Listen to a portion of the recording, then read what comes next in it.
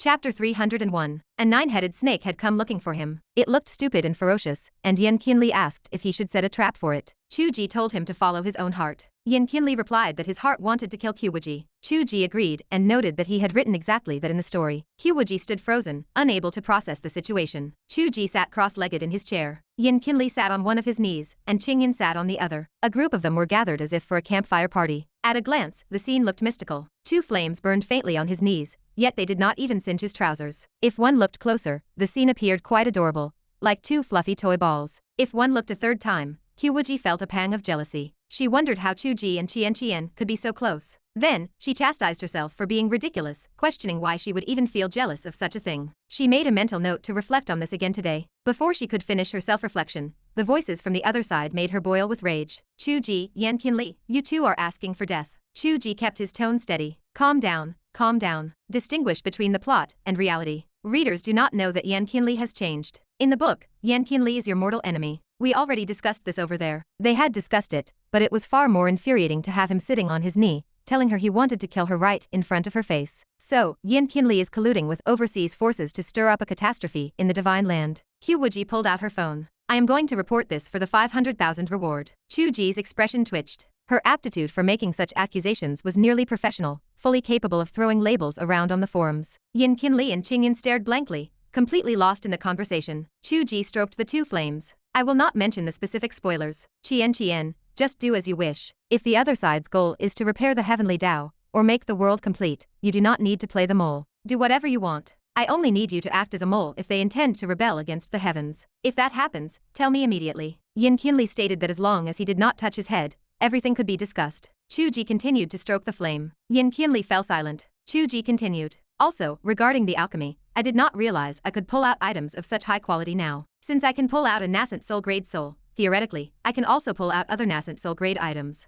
Yan Qinli brightened. That means you can pull out nascent soul grade pills directly, without needing me to refine them. You have not even broken through to the golden core stage yet. Would it not be a waste to use nascent soul pills? Chu Ge shook his head. If I pull out nascent soul grade materials for you to refine into even higher quality items, that might be more meaningful. Perhaps even more significant. Wuji chimed in. Of course it is more meaningful. Nascent soul pills are primarily for soul strength. Ordinary foundation establishment and golden core cultivators cannot withstand them.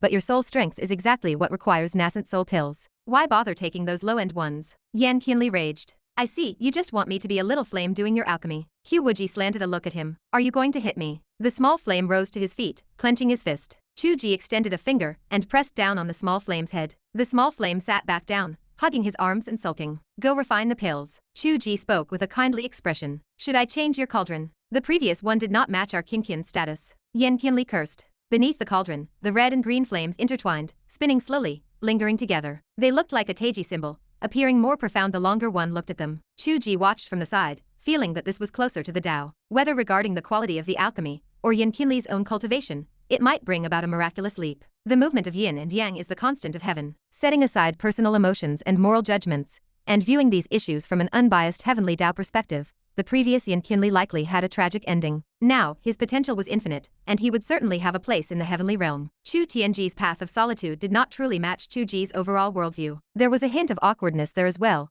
and he did not know if this would become an obstacle to Chu Tiange's path, or a flaw in his own heavenly Tao in the future. Therefore, when Wuji showed intentions of playing matchmaker for Chu Tiange, Chu Ge did not object. Although it did not fit the plot, he could observe the outcome first. Chu Ge pondered as he exited the alchemy room, leaving the two small flames to linger on their own, and returned to his room. Wuji was already organizing the manuscripts of the books and drawings they had written and created over the past month. Seeing him return, Wuji pouted. These still need to be scanned, and we do not have a scanner at home. Although she complained about the scanning, she was clearly in a good mood. With this massive stack of draft material, they could rest for quite a while. Wuji had only started to feel the pressure of daily updates once she began drawing herself. She realized this kind of work was not meant for humans. Waking up every day to face the same endless task was exhausting, and over time, one would want to vomit. She did not even have to update daily, so she could not fathom how Chu Ge had endured it. Chu Ge wrapped his arms around her waist from behind and whispered, While I was in the book these past days, have you used your split soul here to study that mirror? Wuji paused.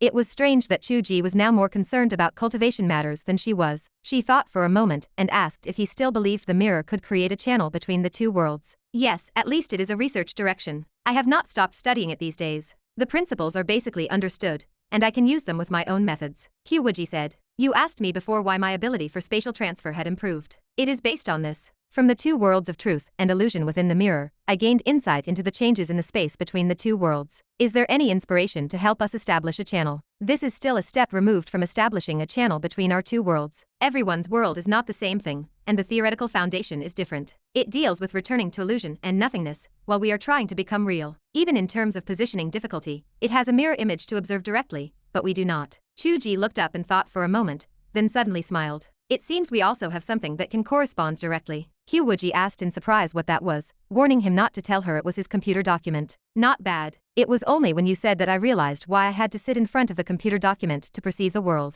It is for this reason. It can correspond, or one might say, it allows one to enter the play, just like the principle of seeing another world in a mirror. Then you have corresponded for so long, and I have not seen any deeper changes. Let us try a different medium. Chu Ge pulled her toward the door. Let us go. We are going out to scan the drawings and manuscripts. Wuji was confused and asked if he was speaking in riddles again. Oh, you will know when we go out. There was a printing shop at the entrance of the residential complex, and a small bookstore next to it. The couple carried a large stack of manuscripts and drawings into the shop to be scanned. Chu Ge turned and pulled Wuji into the bookstore, heading straight for the novel section. Wuji realized what he was looking for. They had spoken about physical books when they went to Shanghai before. Had they been released after 2 months? Their eyes were sharp, and they quickly spotted a familiar name among the pile of books. Chu Tiange, Volume 1. It had really been released. Wuji turned to look at Chu Ge and asked when it came out, noting that she had not known. I saw someone mention it in the group today. I assume it just came out. Not many people know since we have not visited bookstores in a while, and the website does not seem to have promoted it. Chu Ge replied casually, his gaze drifting slightly as he looked at the book's spine. Regardless of how silent the release was, it might have been a communication issue. After all, he had run into the book, and nothing else mattered. What mattered was that it was truly published. This was the most primitive dream of so many writers. From now on, when others asked if they could buy the book in a store, he could finally hold his head high and tell them that they could. The clicks and subscriptions online, and even the manga adaptations, no matter how popular they were, always felt like there was a layer of separation. Everyone was a ghost living on the internet. Once they left the network, there was nothing, they were nothing, and nothing was left behind. Only at this moment could he feel like he had stepped into real life and left a mark on the physical world. Wuji did not speak again. She tilted her head to look at Chu Ge's profile, roughly able to understand his mood. This was also a shift between the virtual and the real. If looking at the computer document felt like there was a barrier, what about holding the book? Chu Ge reached out toward the bookshelf to take the book, his hand trembling slightly. He pulled it out slowly and looked at the cover art. It used the character design of Chu Tiange that Wuji had drawn, with a background of misty fairy mountains, and a young man walking alone with his sword. It was exquisite and had a distinct texture. On the side were the 4 large characters, Chu Tiange, with the small text below indicating Volume 1, and the original author, Chu Ge. Chu Ge stared at it, not opening the pages for a long time. Wuji had the feeling that he wanted to cry. He was about to shock the Golden Core stage, yet he was acting like this. How shameful. Chu Ge took a deep breath, slowly opened the book, and quickly skipped the author's biography, as if feeling some shame. He flipped directly to the first page. He scanned it for only a second before his expression changed. Wuji leaned over to look, and her expression changed as well. A roar that could not be suppressed rang out in the bookstore, demanding to know who allowed them to mess with his sentences. Chapter 302. The anticipation and warmth vanished in an instant. The crushing disparity between expectation and reality hit Chu Ge so hard that his blood seemed to rush to his head. His face flushed a deep crimson. He had heard of such things countless times. Even textbooks were not immune, as publishers took the liberty of changing original phrasing to suit their own whims. Cases involving web novel authors were even more numerous. It was as if these publishers felt their cultural status would remain invisible unless they hacked and slashed the original text. Chu Ge's own book suffered an exaggerated fate. Nearly every line deviated from the original. Words were altered, punctuation marks shifted, and paragraph breaks were rearranged without permission. Some sentences had been deleted entirely. Hearing about this from others had been enough to elicit a few curses. Being on the receiving end, however, sent his blood pressure spiking. The question echoed repeatedly in his mind. Why did they think they could tamper with his work without asking? Being edited by site censors during online publication was infuriating enough, yet he could barely tolerate it, because it involved risk and compliance. Modifying non-risky passages was different. Adjusting word order and changing vocabulary just to show off their so-called culture. Did they ever consider that this was an insult to the author? Or, at the very least, a sign of utter disrespect? If they were so cultured, they should write their own books. Furthermore, some sentences were not as redundant as they assumed. Some were essential for memes, while others served as foreshadowing. They might appear bloated at first glance, but they could not be deleted arbitrarily. Even if changes were necessary, they should have consulted the author first. Getting consent would have made everything simple. Even film scripts respected the original author's input. Chu Ge had originally intended to buy a copy to bring home. He simply could not bring himself to do it now. He pulled out his phone, snapped photos of 2 pages, and stormed out of the bookstore, his expression thunderous. He looked every bit the man preparing to post a scathing message on social media. Wuji resigned herself to the situation. She went to the print shop next door to retrieve the manuscript and drawings. She hurried after Chu Ge. She struggled to decide whether to offer advice or remain silent. Her sword techniques were useless here. There was no enemy to strike. It truly was better in the cultivation world. If the old man of the withered study dared to alter her books, she would simply cut off his head. Take your time, she suggested,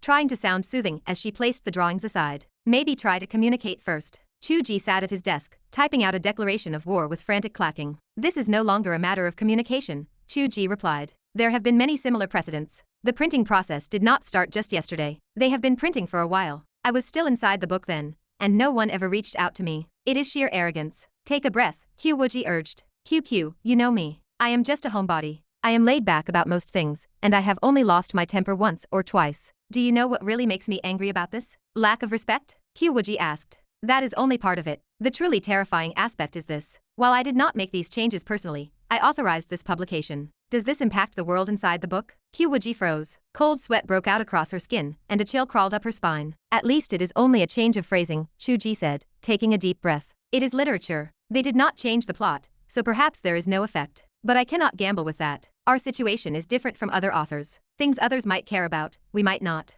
Things others can tolerate, we might not. Modifying the content is the one thing that touches our absolute limit. I cannot let this escalate, no matter what. Even if it means stopping the publication, I will do it. While he spoke, the social media post was already live. The title was simple. Please write your own books. He attached the 2 pages he had photographed alongside his original text and tagged the publisher. The post contained only 1 sentence. I thought this was my book, but upon opening it, I realized it belonged to someone else. No wonder it is labeled as the original work. Either reprint it according to the original text, or stop publication entirely. That is all. After sending the post, Chu Ge did not continue scrolling. Getting angry in a vacuum was useless. It was better to focus on their own tasks. The young couple copied the newly scanned manuscripts and drawings onto the computer. Meanwhile, social media was already erupting. In the chat group, fans began sharing Chu Ge's post. The collective atmosphere turned aggressive. What kind of garbage is this edit? These old fossils are always like this. Arrogant. This is the result? It is no better than the original. In fact, it is less readable. If they were actually skilled, they would have written their own books instead of picking and choosing lines from others.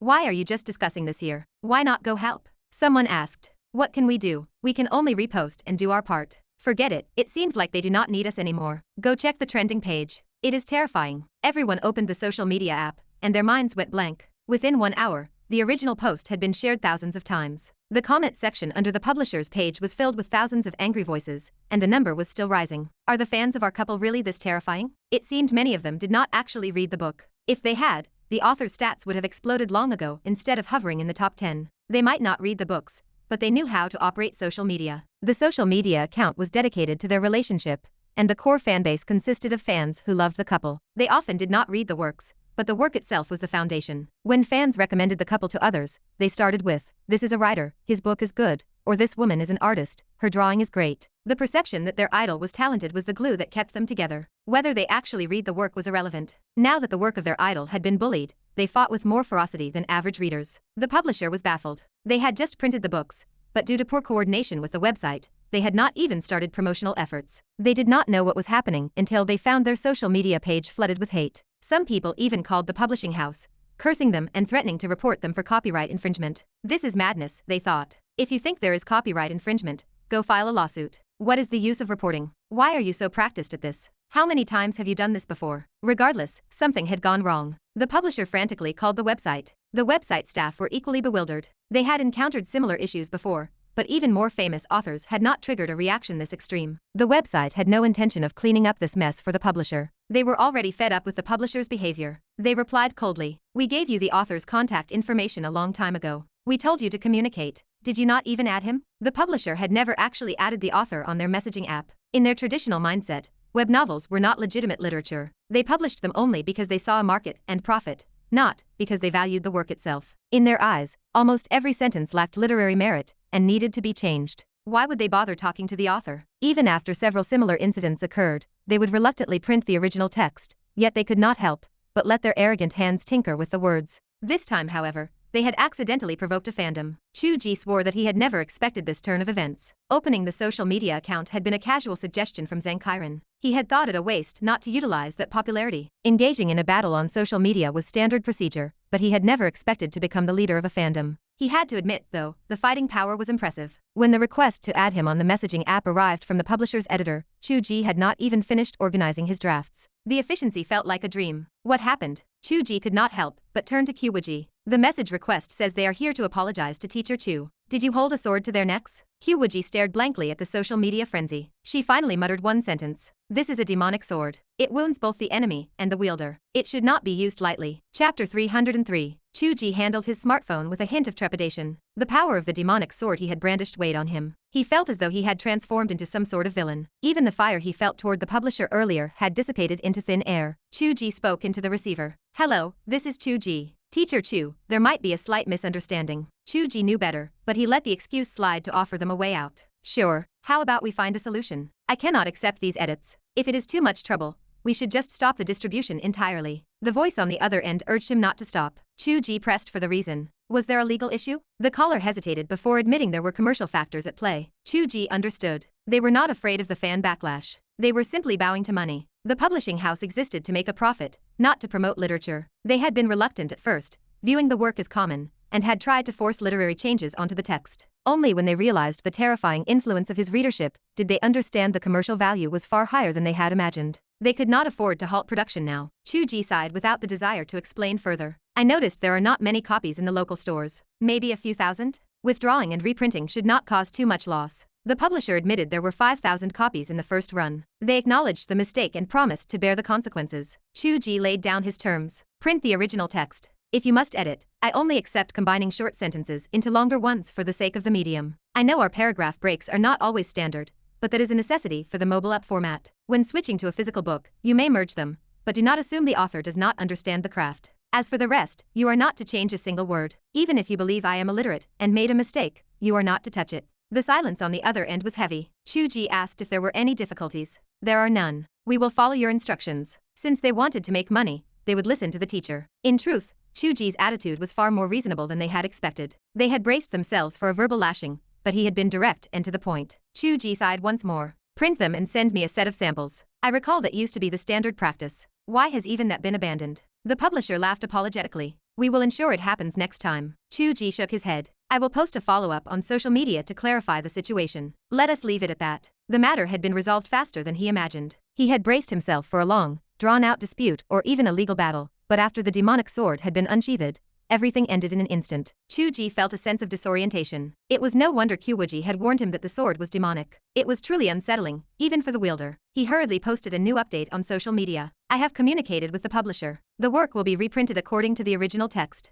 Thank you all for your concern. He had no idea if this would appease the crowd, and he felt a lingering nervousness. Regardless, the core issue was resolved. Unfortunately, the excitement he had felt about his first publication had vanished, leaving him feeling listless. His phone buzzed. It was an unfamiliar number. Chu Ge answered and heard a voice on the other end. Little Chu, this is Chen Boshong from the Writers Association. Chu Ge took a moment to process the name. He realized this was the vice chairman of the association, the formal one, not the online writers group. He had not attended their events in such a long time that he had almost forgotten them. Chairman Chen, you are too kind. What instructions do you have? I heard you and the publisher had a major disagreement. They came to me to act as a mediator. Chen Boshong continued. Issues like this happen often. People get angry, but life goes on. It is a good thing to be published. Why not set a date to have dinner with the publisher and talk it over? Oh, we have already reached an agreement. Everything is settled. Thank you for your concern, Chairman Chen. So fast? Chen Boshong sounded surprised. I heard the commotion was quite significant. Chu Ge coughed. It was a slight misunderstanding. Everything is fine. That is good to hear. Young people should not be too impulsive. It is better to get along with others. Chen Boshong sighed. Another local author is having work published,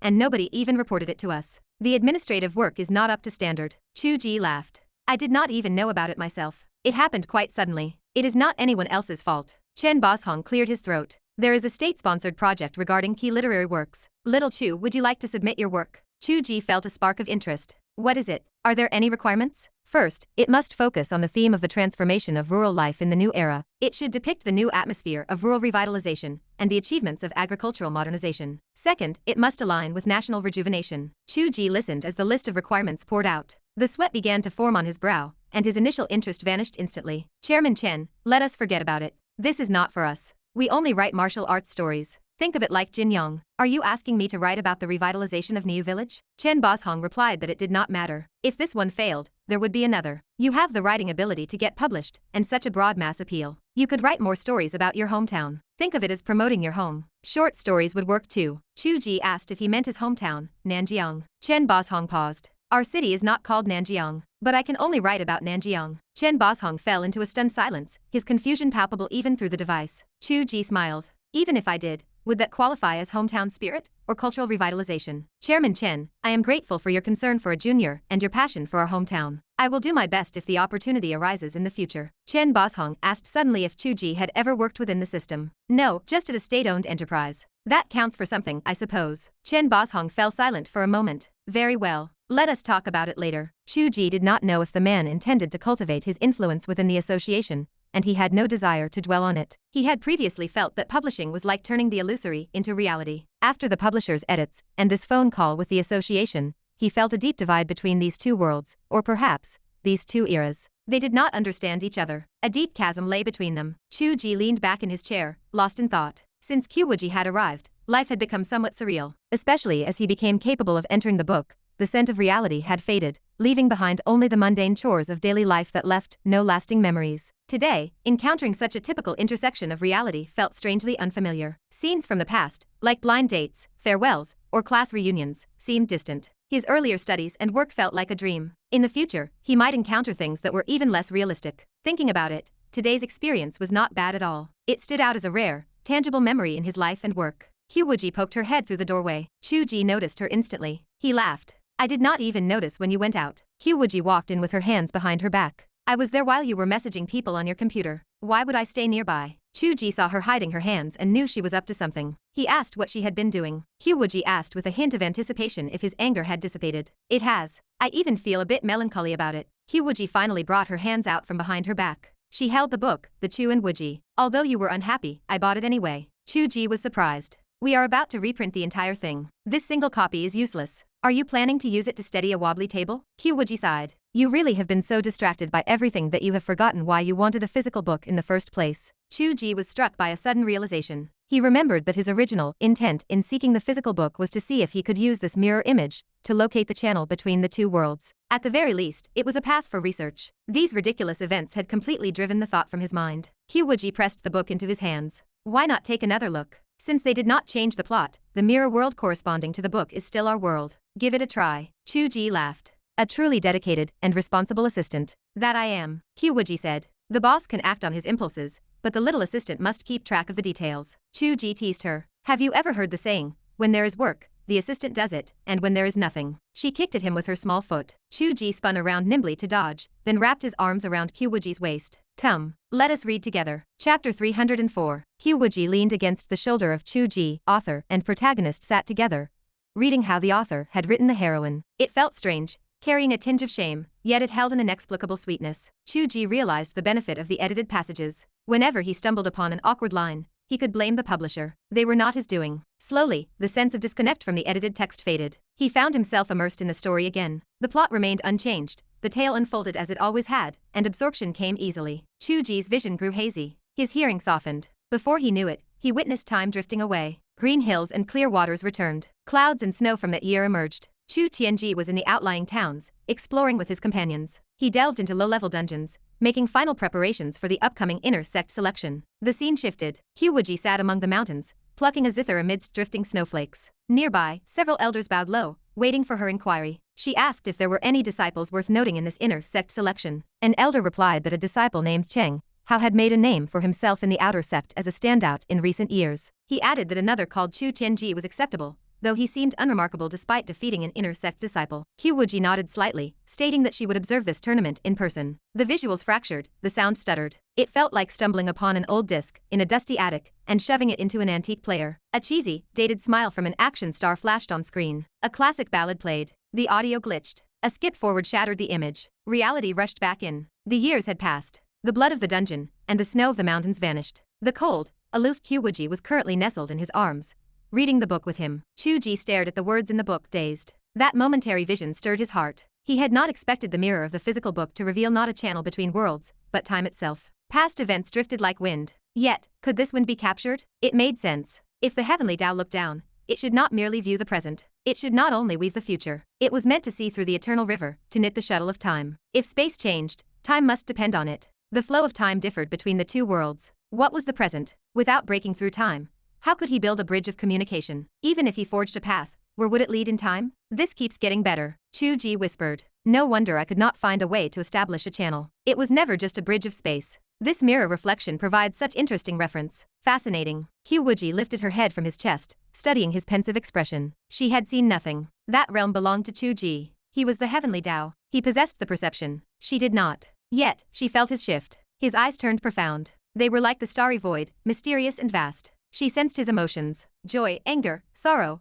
and delight had vanished. He looked upon the world as if watching eternal ages pass by. In that moment, she caught a glimpse of heavenly Tao insight. It was the shifting of time and space. She asked, hesitating, if he had seen time. Chu Ge lowered his head and kissed her forehead. He confirmed that he had seen her as recorded in the book at that very moment. A tremor ran through Wuji. That is a bug. Chu Ge spoke to himself, lost in thought. As it should be. If I am the heavenly Tao, my mastery was far too shallow before. What kind of heavenly Tao is that weak? Seeing this now, I finally glimpsed the shape I should take. I know how to proceed. I have more confidence in building the bridge between worlds. Wuji's expression brightened. She asked if this method worked. It works, Chu Ge whispered. That mirror reflection reference truly applies here. My father's system is terrifying. Why does he seem so much more mysterious than my mother? Is she not an SS ranker as well? Wuji suggested that perhaps his communication with her was not deep enough. She told him to ask her more questions next time, as she might have more insights to offer. Perhaps. Chu Ge stretched his back. I feel as if my cultivation is lagging. He called out for Tiange. A grumpy response drifted from the opposite room. It will not happen that fast. Do you think Nascent soul grade pills are easy to refine? I told you 49 days would be lucky. You want them finished in a few hours? Chu Ge whispered to himself that one day, he would make time stop being time. Boastful words were easy to speak. Life had to continue as normal. The little flame took a long time to refine the medicine. 7 full days passed. Chu Ge and his partner lived through those 7 days quietly. One wrote, the other drew. Incidentally, Wuji graduated early from her online manga course. She received a certificate of uncertain validity. It hardly mattered. It was just like getting a driver's license without ever planning to buy a car. These were just marks upon the world, building the reality of Wuji from every angle. The internet quieted down over the week. The publishing house recalled the first edition of the physical books and began the reprinting process. Rumors said they were working overtime on the new batch. The copy in Chu Ge's hand became a rare relic of the first edition. He read it every day, searching for time. Regrettably, the results were mediocre. Not every attempt yielded sensation. More often, he stared until his eyes glazed over, achieving absolutely nothing. Chu Ge was not impatient. He would wait for the new edition. Once there were more volumes, the effect would surely exceed this mess of an edited copy. While Yan Qinli refined the pill, his true form continued the plot. The divine land within the book felt the approach of a storm. Smoke and fire ignited. Yan Qinli was indeed colluding with overseas visitors, preparing to war with Wuji once more. In reality, Wuji and the little flame glared at each other, unable to stand the sight of one another. Chu Ge, the instigator, kept his mouth shut and played dead. He could not observe the past for the moment, but he continued to oversee the present while writing. His focus drifted more toward Chu Tiange. Under his own pen and ink, Chu Tiange's story revolved around battles. He had little interaction with Xia Yuner. Outside the plot, no interaction there either. Chu Tiange possessed no thoughts of romance. Wuji's attempts to pull red strings were all in vain. Yet, Chu Ge felt that during his observations, he often saw Chu Tiange look toward the sky, as if father and son were locking eyes. He told Wuji that he must have sensed him. She replied that he had said it would be better never to meet, so perhaps when he broke through to the tribulation stage, he would come to ask him. Chu Ge locked eyes with his son for a moment, then looked away. Chu Tiange felt something, and he retracted his gaze from the heavens. The heavenly Dao's gaze fell outside the immortal path, upon a small country in the human world unrelated to the plot. The country was currently in the spring planting season. The use of various magical treasures gave the fields a feel of modern farming. Young people in the country were studying.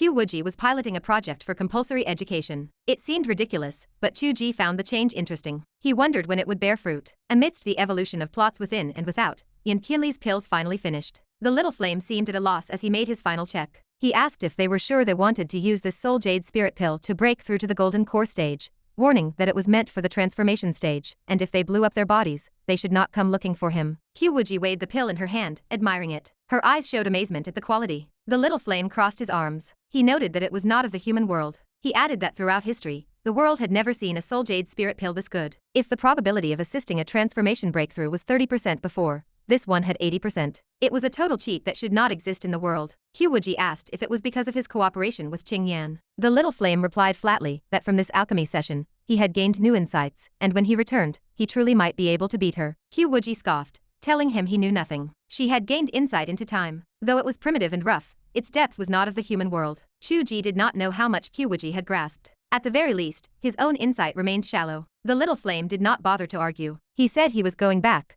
because a great war was about to break out in that world, and she could stay there and flirt while diligently breaking through to her impressive golden core stage. Wuji stood frozen. The red and green flames vanished into the void. Chu Ge and Wuji held the glowing pill. Suddenly, it occurred to them that Wuji's clone had not returned for a very long time. Chapter 305. Except for that one time they traveled home together, Chu Ge had entered the book twice since then. Wuji had remained here as a split soul, and had not followed him in. One reason was that Chu Ge's body needed care. The other was that the manga studio had just opened, and Wuji had too many tasks she could not simply abandon. I thought you would have collapsed by now. Can you stay permanently? Chu Ge asked, his voice thick with confusion. Wuji stiffened, her expression turning stern. Are you trying to chase me away? No, I am just curious. What is there to be curious about? You gain benefits from dual cultivation. Do you think it is useless for me? Chu Ge blinked, surprised. Is that the reason? Of course it is. Wuji slung an arm around his shoulder, her stance casual and friendly. Listen, I have a request. What is it? After I take the pill, how about I go back for a while?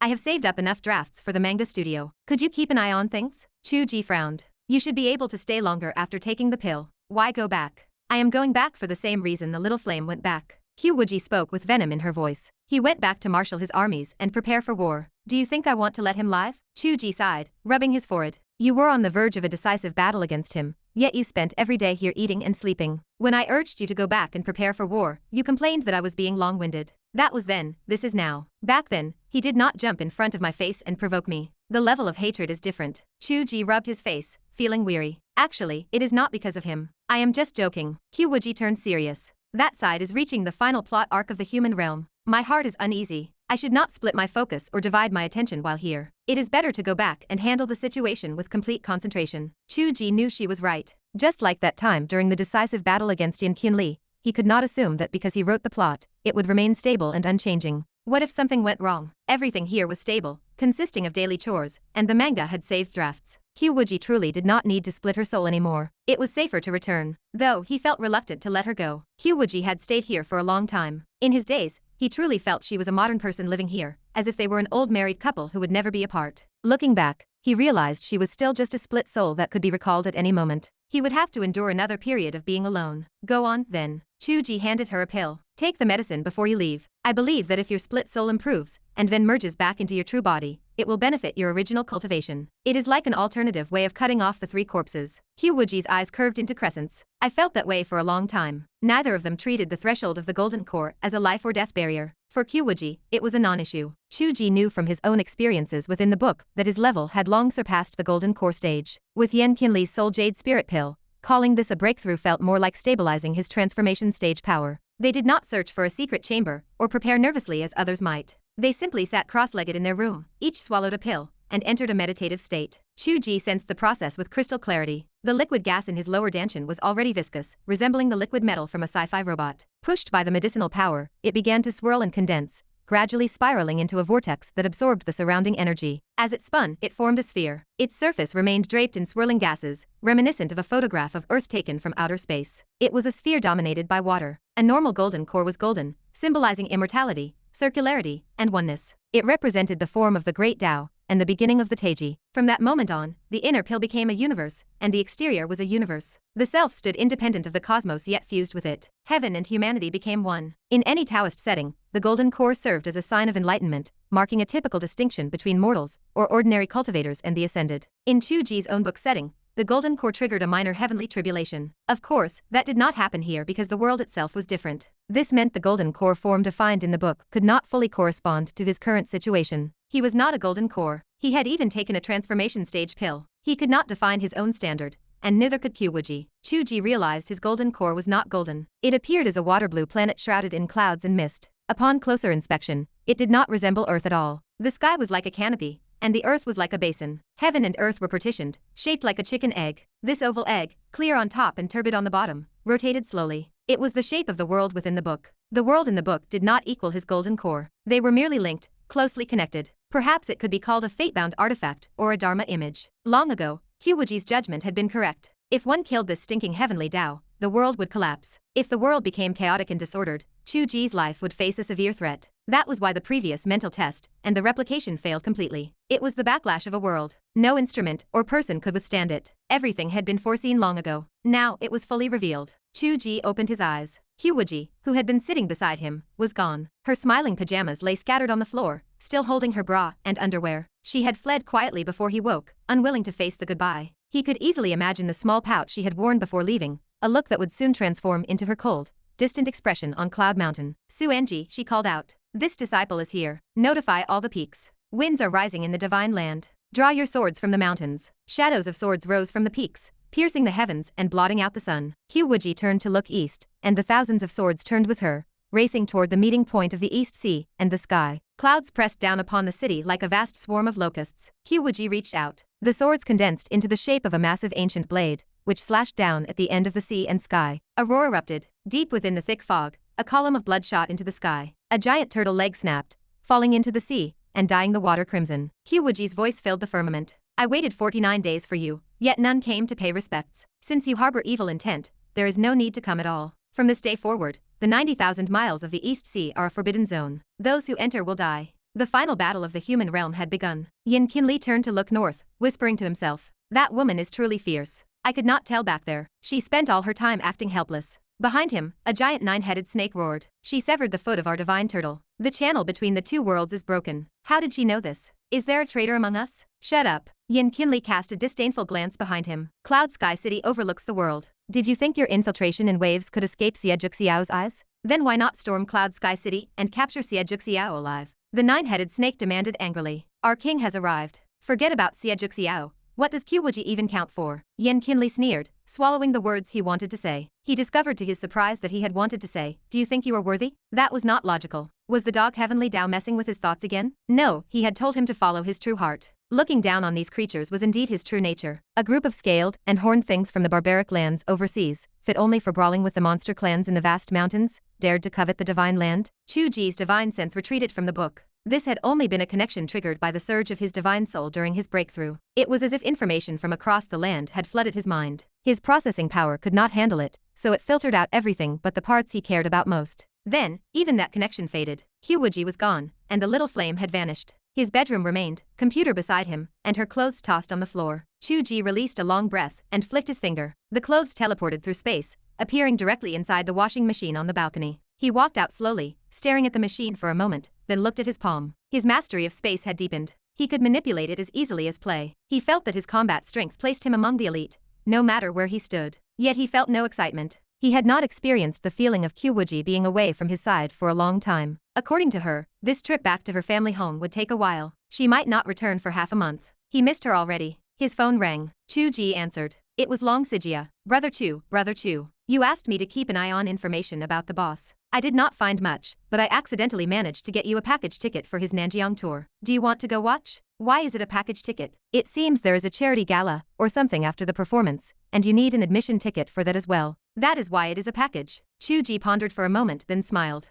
I should go listen. Thanks. Chapter 306. December 10th. The world-renowned pianist Daniel Robin held his world tour performance in Nanjiang that evening. Wuji had returned to the book 5 days ago. Chu Ge watched her prepare for battle within the pages during his daily writing sessions. She showed no signs of emerging, so he refrained from disturbing her. He could manage matters here on his own. Having reached the golden core stage, or perhaps even the pseudo-transformation realm, he stood as a powerful figure in any cultivation world. It made little sense to cling to his wife just to investigate a simple situation in the mortal world. He would rather hold her in bed. QQ had a vast repertoire of positions, after all. He shook his head, pushing the intrusive thoughts away. His true focus remained on the study of time. Chu Ge dedicated his spare time, between writing sessions, to this investigation. In the book, spring was nearly halfway through, while the winter solstice had not yet arrived in this world. The contrast between the two timelines stirred deep emotions within him. After gaining insights into time itself, he developed a better understanding of how to control and apply these forces, even if he had yet to master anything of substance. Over the past few days, 2 packages arrived. One contained tickets for the piano concert, and the other held the new edition of his physical book from the publisher. He expected the tickets to arrive quickly. However, the arrival of the sample book surprised him. The little flame had spent 7 days refining the medicine, and QQ had been gone for 5 days. A total of 12 days had passed, and the books were already printed. The efficiency was miraculous. With several hours remaining before the performance, Chu Ge opened the new version of the book. He attempted to explore the nature of time. The original manuscript read comfortably. Even if some phrasing could use refinement, or if he planned to overhaul the plot in the future, it was his work. He would not allow anyone else to modify it. Chu Ge leaned back on the sofa and opened the pages. He scanned the familiar words, his gaze slowly glazing over. He knew a world existed within the book, a world of his own creation. Every word served as a brick or a stone. The earth spread out, the sky resembled a painting, and mountains and rivers flowed. Each character transitioned from a blur to clarity. The ink-wash painting gained color, growing vibrant with human voices, the lowing of cattle, and the barking of dogs echoing across the fields. The resolution proved much higher than the previous, poorly edited version. It flowed smoothly without interruptions. In the small village, a young Chu Tiange ran along the ridge of a field. Behind him followed a little girl with a runny nose. She called out, asking him to wait for her. The innocence of childhood was captured in every line. This was the beginning of the story. Unfortunately, the little girl had no role in the later chapters. Her scenes were cut, yet the character remained. Chu Ge had stopped considering her an effective supporting character, so he had no idea where she was now. Chu Ge knew what weighed on his mind. Despite appearing calm when speaking to Wuji within the book, the attitude of Chu Tiange held immense importance to him. It was vital to the entire world. He felt reluctant to confront Chu Tiange directly, so he continued to observe from the sidelines. Chu Ge quietly memorized the girl's presence, sensing that she might prove useful in the future. The young Chu Tiange suddenly looked up at the sky with a strange expression and scratched his head. The little girl caught up to him and hugged him tightly. She cheered that she had caught him. The strange feeling Chu Tiange had experienced vanished instantly. He sighed like a small adult. He noted that women only hindered his cultivation. The little girl pouted and told him to stop dreaming. She reminded him that the immortals arriving for the assessment would not come until tomorrow, and if he did not go tend to the cattle, Fat Tiger would beat him up. Chu Tiange muttered to himself that the name Fat Tiger took him out of the moment. He would be better off named Iron Egg. He continued to complain that the immortal assessment was a trope from 10 years ago. He wondered why the world felt so rustic, though he supposed that familiarity with the tropes made it easier to succeed. The little girl told him he was talking nonsense again. Chu Ge smiled. The boy had always been rebellious. He possessed the soul of a traveler from Earth, after all. Yet, for someone so young, to show such keen sensitivity to the heavenly Tao demonstrated true talent. Perhaps this attribute was inherent the moment he became the protagonist. However, he could never guess that this world was merely a story written by someone else. He believed he had transmigrated into a traditional cultivation world. His reaction to the name Fat Tiger stemmed from a sense of incongruity, rather than the thought that a writer had been careless with the naming. He wondered what the boy thought now. Chu Ge wondered if the boy would look back and realize the signs had been there all along. He suddenly had a thought. The creation of the world had not happened recently. Wuji had lived there for 10,000 years. If he looked further back, before the current story, what could he see? Could he witness the true beginning of the Genesis? That would be the ultimate exploration of this world. He attempted to shift his vision backward. The image skipped like a broken tape. He could not rewind. He pleaded for it not to return to the opening scene. He wanted to see QQ. That should be possible. Chu Ge gathered his focus and pushed with all his might. The screen went black. Chu Ge frowned. He realized he could not force it. To see QQ, he needed to follow the trajectory. She had left an autobiography behind. Chu Ge attempted to recall the contents of her autobiography and guided his vision forward. Sure enough, after the screen flickered, colors slowly returned. By the side of a river, a young Wuji stood. She held the lone hong sword and gazed into the distance where the water met the sky. The description felt subjective. Wuji had already achieved great success in the immortal path when she held the lone hong sword. Her appearance remained forever youthful, showing no difference from her current self. However, Chu Ge sensed a youthfulness in her, likely because she lacked the demeanor of a long-term Sect Master and carried a touch of a wandering swordsman. This was the swordswoman QQ from her autobiography. The autumn wind whipped her hair, and a stray lock brushed against her cheek. Wuji reached up and tucked it behind her ear. That single motion caused Chu Ge's heart to skip a beat. Wuji's gaze sharpened instantly as she looked toward the horizon and demanded to know who was there. The shadow of the sword swept past, but no one answered. The inexperienced heavenly Tao had withdrawn from the book. His eyes spun, exhausted by the overexertion. Wuji searched everywhere, but found no one. She whispered to herself that the vastness of that moment felt like someone watching from above, having seen through the entire river of time. She wondered if this was the heavenly Tao, the ultimate end of her lifelong pursuit, which inspired such yearning. She looked toward the end of the river again. The water flowed gently to the east, merging with the sky as if falling into the embrace of the heavens. She decided that she would be Wuji, following the water and the sky, and would use this name from now on. If Wuji knew that the heavenly Tao she admired most was merely a scoundrel whose heart raced because he saw her tucking her hair, and a coward who grew faint when she shouted a challenge, she might regret choosing that title. Following a dog or a chicken would have been better than following this pathetic heavenly Tao. Chu Ge rubbed his temples, his head throbbing. Making bold claims about tracing the river of time and seeing the changes of the ages was easy, but not something an ordinary person could achieve. Even after taking the pill to break through, he still found it difficult. He felt as if he had come down with an illness after only a few minutes of viewing. His spirit was low, and he suffered from a headache. Chu Ge reached into Wuji's room within the book and retrieved a Giwen pill to restore his energy. Wuji blinked in confusion. Chu Ge reached out again.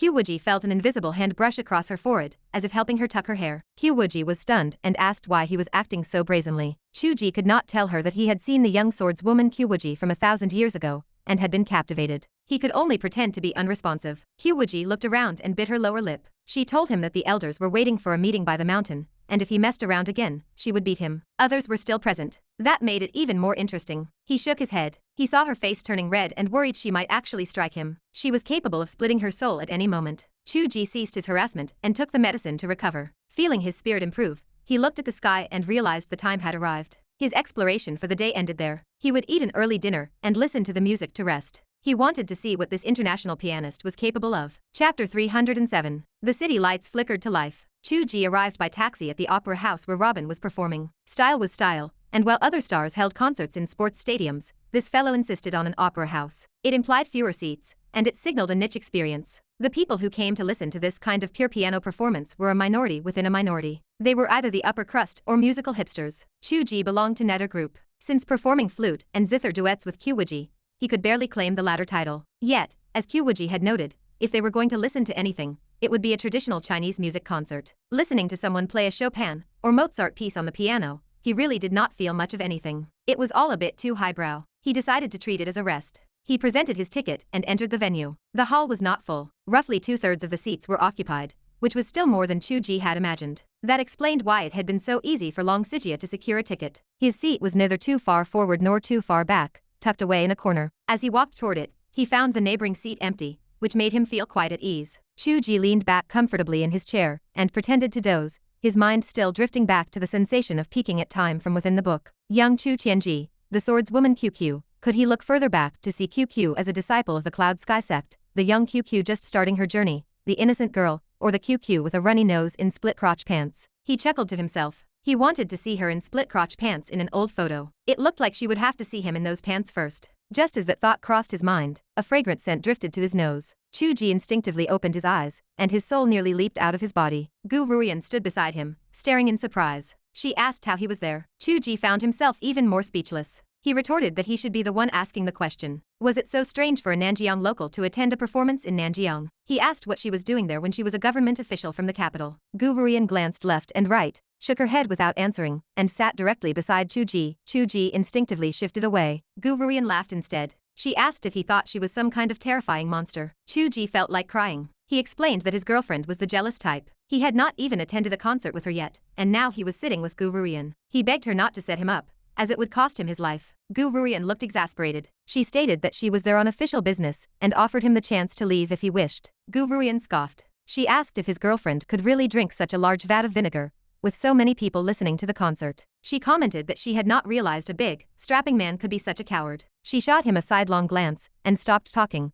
though her expression suggested that there had been a reason for her rejecting him in the past. Chu Ge cursed under his breath. He sat back in his chair with a sigh. He asked if her seat was really there. She kept a straight face and replied that it was, noting that nobody would willingly choose to sit next to him. He remarked on the strange coincidence, wondering if someone had arranged it. She clarified that it was not an arrangement, as she had bought the ticket herself. After a few exchanges, the awkwardness between them diminished slightly. Gu Ruian continued, saying that since they were acquaintances, they might as well chat while sitting together. She said that she was a woman and was not afraid of gossip, so he was being overly dramatic. Chu Ge swallowed the urge to argue. He figured she had a point. Trying too hard to avoid her would only make it look like he had something to hide. Chu Ge pulled out his phone and started typing a message on WeChat. Gu Ruian asked curiously what he was doing. Chu Ge explained that he was reporting to his girlfriend so it would be easier to explain later. Both of them felt a strange sense of absurdity. Once Chu Ge finished his report, they stared at each other for a moment, before turning to the main issue. Chu Ge asked if she was there on official business because Maestro Robin was suspicious, or if she was just conducting her usual collection of information on special abilities. She asked if he had forgotten the matter in Modu. He was the one who had told them the person might be a musician. Chu Ge had almost forgotten that detail. It turned out he had brought this upon himself.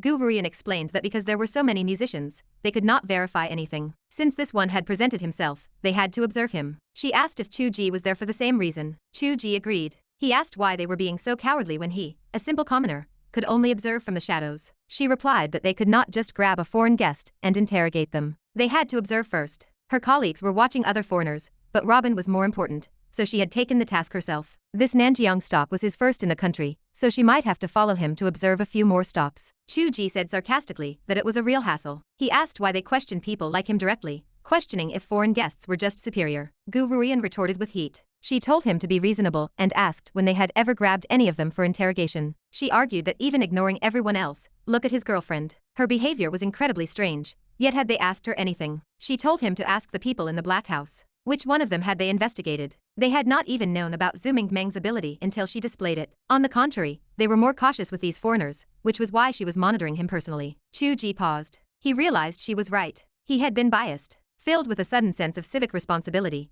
he puffed out his chest and offered to help. He muttered that there was no reason to be impressed by some foreign guy. Gu Ruian gave him a knowing smile and said nothing. Chu Ge asked if she was alone, noting that she did not seem to be the combat type, and asking what would happen if something went wrong. Gu Ruian said that Yue Ying was in the shadows. Chu Ge asked if Yue Ying was her partner now, and if she was her subordinate. She explained that they worked in different departments, but since she had brought Yue Ying into the profession, she naturally preferred working with her. She advised him that since he wanted to live a normal life, he should avoid getting too involved. Chu Ge asked if that was concern or contempt. Gu Ruian laughed and said she was just afraid his girlfriend would beat him. Chu Ge was left speechless. As they spoke, the lights dimmed. The theater, which had been filled with hushed whispers, suddenly fell silent. Chu Ge and Gu Ruian stopped talking and turned their attention to the stage. A spotlight illuminated a corner of the stage, revealing a grand piano. A tall, handsome, middle-aged white man sat at the bench and struck the first note. His fingers danced, and fur-elise flowed out like a stream of water. The theater fell into a reverent silence as the audience began to listen. Chu Ge and Gu Ruian said nothing more, leaning back in their chairs to listen quietly. Regardless of one's stance or purpose, music itself was an incredibly powerful weapon that compelled people to feel and listen. Especially with a classic piece like Fur-Elise, played by a world-renowned pianist, it only took a few seconds for the audience to become completely immersed. Chu Ge had to admit that the man played well, certainly better than his own clumsy flute playing, which QQ scolded him for daily. However, based on Chu Ge's personal appreciation, the man might not be better than QQ's zither playing. After all, she was a 10,000-year-old lady. Of course, comparing different instruments was unfair, and Chu Ge was naturally biased, so he could not be objective. Regardless, his level of immersion was much lower than the rest of the audience. While others were intoxicated by the music, he began to study Daniel Robin. He was a typical handsome white man, and he even looked a bit like Tom Cruise. He had to admit the man was quite charming. Chu Ge subconsciously imagined him with Mi Xylan to see if they were a good match, but then he laughed at himself. It made no sense to think about whether they were compatible. Even if it were really him, they were not a couple. As for ripples of special ability, he could sense none. Chu Ge turned to look at Gu Ruian. She was frowning as she watched the stage, deep in thought. Chu Ge whispered and asked what she thought. He asked if she had noticed anything, given her extensive experience in this line of work. She replied that she had not. He asked if she could read his mind and what she could glean. He asked if a powerful user of special abilities could block her mind reading. She agreed and glanced at him, saying it was just like his girlfriend. Chu Ge looked away. Gu Ruian continued, saying that whether or not he had special abilities, he was not blocking anything at the moment. She could read his heart as he became immersed in the music, his mind filled entirely with soaring musical notes. So, was this observation trip just a waste of ticket money? Oh right, he had not paid for his. Chu Ge stared at the stage, lost in thought. He told himself that he was a dignified pseudo-transformation expert. Theoretically, he should be stronger than Gu Ruian. If even he could not see anything, then perhaps there really was no problem. Then again, that was not necessarily true. From his experience performing duets with QQ, Chu Ge knew clearly that music did not necessarily require special abilities or techniques. If one delved deep enough into the art, music itself became a power. It could trigger joy, anger, sorrow, and delight, stirring people's emotions and pulling them into various states of being. So, was it possible for someone to use music alone to brainwash or hypnotize an audience? Chu Ge looked around. He could not tell if he was being overly suspicious, but he felt that the people around him possessed a strange, fanatical, and obsessed glimmer in their eyes. Chapter 308. Chu Ge leaned toward Gu Ruian. He asked if she felt any emotional resonance from the music. Gu Ruian offered no response. Chu Ge tilted his head. He asked if something was the matter. She kept her expression neutral. She admitted she did not understand music. She could not even read the staff. She said she could only perceive that it sounded good. Chu Ge almost laughed aloud. She carried an air of a white-collar professional. Her work as an editor made him imagine her as someone with refined, artsy tastes. Upon closer reflection, he realized that assumption held no weight. He was a student of literature himself, yet his grasp of music remained superficial. The two fields had little correlation. Perhaps this government official harbored quite rustic tastes at heart. He thought of the editors and writers from the association he had criticized recently. The irony made him smile. The polished, elegant lady might actually be a simple soul at heart. Gu Ruian shot him a sidelong glance. She asked what that expression meant. She reminded him that she recognized the last piece as for release, but asked if he knew what the current one was. Chu Ge puffed out his chest. He admitted he did not know either. They both laughed. Gu Ruian stated she could feel the sorrow contained within the piece. If one listened carefully, it made them feel low. Chu Ge nodded. He explained that this was the power of music. It triggered emotional resonance. They did not understand the craft deeply, so they only felt the surface level. True experts might understand the artistic conception and become obsessed. Gu Ruian turned to survey the surroundings. She looked stunned to find people actually shedding tears. It seemed exaggerated. In television programs, they often cut to shots of audience members crying, but she had always assumed they were actors. There were no cameras here. There was no need for a performance. She knew for herself that the sadness was real. The reactions of others were genuine. This was powerful. Only a few pieces in, and the music could already manipulate human hearts. Most strangely, no special ability fluctuations were present. It was pure musical power. Perhaps it was because they were two lay people that they remained largely unaffected. Gu Ruian found this amusing, but a sense of vigilance took root in her heart. If pure music could achieve this, what would happen if he added special abilities to the mix? What result would that produce? The arrangement of the concert went beyond the mood of individual tracks. The order of the program was an art form in itself. The sequence of melancholic pieces dragged the human heart into the deepest ocean floor, devoid of sunlight and filled with despair. Just as the theater filled with tear stains, at the moment of greatest repression and despair, a ray of sunlight shone down. It felt as if an angel reached into the sea, pulling the drowning person from the darkness. Warm hands and gentle light saved the despairing soul. The sun rose, birds circled, gospel songs rang out. The soul underwent a cleansing and redemption. Even with his limited musical background, Chu Ge felt this easily. Looking at the others, the expressions on their faces resembled those of people witnessing a miracle. The piano sound faded until it reached silence. The entire audience stood up to applaud. The clapping lasted for a long time. Chu Ge and Gu Ruian stood up and joined the crowd, but their expressions remained grave. Gu Ruian whispered that she had never seen such a terrifying scene at previous concerts. Chu Ge asked how many concerts she had attended. She went silent. He lowered his voice. He had heard that many people who attended star concerts became fanatical fans. Perhaps it was similar. However, this felt truly absurd. They were both powerful special ability users, yet they could not control their emotions. What about ordinary people? Gu Ruian reasoned that the more one understood music, the more they fell for it. The general effect was fine. Ordinary people did not understand that much. They would at most form fan circles. As long as no special ability involved, it did not fall under her jurisdiction. Chu Ge noted that forming fan circles was quite formidable. He had tested this magic sword himself and felt lingering fear. He wondered what would happen if such a worldwide fan group were mobilized. Gu Ruian was right though. Ordinary matters were irrelevant as long as they did not involve special abilities. Daniel Robin finally stood up from the stage. He held the microphone and greeted the audience in fluent Chinese. People cheered, praising his language skills and declaring their love for him. Chu Ge made a sound of dismissal. Gu Ruian asked what the problem was. She found it strange that he seemed dissatisfied.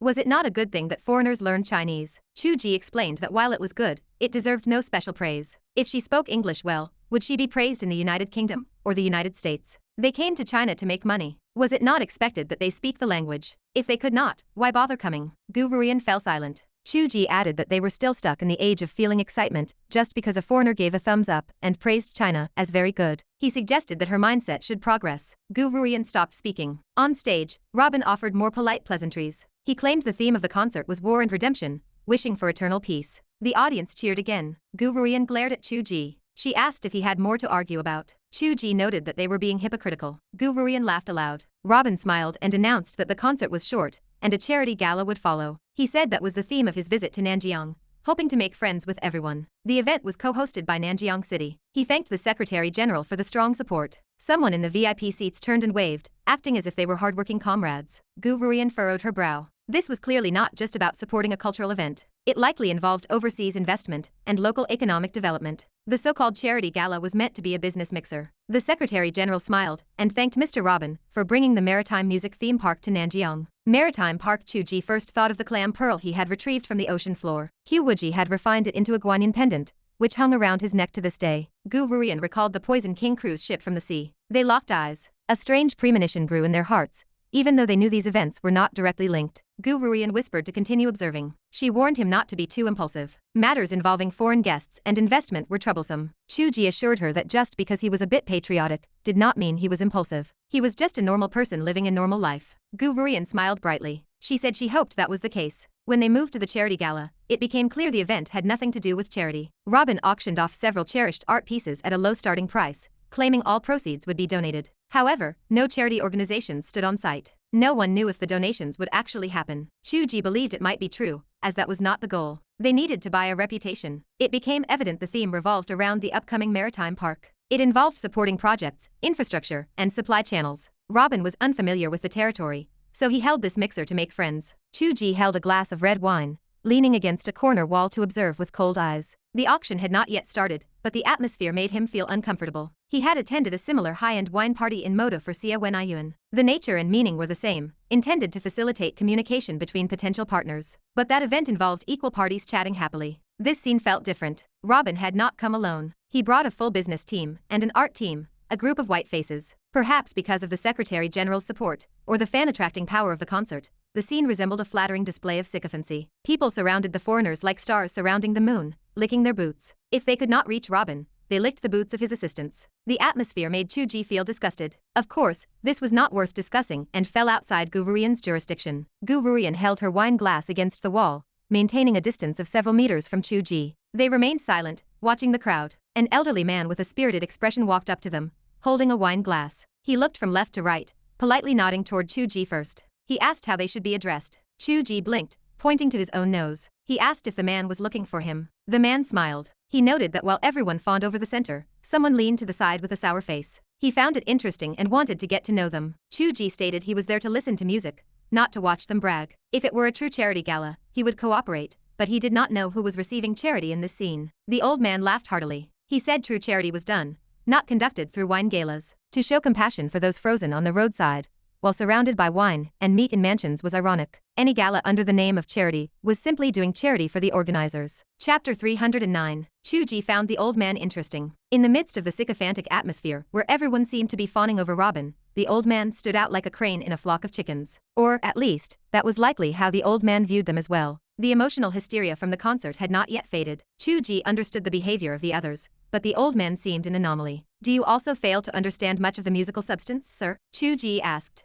The old man paused, then laughed harder. So you are the same. Damn it, seeing them with tears streaming down their faces is bizarre. It sounded a bit melancholy, sure, but is it really worth crying over? I know a few of them well. They did not even cry like that when their mothers passed away. I could hardly bring myself to ask. Chu Ge chuckled. If you do not love music, sir, why come here? These tickets are expensive. You do not understand. Do you think everyone here loves pure music? I know several who can barely sing a few lines of a popular song. When have I ever seen them listen to pure piano? Popular music is fine. If they had a concert, I would actually want to listen. The old man clapped Chu Ge on the shoulder. You have taste. So why are you here? Tickets this expensive have been rare for a long time. My son got one specifically for me to see the world's top piano performance and relax. So that is the purpose of such a high price. Not really. In truth, few people actually bought tickets. Most were gifted to industry professionals related to the maritime park otherwise. How could it be so precise? The old man chuckled. As for the others, those who really paid such a high price are either genuine enthusiasts or people with too much money to burn. I think it serves a purpose for him. Purpose? You have something to say, sir? You said his music can bewitch people, and I understood a few things. The old man turned to glance at the auction floor, lowering his voice. This dual approach is interesting. Some people are just acting and speculating for the sake of the Secretary General,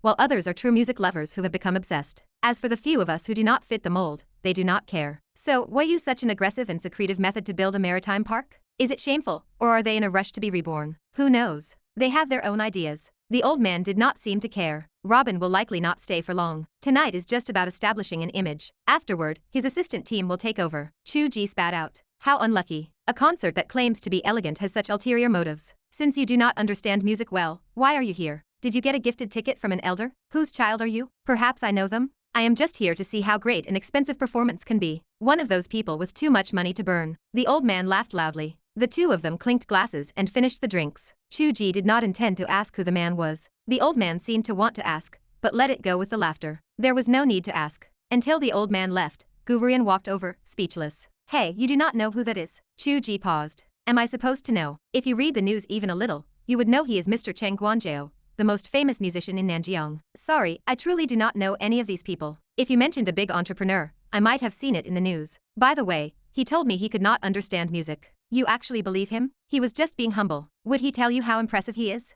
Gu Rurian said with irritation. Besides the types you mentioned, the people who come to listen to this kind of concert include true musicians. Damn it. Then why was he not influenced by the emotions of the concert? Is there a possibility that his musical attainment is higher than Robin's? That makes sense. Chu Ge turned to look for Mr. Cheng, but could not find him. Instead, he saw another scene. The auction was ongoing. Small instruments or old records were brought onto the stage. Robin hosted the auction himself. Several items had already been sold. Chu Ge, Cheng, and Gu Ruian had been chatting, and had not paid attention to what was sold. This was an informal auction. Many people were scattered around, chatting and smiling while watching the activity. Among them, many young men and women surrounded Robin's assistants with smiles. Several had their bodies pressed against the assistants. Even the men were doing it. Chu Ge felt a chill run down his spine. Others who appeared reserved were watching Robin with gazes that suggested they were waiting for the auction to end to press themselves against him. The scene made Chu Ge feel deeply uncomfortable. Since it was not magic or spells, he had no right to interfere, so he drank gloomily. Just then, he saw an assistant reach out to grope a young girl. The girl had not been as fanatical as the others. She had the enthusiasm of a fan,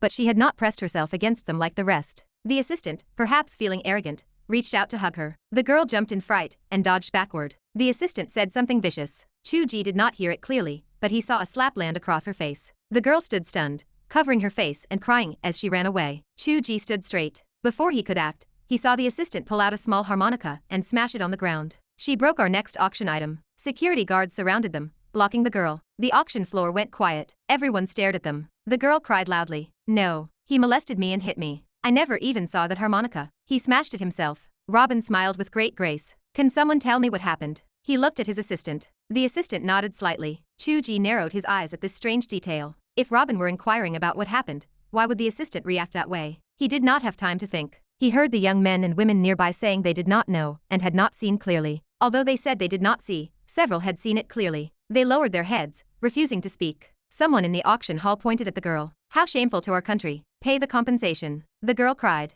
It really was not me. Robin waved his hand. It is a small item. If it is broken, it is broken. Let us cancel the auction for this item. But miss, could you offer an apology? No. The girl cried. He molested me and hit me. Why should I be the one to apologize? The Secretary General's face darkened. Absurd. Mr. Robin has shown great grace by not asking for compensation. You only need to apologize, and you still refuse. Cheng Guanzhao's voice cut through the air. Wait. I will buy this item. Is 100,000 enough? Robin paused. That is too much. It is not. Cheng Guanzhao said calmly. It is my item now. I will let her smash it. After smashing it, she does not need to apologize to anyone. The crowd went silent. The girl continued to sob. He molested me. He is the one who should apologize to me. Cheng Guanzhao frowned. This was becoming difficult. He had intervened because he saw through the trickery. Half the people present were shrewd and had already seen it. But who would offend people for the sake of an ordinary girl at a concert? This was a business investment promotion led by the Secretary General with many officials in attendance. It involved foreign capital. Reckless intervention would not only offend the Secretary General,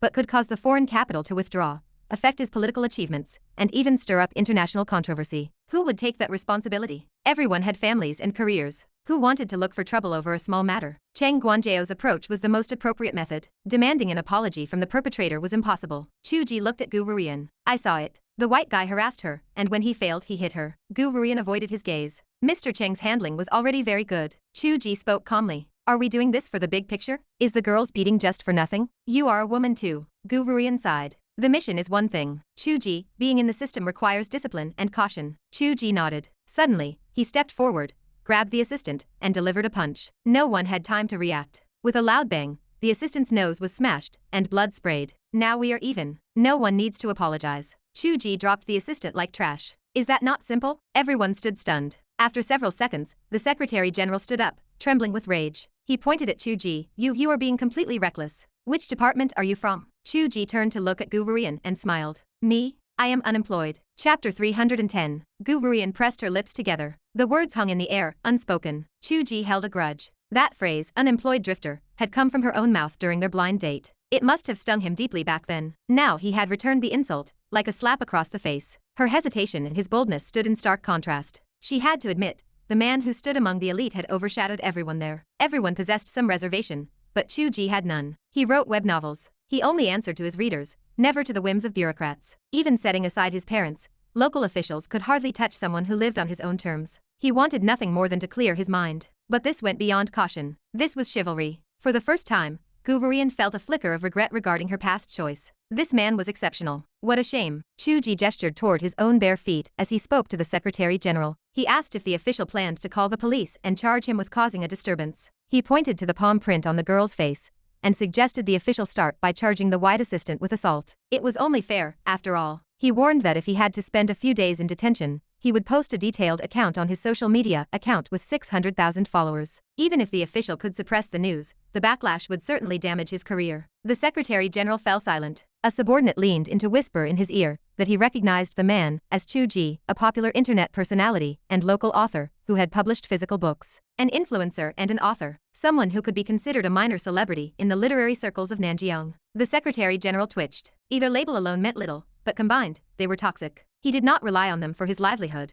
He could move anywhere at any time, and he possessed significant public influence. If he caused trouble, an administrative detention would not matter. It might even add a bit of rugged charm to his image. It was a sensitive topic involving a foreigner bullying a local. If this story blew up, it would ruin the Secretary General's reputation and cast a shadow over his future. To his surprise, Chu Ge understood the game well. Had he been around the block before? The official hesitated. He found himself genuinely wary of this man. He feared a thug with an education. His subordinate added one final, fatal point. Chu Ge had a girlfriend, but he remained unmarried. That was the kill shot. A girlfriend meant little in this day and age. Being unmarried was the key. He had no family to hold him back. He was truly barefoot and afraid of nothing. Chu Ge watched the official's face shift from pale to dark. With a faint smile, he grabbed the girl and walked out of the banquet hall. "Stop," the assistant cried, clutching his nose. He brought a group of Robin's subordinates and chased after them. Chu Ge stopped and turned back. His expression turned icy. The group slammed to a halt. They realized this was not the place for a brawl. Chu Ge tossed a single sentence over his shoulder. He told them this was China. He ignored the hateful gaze of the man clutching his bleeding nose and led the girl away. The assistant stared at his retreating back, consumed by resentment, but dared not move. Silence filled the room. No one made a sound. Once Chu Ge vanished through the doors,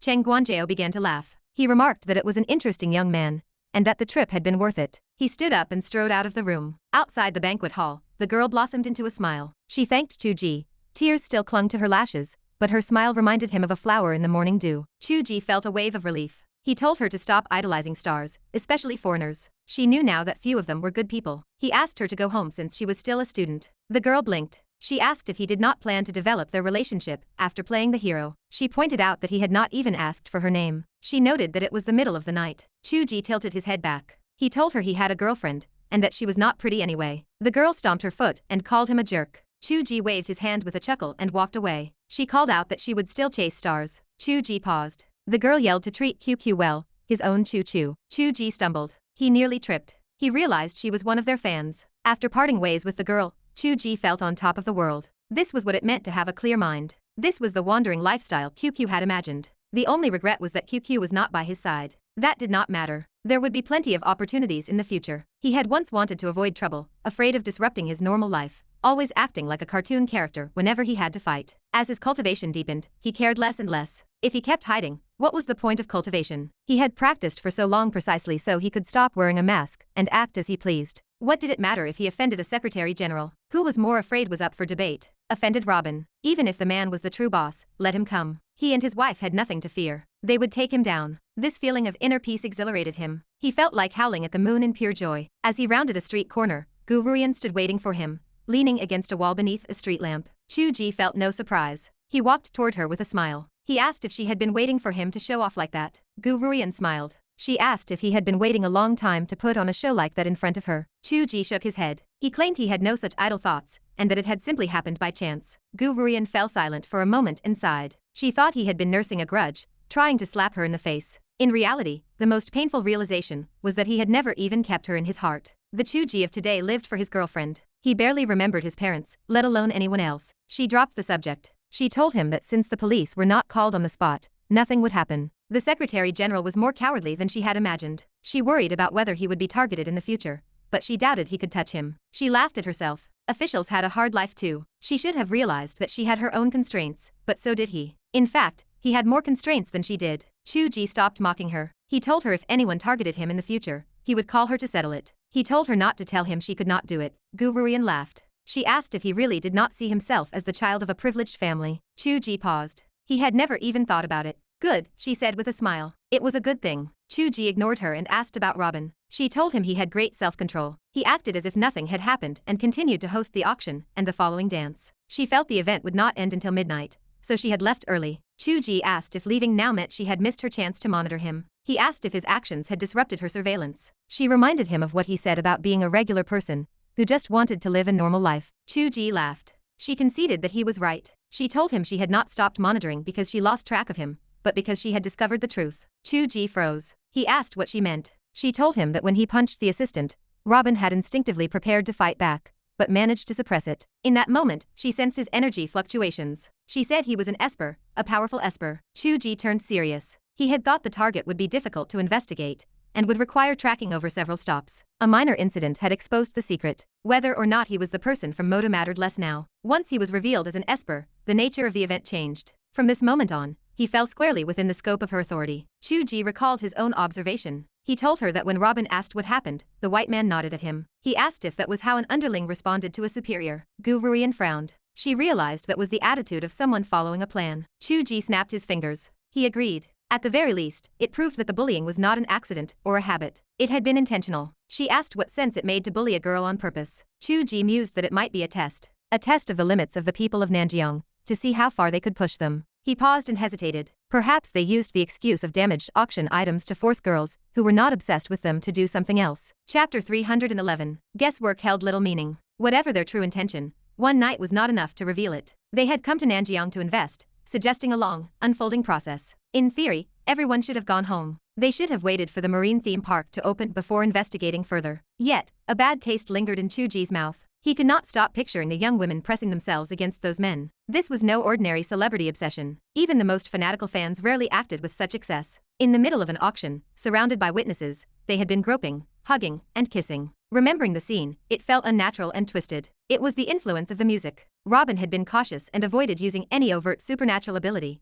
but his audience possessed no such powers. His music alone proved sufficient. Given that fact, the girls seemed destined for ruin. Chu Ge had seen enough illicit content in his life to conjure vivid and disturbing scenarios. It was not just the girls either. Many Nanjiang merchants had been affected. Deals that would never pass in normal business negotiations might suddenly succeed. By morning, strange new organizations could emerge from the chaos. As a writer, he found it easy to imagine such scenes. They might sound exaggerated, but in a world of supernatural abilities, nothing was too extreme. I have a feeling that if we wait 10 or 15 days for the park to open, the trail will go cold, Chu Ge said, his brow furrowed. Should we head back and tail them covertly? Can you handle that? We really need your mind-reading capabilities. Guvurian scoffed. Why would I need to sneak around? I did not have a falling out with anyone. I simply left early. I can walk back in there in plain sight. You can stay in the shadows. Damn it, Chu Ge muttered. Is that power even useful? You have been looking for ages. Whose mind have you actually read? Mind reading has a major limitation, Guvurian explained. It requires perfect timing. Just now, I looked into the minds of many of Robin's subordinates. They were filled with nothing but thoughts of women and alcohol. What good is that? During the actual incident, their intent mattered most, but I missed that exact moment. When I tried to read the man you hit later, his mind held nothing but hatred for you. Chu Ge understood. People did not constantly fixate on the information she needed.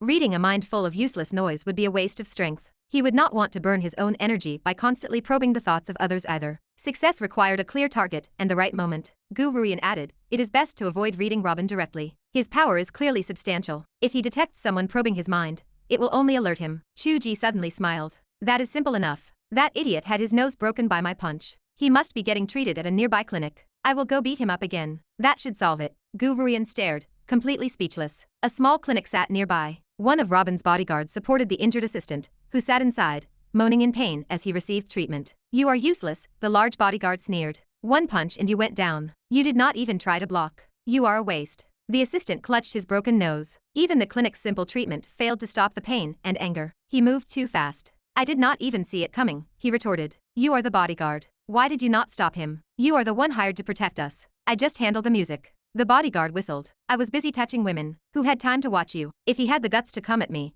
I would have put him on the floor in seconds. A shadow flickered through the room. A sharp hand struck the bodyguard's neck. His vision went black, and he collapsed onto the floor. The assistant recoiled in terror. Chu Ge leaned into his face, flashing a bright, menacing grin. Hi there. The doctors and nurses froze in fear. The assistant shouted, you dare commit violence again? Are you not afraid of prison? Why does everyone here speak such perfect Chinese? Chu Ge asked, genuinely puzzled. He followed the question with another punch. The doctor stood silent. Chu Ge turned and winked at the medical staff. This white guy molested a girl, so I hit him. I still did not feel like I had settled the score, so I came back. The doctors and nurses retreated to the next room without a word. The assistant screamed. This is a barbaric country. I will complain to the embassy. Just wait for the diplomatic incident. I wanted to complain first, Chu Ge retorted. You people sell worthless, cheap instruments and old film reels for astronomical prices. That is quite a racket. Can any white person just walk in and loot money like this? A mocking glint appeared in the assistant's eyes. This guy was just a naive patriot who knew nothing about how things actually worked. We are not just stealing money. Part of the proceeds from the auction are provided by the Secretary General himself, and that money goes to him. Our own items are true donations. How could peasants like you understand the logic behind the curtain? He spoke aloud. Our auction followed all legal procedures. File a complaint if you want. Outside the door, Wuji finally read his thoughts clearly. The auction seemed meaningless, but its true purpose lay here. Chu Ge's violent methods proved most direct and effective. Wuji felt restricted by her identity and the rules, constantly worrying about protocol, which kept her from acting with such freedom. Chu Ge laughed. Legal procedures? You pulled a broken harmonica out of your own pocket, smashed it, and demanded that girl pay for it. If others had not intervened, how would you have priced it? How much would you have extorted? That money would have gone straight into your own pockets. Tell me how that is legal. We never planned to make her pay. It was a test. We wanted to see how many people could be swayed by music without the help of special abilities, and how many people would lick the boots of foreigners without a word of protest. Anyone who stood up for that girl was not our target. It was a simple screening process. Now we know who to recruit. Robin cannot stay long and will leave soon. If we want to establish things in one night, we must use direct methods. So far, it has worked well. People like you and Cheng Guanjiao have been weeded out. In fact, many people left early, which makes the ones remaining quite interesting. The assistant's mind raced. He spoke aloud with a cold sneer. We only intended to let her pay the original price. You are the one who ran out to cause trouble. Oh, so I destroyed the evidence, did I? Chu Ge chuckled. What about all those men and women hugging and groping each other? Is the dance party going to turn into a mass orgy afterward? It was not just the girls. Many men were involved too. These fanatics, easily controlled by the brainwashing effects, would become the hosts for their cruise ships. They would form the foundation of the marine theme park. Did this fool really think they were doing this just for fun? How shallow. The assistant spoke aloud, forcing a laugh. It is all consensual. Why do you care? Call the police if you want and see if anyone stops us from dancing. Chu Ge feigned rage. I cannot deal with you, is that it? You go ahead and call the police. See how long I get locked up for. This influencer is happy to use you to gain more followers. He slammed another punch into the man's chin, dislocating it instantly. Voices echoed from outside the door. John, are you still not done? Chu Ge bolted through the back door. The assistant stared into the darkness with seething hatred. This man did it on purpose just to gain followers. If the police arrested him, it would play right into the hands of an influencer. A writer fighting foreigners to uphold justice. What a perfect headline. The assistant gritted his teeth. Fine. I will not deal with you now. Once the marine park is fully operational, and we have infiltrated the upper echelons of Nanjiang society, we will crush you into whatever shape we please. Chu Ge slipped out of the clinic and darted into a side alley. Wuji stood there waiting for him, her expression grim. As soon as he appeared, she spoke urgently. The situation is clear now. We can discuss other matters later, but I suspect those teenagers will be taken away and brainwashed tonight. We must solve this immediately. That is easy, Chu Ge said. He pulled out his phone without hesitation and dialed Lin Wuyang. Hello, is this the police? I want to report a gathering for illicit activities at the hotel. Lin Wuyang, jolted from his sleep, roared into the phone. I suspect the only person doing that kind of thing is you. Chapter 312. The police cruiser surrounded the hotel, cutting short the singing and dancing inside. Lin Wuyang stared into the hall, his expression tightening. He felt that something was wrong here. While it had not reached the point of illicit behavior, the decadent atmosphere made a transition to reality seem quite easy. Some people in the crowd held frantic, glazed expressions that felt entirely unnatural. It was difficult to say that aloud. A government official stood in the center, berating the officers. He demanded to know which department they belonged to, accusing them of disrupting hotel operations and sabotaging the foreign investment environment. He demanded they explain the nature of their interference. Lin Wang signaled his subordinates to search for illegal substances, then smiled as he pushed back. He told the official that they were responding to a report from the public, which was standard procedure. He asked Secretary Zhang to understand the difficulty of their situation, pointing out that it was past 12 o'clock. He asked who would want to run around in the cold if they did not have to, noting that everyone present was feeling frustrated. Secretary Zhang choked on his words, suspecting that the influencer must have made the report. The police interference had made it impossible for the dance party to continue. Fear of authority was a natural instinct. When the officers flooded the room for an inspection, many people felt their hearts sink. The artificial emotional influence faded, and many guests decided they could no longer stay. Even Secretary Zhang felt that the evening had become too rowdy, lacking the proper decorum. He told the officers to punish the lawbreakers who filed false police reports. Lin Wuyang smiled and agreed, promising they would trace the caller. Secretary Zhang felt a sliver of relief, secretly deciding to settle the score later. A subordinate caught Lin Wuyang's eye, signaling that no drugs were found. Lin Wuyang gave a calm nod. He turned to the secretary, noting the lateness of the hour, and asking if some of the young faces were students. He mentioned that although Nanjiang had no recent outbreaks, they did not encourage large gatherings. He suggested they wrap things up. Secretary Zhang nodded immediately, declaring the event finished.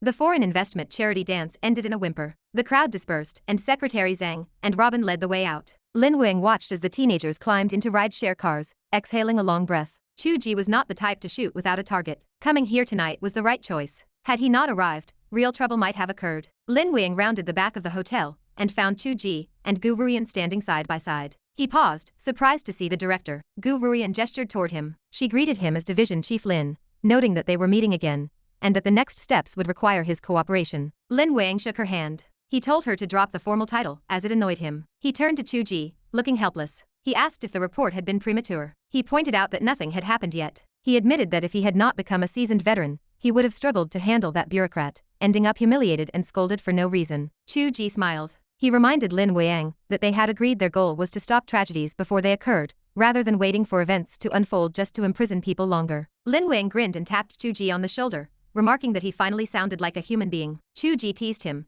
asking how he would handle the false police report. Lin Wang kept a straight face, claiming a meal was the minimum requirement. They both laughed. Chu Ge suggested they get a late-night snack right now. Lin Wang refused, stating he had to gather his team and head back. He claimed he had no appetite for snacks and just wanted to sleep. He told Chu Ge to use the time to explain what was happening. He confessed that while his men found no drugs, some of the guests had acted as if they were high. He asked if it was a supernatural ability. Chu Ge lowered his voice, acknowledging the veteran intuition. He explained that the foreigner leaving with the secretary had a way of using music to bewitch hearts. He warned that the marine music theme park they planned to invest in was merely a front for something much darker. He asked for help in keeping an eye on the situation. Lin Wang laughed aloud, viewing a clear target as a gift for his career. Chu Ge reminded him that the opposition had government backing and might accuse him of causing trouble and ignoring political realities. Lin Wang bristled, declaring that he feared no one, especially not those diplomats from the capital. He vowed that as long as they honestly built their park, it was fine, but if they caused any trouble, he would ensure the foreigners never left.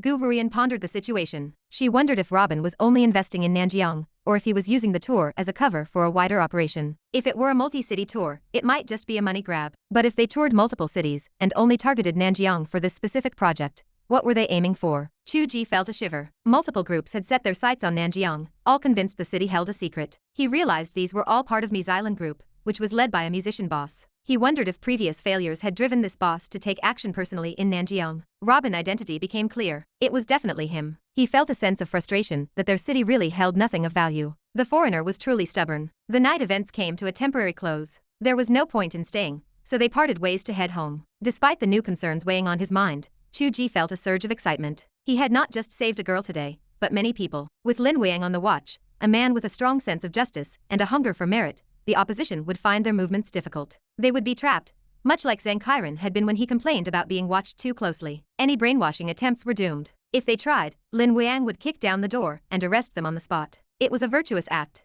The only regret was the failure to expose their supernatural abilities, leaving no hard evidence for a conviction. A fan obsession was easy to excuse, making arrests impossible. It did not matter. Their identities were exposed, and opportunities would arise. Chu Ge enjoyed a hot shower. He opened his computer to chat with his group, but the screen left him stunned. The members were talking. They were discussing Chu Chu the heroine, claiming the setting was great, and declaring Chu Chu theirs. Another user told them to get lost, claiming Chu Chu. Someone else asked why they were fighting, reminding them to look at the group name. Another user countered that the group name did not matter, because they were obsessed with heroine Chu Chu, not Shorty G. Chu Ge posted a confused emoji, staring at the screen. The group erupted in joy, welcoming him back. They cheered for his heroic deed of saving the beauty and punching the white man, praising his stylish performance. Chu Ge asked if they had supernatural vision. They pointed to the short article the girl had written on her blog. They noted that the silver tips he received were real. They told him he was trending again, noting the sensitivity of the topic. The reposts had already surpassed 10,000, drawing a crowd of onlookers. They suggested he quit writing, as simple actions earned more popularity than grinding out chapters. Chu Ge insisted he would not. A fan sobbed, lamenting his talent and beauty, asking when he would cross-dress and dance with a sword for the brothers. Chu Ge stared at the screen. Two users posted comments about kissing Chu Ge and making gestures. Chu Ge teased them for being polite. The group raged at the interaction, calling him a terrible author and cursing him as Shorty G. Chu Ge added a final note, thanking the wealthy fan for another silver donation, and jokingly offering to be the one to bend over this time. Chapter 313. By the way, the content you have been writing lately deserves some praise. Chu Ge paused for a moment. He had only been setting the stage for an approaching storm. What was there to praise? He wondered if they were making political connections again. The group members were saying otherwise. One fan wrote that the focus on QQ had increased lately. Another insisted he should have written more about QQ a long time ago. They asked why he was wasting time writing about Chu Tiange overseas and told him to reflect on his declining rankings. They declared themselves to be part of the QQ fan base. Chu Ge stared at the screen, unable to process the situation. Fortunately, someone came to his rescue. Another fan asked why they were calling themselves QQ people,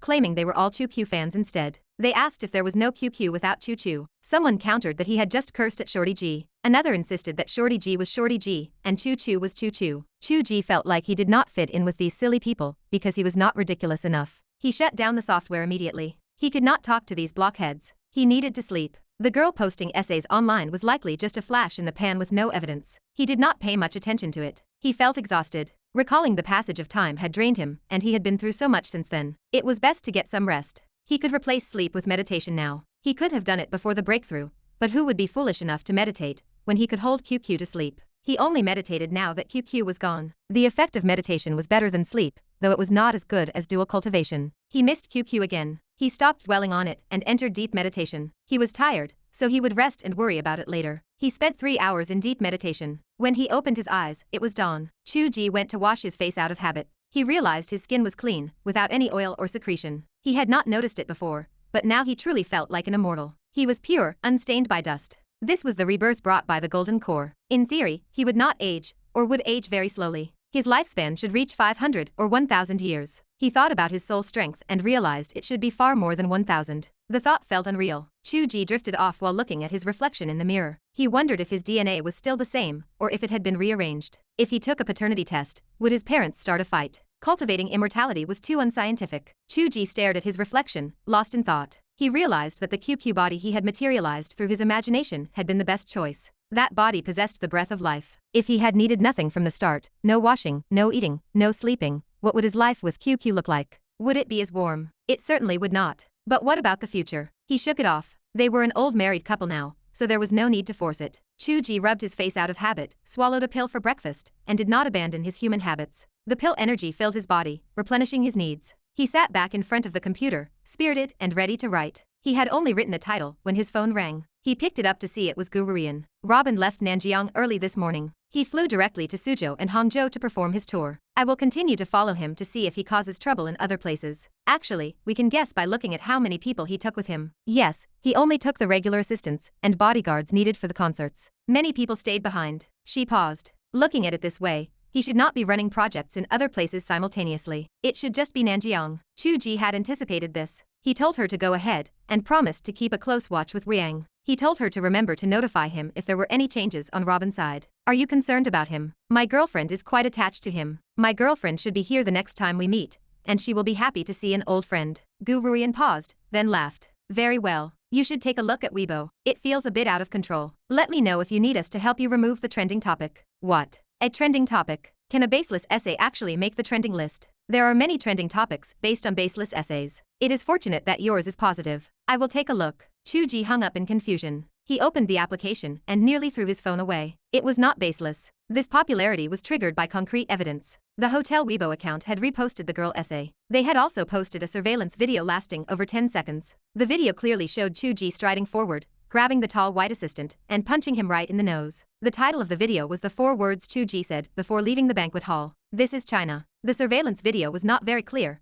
but it showed Chu Ge face. The composition was surprisingly good. The girl was sobbing not far away, while the other sensitive figures were not in the frame. What is this hotel doing? Are they just posting surveillance footage at will? Chu Ge was stunned. Are they not afraid of Secretary Zheng causing trouble for them? He realized immediately that the hotel was using the popularity to advertise. Neither the secretary nor Robin were in the surveillance, and the person being hit was unrecognizable. It was as if nothing happened, but they gained popularity for free. What trouble could there be? With the girl essay from last night as a foundation, the surveillance video as proof, and the inflammatory title, Chu Ge bet that 9 out of 10 people would feel a rush of blood upon seeing it. A foreigner bullying a girl in their country, a local person getting angry and taking action, and this person being a celebrity with some relevance. A writer who should be gentle and refined losing his temper, followed by the declaration that this is China. The chemical reaction likely exceeded the expectations of the hotel. They did not expect it to explode like this. Internet celebrities were reposting it like crazy, with one passionate essay after another. It actually made it to the trending list. Chu Ge stared blankly at the countless red notification dots and follower numbers. He was confused. He had been a long way from the trending list even at his peak popularity, yet he had made it now. The era of traffic was unreasonable. Chu Ge felt a headache coming on. He felt that such popularity was good for the world awareness of his work, but he did not want to make his fanbase for the story complex. He did not know what to do for a moment. He used his influencer status to threaten the secretary, and used his influencer mindset to fool the assistant, but he had no awareness of being an influencer himself. QQ usually managed his Weibo account. After thinking about it for a long time, he helplessly added the young girl. He did not know what her previous ID was since they did not know each other before. Now, she was called Early Autumn Candy, clearly a loyal fan. Chu Ge sent a private message. "Are you there?" The other party responded quickly. "I am here. Chu. Stop calling me that. It gives me goosebumps." "Oh, Master Chu, you." Chu Ge did not know what to say. It eventually turned into this. "Why are you giving me silver? You are just a student. Repaying a debt of gratitude." Early Autumn Candy was assertive. "I can spend 8,888 to watch a bastard concert, so why would I not have money? Money really allows one to do whatever they want." Chu Ge realized something. "Does that mean your family has some power?" So. Early Autumn Candy spoke with hatred. "Although my family is not very powerful, we have very powerful relatives. My aunt loves me very much. They will regret it." Chu Ge discovered that her actions might bring more trouble than expected. It might be even more tragic than the revenge Xilan received after offending that rich playboy named Xia. Sure enough, people of the same kind belonged together. Their styles were similar, arrogant and self-righteous. Robin appeared to have great bearing and self-restraint, but he might be 10 times more arrogant than Xilan in his heart. He temporarily cast these thoughts aside and said with a headache, "Your essay is causing me a lot of trouble." Early Autumn Candy said, "Is this not a good thing? Do you not need popularity?" "I do, but this is too chaotic. I actually need real readers." Even the fans of the original story were, well, they were oriented toward fresh and youthful styles. "This is too mixed now." Early Autumn Candy thought about it. "Do you have anything other than your personal chat software and Weibo?" Chu Ge, I have a book review section." Early Autumn Candy. Chu Ge. Early Autumn Candy. "You are approaching 1 million followers, and it is so mixed. You cannot function without someone leading the rhythm. It will be a mess." Yes. Chu Ge said happily. "I came to you to talk about this. What should I do with this mess? I will help you. This is my specialty. My fan base is the healthiest and sweetest. We do not engage in that messy stuff. We will create a trending topic and a discussion group. We will guide the atmosphere as the group owners. Once the atmosphere is formed, the people who do not fit in will naturally have nothing to say. Eventually, it will be a healthy and harmonious group. I have some friends who can all help do this." Chu Ge felt tears in his eyes. "See what a professional is. I actually have a fan leader. Does this count as putting a sheath on the magic sword?" Chu Ge suddenly remembered something. He carefully clicked on the bestseller list of his novel application. On December 11th, approximately 9 months after the release of the book, it reached the top of the bestseller list for the first time. Chapter 314. Chu Ge sat stunned, a whirlwind of mixed feelings washing over him. Only the night before, he had been teased by group members about his ranking, and now he had woken to find himself at the top of the list. In the past, he felt bitter about using external promotion, but now he felt numb. Since the ultimate goal was world influence, the means no longer mattered as much. It was not a calculated move on his part, so why bother worrying?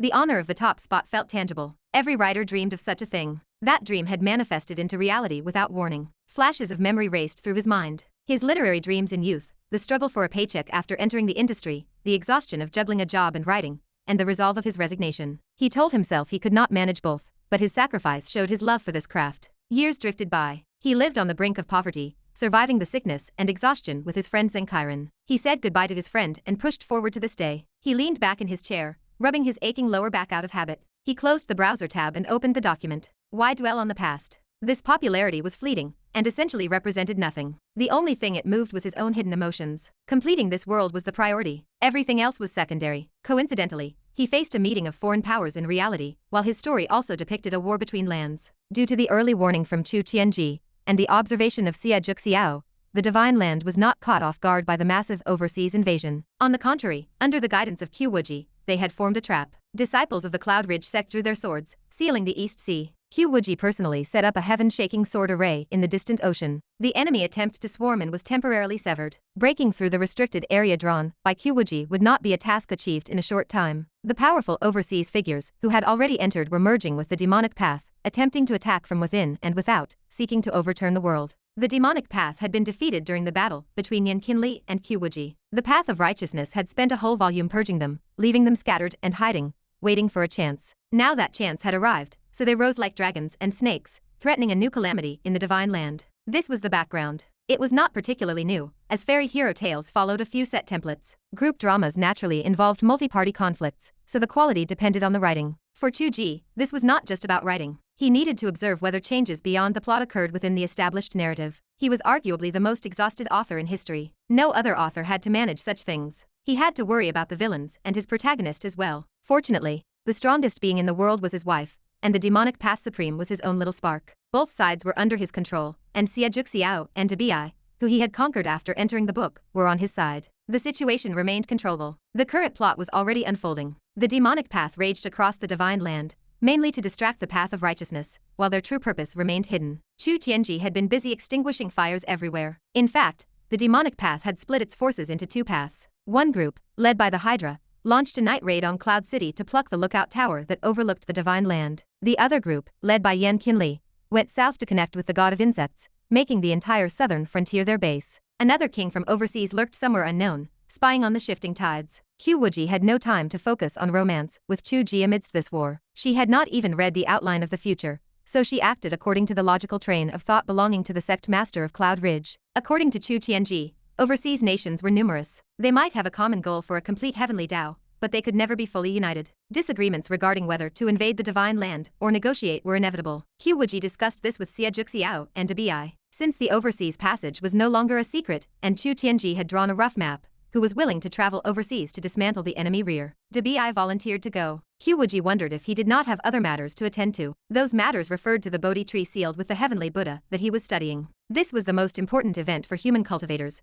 worth a century of retreat. Why was he willing to go overseas? Debi smiled faintly. It was both large and small. The heavenly Tao remained, and how the heavenly realm fared was not that important. In contrast, for the spread of Buddhist teachings, the overseas lands were an uncultivated wasteland. He wished to go and spread the path. Wuji bowed. He had great foresight. With me leaving, the temple will be weak. I hope Sect Master Q will look after it. Naturally. Master, go with peace of mind. The affairs of the propagation temple are my affairs. Chu Ge fingers flew across the keyboard. He brushed past the meeting content. His focus remained on the night raid by the Hydra. The moon was dark and the wind was high. Clouds covered the upper reaches of Cloud City. No moonlight shone through, and the entire floating city merged into shadows, indistinguishable from the night. Shadows gathered below, stretching into bizarre shapes. 9 thick, dark silhouettes rose against the wind, slowly blotting out the sun and sky, surrounding Cloud City. With several soft sounds, the shadows coiled around the city, like a giant palm gripping a model of a castle. With a sharp crack, the defensive formation around the city shattered. Countless shadows swarmed in, and shrill screeches echoed through the night. Xiao rode the path back from Cloud Ridge Mountain. Less than 1,000 miles from the city, the shift in the air stopped him cold. He prepared to accelerate his return. A cyclops slowly emerged before him, smiling. City Lord Xia, this road is blocked. Xiao calmed down. He asked if the creature thought it could stop him. The cyclops replied that it did not need to defeat the city lord, only to hold him for a moment. Xiao laughed toward the sky. He invited the creature to try. The cyclops turned suddenly to look toward the city. A brilliant sword light bloomed within Cloud City. It was a sword that did not belong to the city, the autumn water of the broken heaven cliff, stealing the vastness of the world. Chu Tiange. The chapter ended. This break was instinctive, as Chu Ge's heart was overlooking the book from above. Only in a life or death battle could he observe if there were any variables. Chu Tiange fought the Hydra. He was merely at the transformation stage, while the Hydra, who could sit on equal footing with Yan Qinli, belonged to the tribulation stage. This was a battle beyond his level, a typical life or death struggle. Chu Tiange had fought this Hydra overseas. He had escaped in a panic, and was lucky to save his life. But there was no escape this time. He had to protect the countless disciples in the city, including Xia Yuner. The advantage was that he was not fighting alone. Cloud City did not rely on Xiao alone. There were many transformation stage experts in the city. Since the city itself was a powerful magical treasure, it held a home field advantage. After Chu Tiange withstood the initial attack, the city organized itself through the brief chaos and cooperated with him to fight the Hydra. Could a group of transformation stage experts defeat a tribulation stage master? It depended on the person. If the protagonist was among that group, they would win. But if the Heavenly Tao Father was observing on purpose, and not writing the outcome directly, what then? Chapter 315. Chu Ge chose not to write the next chapter. So long as the general direction held true, he could write the battle details however he pleased. With the documentary perspective he utilized, viewing the events as they unfolded was simple. Winning was all that mattered. Whether Chu Tiange achieved victory through a grueling struggle, an effortless sweep, or sustained injuries that left him immobile, the outcome remained the same. He could hold the line until Xiao returned for reinforcements, or perhaps the battle would stir Wuji from afar. She could traverse the thousands of miles to assist. Chu Ge waited to see what results Chu Tiange could achieve without a scripted layout. Chu Tiange swung his blade. It fractured into 3, then 9. Without hesitation, 9 rays of light raced toward the different heads of the Hydra. His sword technique neared the Tao. Born from the Cloud Ridge sect style, it had evolved through long periods of personal refinement. He had incorporated his own understanding, forming a unique style that possessed an aura of greatness. Under the enhancement of the Cloud City sword array, its power far exceeded the standard of the spirit transformation stage. Still, it failed to pierce the Hydra's weak point. 9 serpentine mouths spat flames simultaneously, dampening and dissolving the sword energy. As their powers collided, their souls clashed. Wails echoed through Chu Tiange's soul sea, piercing his mind like thousands of needles. Agony flared in his head. The surrounding Cloud City experts unleashed their magic treasures, bombarding the Hydra. Chu Tiange seized the brief opening. He pulled away, merging his body with his sword, and lunged toward the Hydra's neck. Bang, bang, bang. The 9 heads lashed out with violent fury. Jade stones shattered across Cloud City, and the floating structure trembled. A sword light surged toward the serpent's neck, moving with unstoppable momentum. Foolish, the Hydra mocked. Chu Tiange sank into a quagmire. His sword light dwindled, unable to advance even an inch. The shadows that had gripped the castle coiled inward, wrapping around him. The Hydra laughed, its voice booming like thunder. You broke into hell yourself. Chu Tiange wore a mask of calm, but he vanished. The Hydra hesitated, but a sword point had already driven deep into one of its eyes. Blood sprayed into the air. The Tao of space.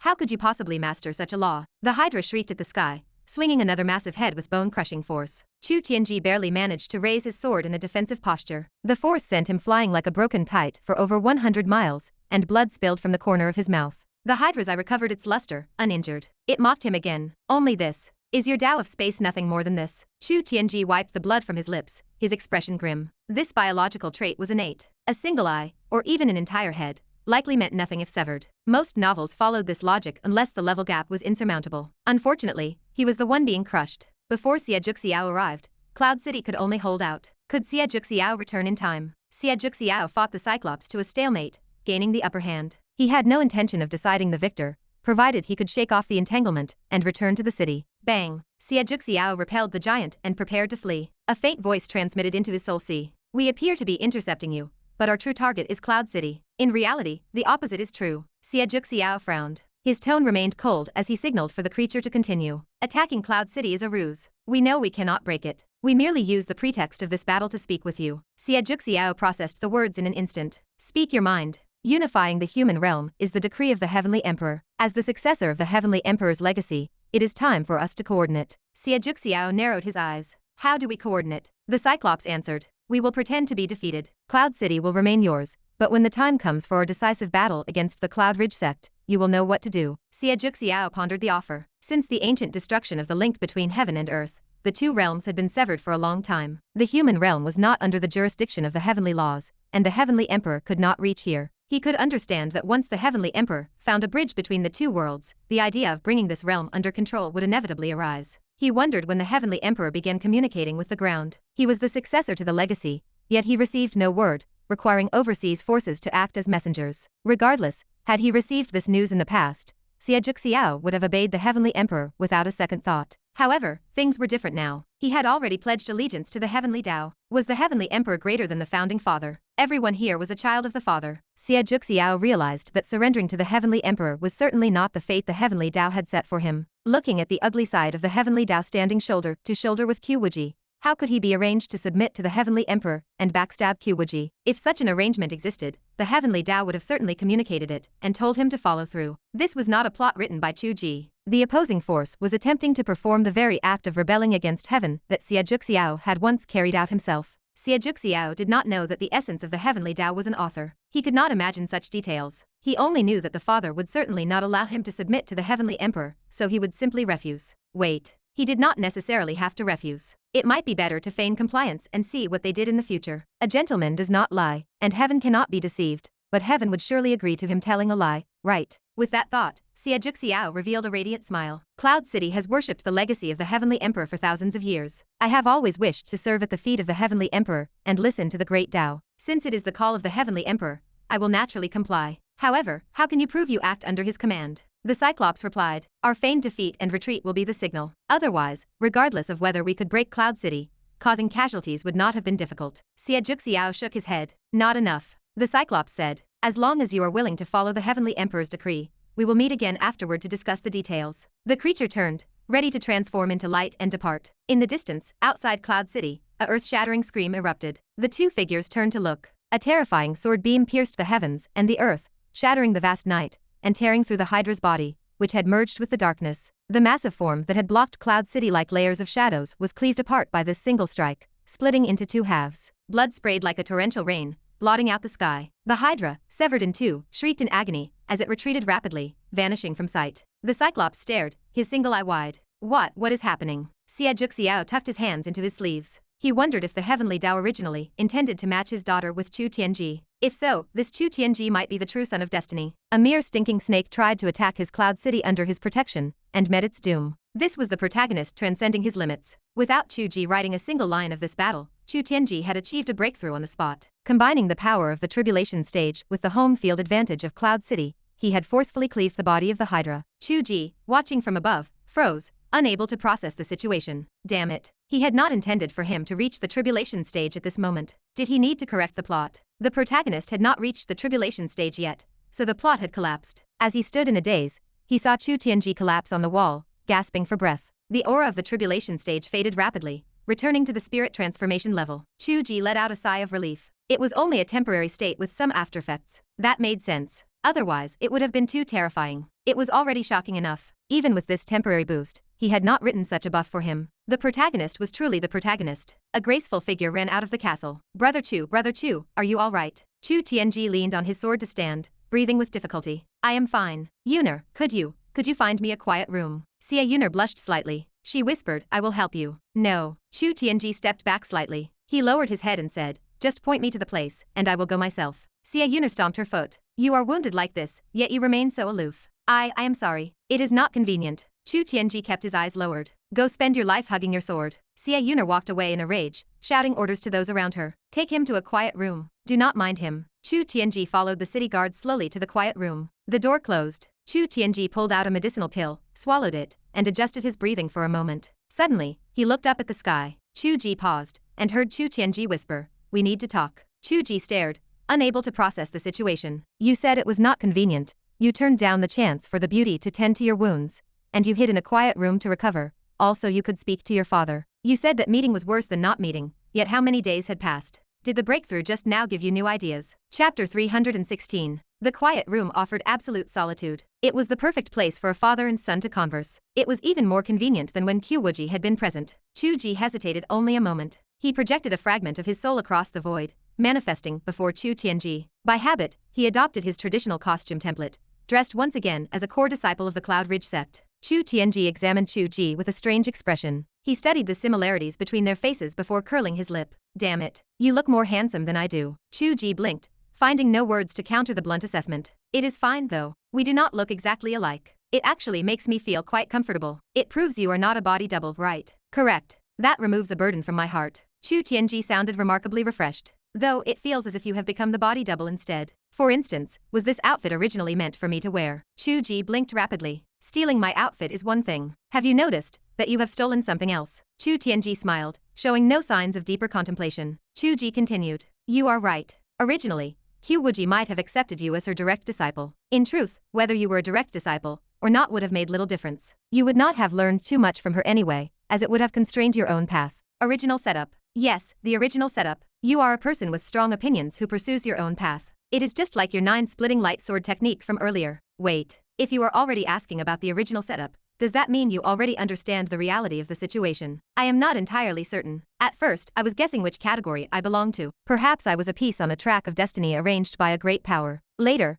combining all my experiences, I realized I was not the only one whose fate was arranged. The common people are pieces on a board, and the world is painted into existence by a hand, growing more vivid every day. No matter what, this situation qualifies as a creation. Whether it is a great power creating the world or something else, it is accurate to call this an original setup. You truly are a soul from Earth. Your perspective is broad, and you see things clearly. If it were Xie Juxiao and the others, despite their high cultivation levels, guessing the truth would be nearly impossible. That is true. They are trapped within the game. I am a soul who crossed over, so I understand these oddities. However, a problem has arisen. The smile slowly faded from Chu Tiange's face. Do you know why I did not want to see you before? Chu Ge offered a theory. Was it not because you felt your cultivation level was insufficient? No. Chu Tiange watched him with a serious expression. I do not know if I am a soul selected by you, dragged from Earth to this world and fated to be controlled, or if even my memories of Earth are false. Am I merely a character created from start to finish? Chu Ge froze, unable to find an answer in that moment. It is one thing to have my current life's fate manipulated. It is another to realize the memories of my past life are fake. I did not want to face that. I feared I would go mad,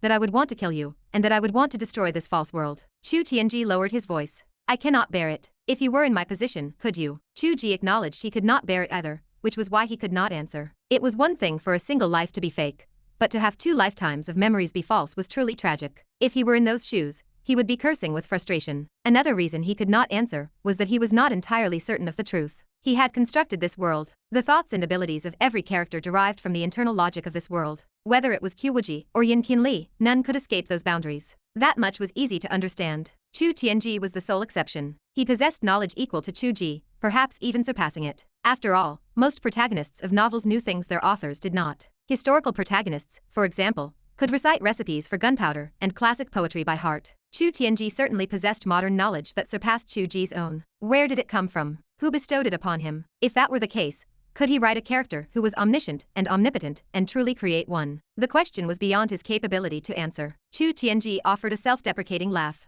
Before I knew how to face you, it was better not to meet at all. I understand. Chu Ge nodded, then asked a question in return. Why were you suddenly willing to meet me today, and why choose to do it while you are at your weakest? Because you have been watching me constantly. My avoidance seemed meaningless, like a joke. The more I thought about it, the worse it felt. As for choosing to meet when I am at my weakest, Chu Tiange smiled. I feared that if I were at the height of my strength, I would want to kill you. That would create an ugly scene. It is better to choose a moment of weakness, where I can still suppress my temper. Chu Ge burst into laughter. So, in essence, you wanted to wait until the future to meet me because you wanted to grow strong enough to kill me. Chu Tiange offered a weak smile. I would still have to ask a few things before I kill you. For instance, there is another reason why I wanted to see you today. Speak. This battle today makes me want to ask you when you will stop these calamities. Chu Tiange spoke slowly. Do you not think you are being excessive? How many people will die in these calamities across the divine land? Yet you engage in it tirelessly, stirring up similar disasters repeatedly. The last one involved Yin Qinli. Chu Ge sighed. It is just a story, but this is my reality, Chu Tiange insisted.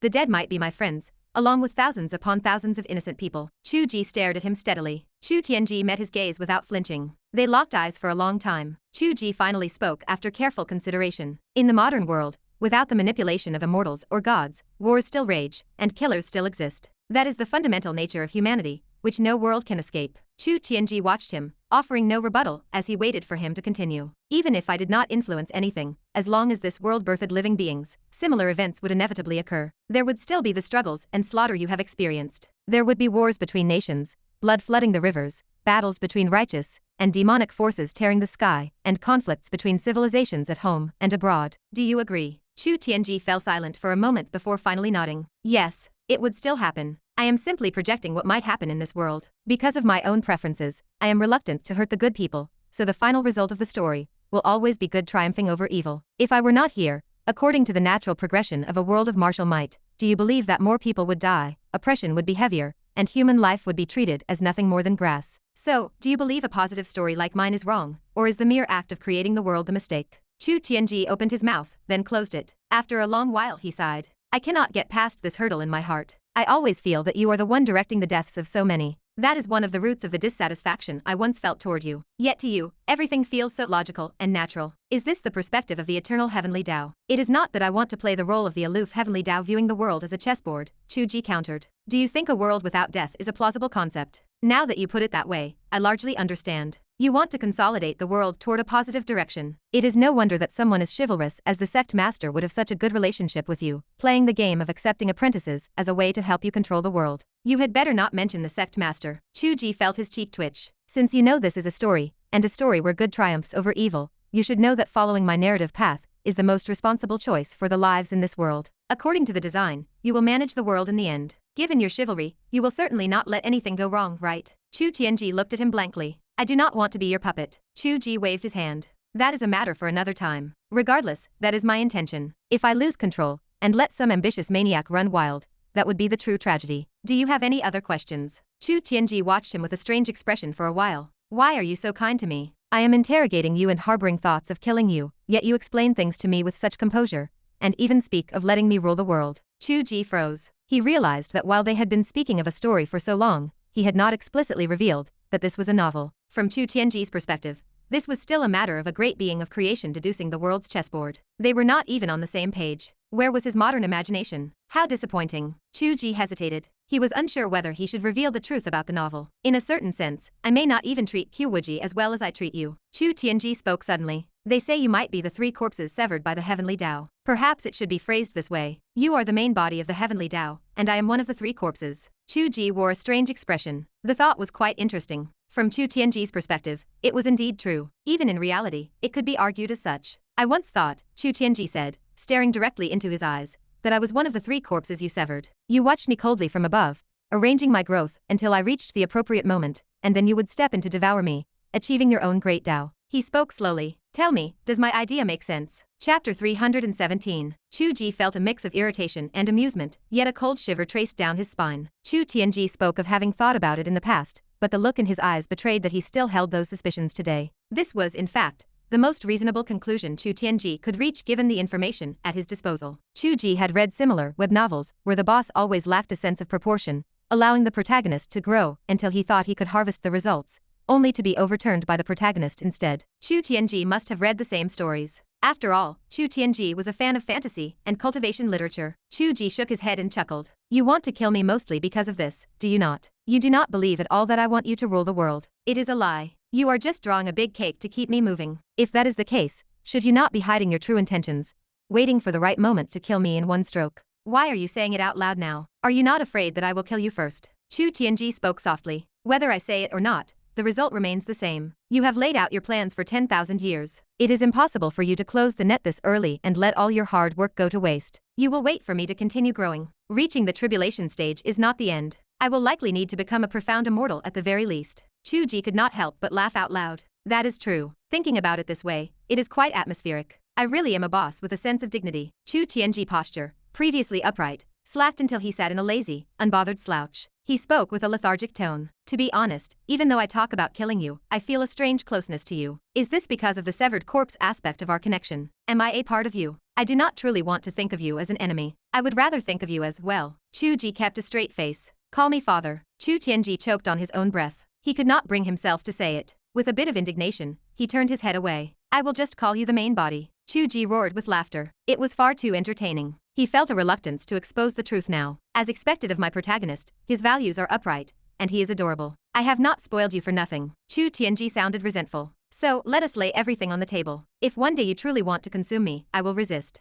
Who ends up on top depends on our own means. Acting sneaky and hiding things is meaningless. You are at a disadvantage this way. You could have attacked me from the shadows. First, I do not believe you would fail to anticipate that. Why else would you be strengthening your observations of me lately? Chu Ge nodded. That is fair. Second, Chu Tiange gaze grew sharp. I am confident that once my cultivation reaches a certain level, I will not fear you. Chu Ge laughed until his stomach hurt. Very well. Let us follow that script. Can we negotiate? What is it? Do not arrange my fate anymore. I will improve on my own. I can only promise that I will leave the small details to you, but the critical points are non-negotiable. Chu Tiange fell silent for a moment before he spoke in a low voice. That is still a result. You did not waste your time meeting me despite the disadvantage, right? You finally managed to secure a small amount of rights for yourself. Chu Tiange turned his head away again. Chu Ge truly found the situation delightful. He smiled and asked, so, now that you want to escape your so-called fate, what do you intend to do? None of your business. Chu Tiange began to rebel. At the very least, stop making Xia Yuner hang around me all the time. Chu Ge blinked. Is something wrong here? You think I am manipulating your fate by throwing women at you? That is the opposite of the truth. You want me to drown in the comfort of a gentle life so I lose the motivation to pursue the great Tao. There is no need for that. If I train faster, does that not benefit you as well? As the main body, do you really have so little confidence? Chu Ge groaned internally. Are you going to answer me? Chu Ge asked cautiously. Why do you believe that the path of heartlessness is the only way to reach the great Tao? I did not say it was the only way. But having attachments is certainly a burden,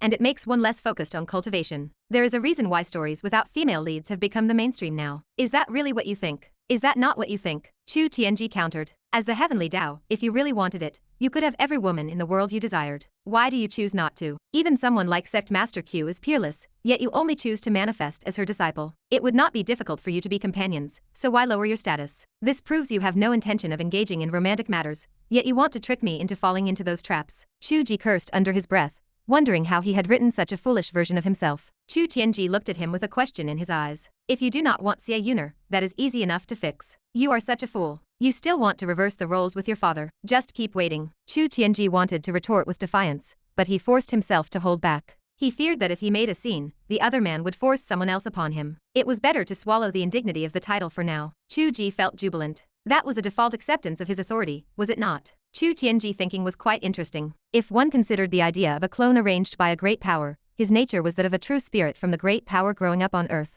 After he grew up, he was captured into this world to cause a transmigration. In that case, the memories of Earth were real experiences, which was much easier for him to accept. After that, it was simply a struggle against fate, escaping the evil main body to gain independence. It was a decent outline for a cultivation fantasy novel. However, Chu Ge knew clearly that Chu Tiange did not have that nature. He was entirely a character from a novel he had written himself. The confusion from before bubbled up in his mind again. Chu Tiange was entirely a creation of the void. Where did he get the knowledge that exceeded the scope of his world? Was he capable of granting omniscience and omnipotence on a whim? Theoretically, that was not possible. A protagonist's ability could exceed the author's limit, and specific knowledge could too, since an author could rely on external research. However, an entire knowledge system could not surpass the author's limit. If the author did not possess the knowledge of that system, relying on external research would only lead to a plot full of holes. It would not convince the reader, and thus it would not feel real. Because Chu Tiange had always acted like a native of this world, and had not revealed any modern knowledge, his knowledge was not as vast as he imagined. His memories were false and fragmented.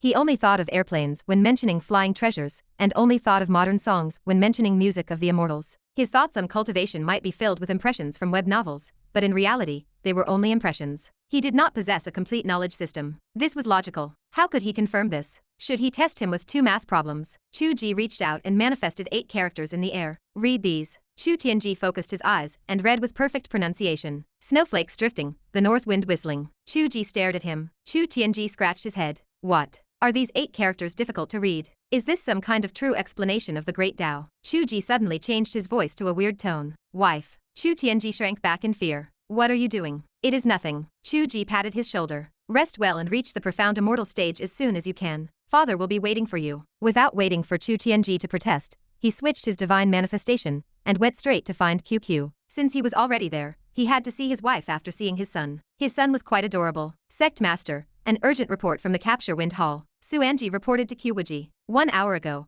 a 9-headed snake raided Cloud City at night. Chu Tiange drove it back after a bloody battle. Wuji set aside the book she was holding and furrowed her brows. This should not be the case. Cloud City is not that easy to attack. Even if Xiajuxiao is not there, it is not easy to assault. If they could hold on until Xiajuxiao returned, the enemy would have no chance at all. There must be another purpose for this move. Is there any other news? Suanji shook her head. There is no other news. Wuji nodded. Xiajuxiao could only track them to the Divine Land. Once they entered, it became difficult to observe their movements. They stayed in the shadows, leaving us in a relatively passive position. Whatever their purpose, this move exposed their trail. Xiajuxiao should be able to track the 9-headed snake, which brings them from the shadows into the light. We are about to regain the initiative. How annoying. What kind of heavenly Tao is this? What kind of nonsense did he design? Suanji stared at her blankly. Wuji kept a straight face and spoke. Why are you looking at me with that expression? What is wrong with cursing the heavenly Tao? He has one of his severed corpses here as my disciple. If I cannot deal with the heavenly Tao, can I not punish my disciple? I will punish him next time I see him. Punish me by smothering me to death perhaps. Chu Ge's voice echoed right by her ear, and his face appeared from behind her shoulder. What good book are you reading? Let me see. It says that Ximen Qing. Suanji looked carefully at the Sect Master's expression, and took a step back,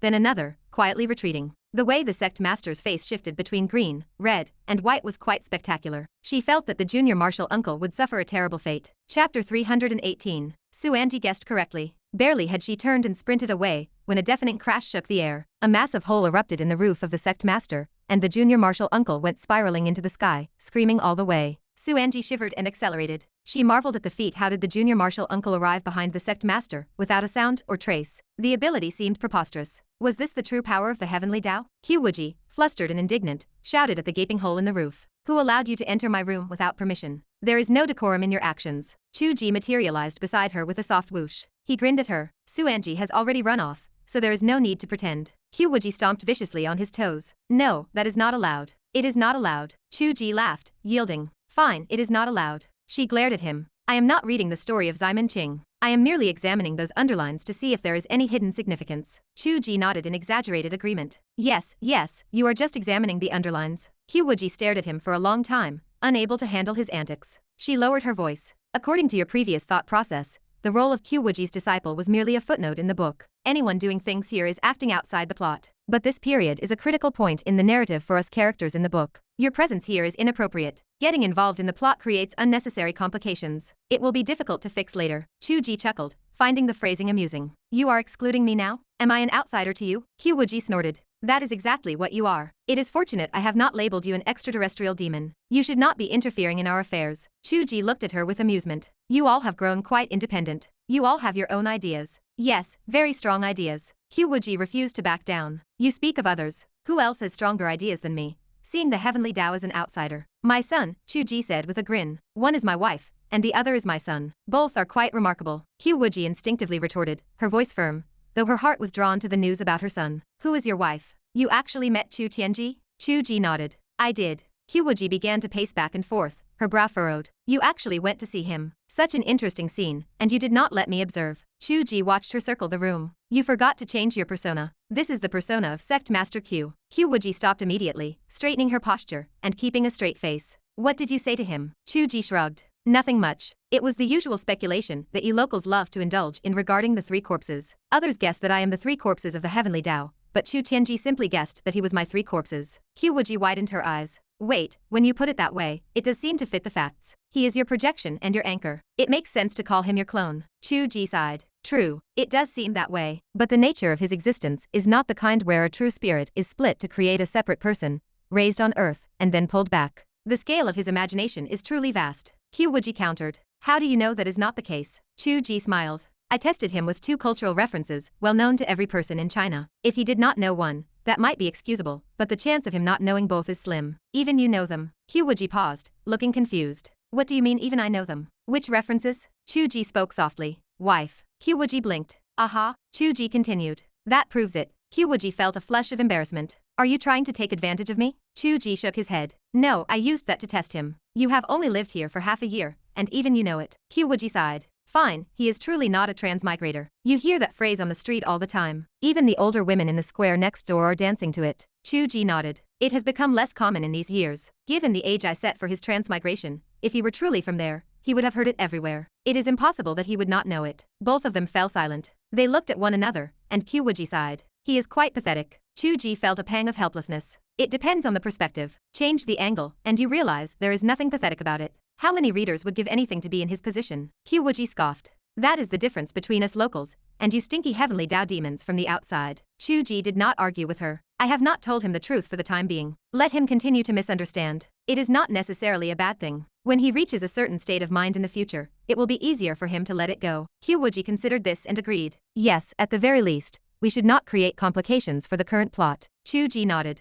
Speaking of the plot, I think I can leave you to deduce the plot yourselves, and I will simply copy what you do. How does that sound? Wuji paused, a gleam of joy flashing in her eyes. Really? You will not write it? We will act on our own? Chu Ge reached out and playfully pinched her nose. I knew you would be happy. Wuji bit her lower lip, her eyes shining. Are you looking for a reward again? Chu Ge placed a finger against her lips. Although I want a reward, I do not want to make this a condition of an exchange. Wuji scoffed. We are doing the work for you to copy, which makes things easier for you. You act as if this is a great sacrifice. I do not know who is profiting and who is losing here. Chu Ge teased her. In that case, I will write it. Wuji shook her head. No. Chu Ge smiled. Then give me a kiss. Wuji looked left and right, then bit the bullet and stood on her tiptoes, pecking his lips lightly. She retreated immediately. That is all. This is a reward from me, so do not try to threaten me. Chu Ge felt satisfied and coughed. It is settled then. This is just an experiment. If I find it inappropriate later, I will discard this idea. Wuji asked. What would you consider inappropriate? Chu Ge replied. For example, if you actually lose to the overseas forces. Wuji took a deep breath,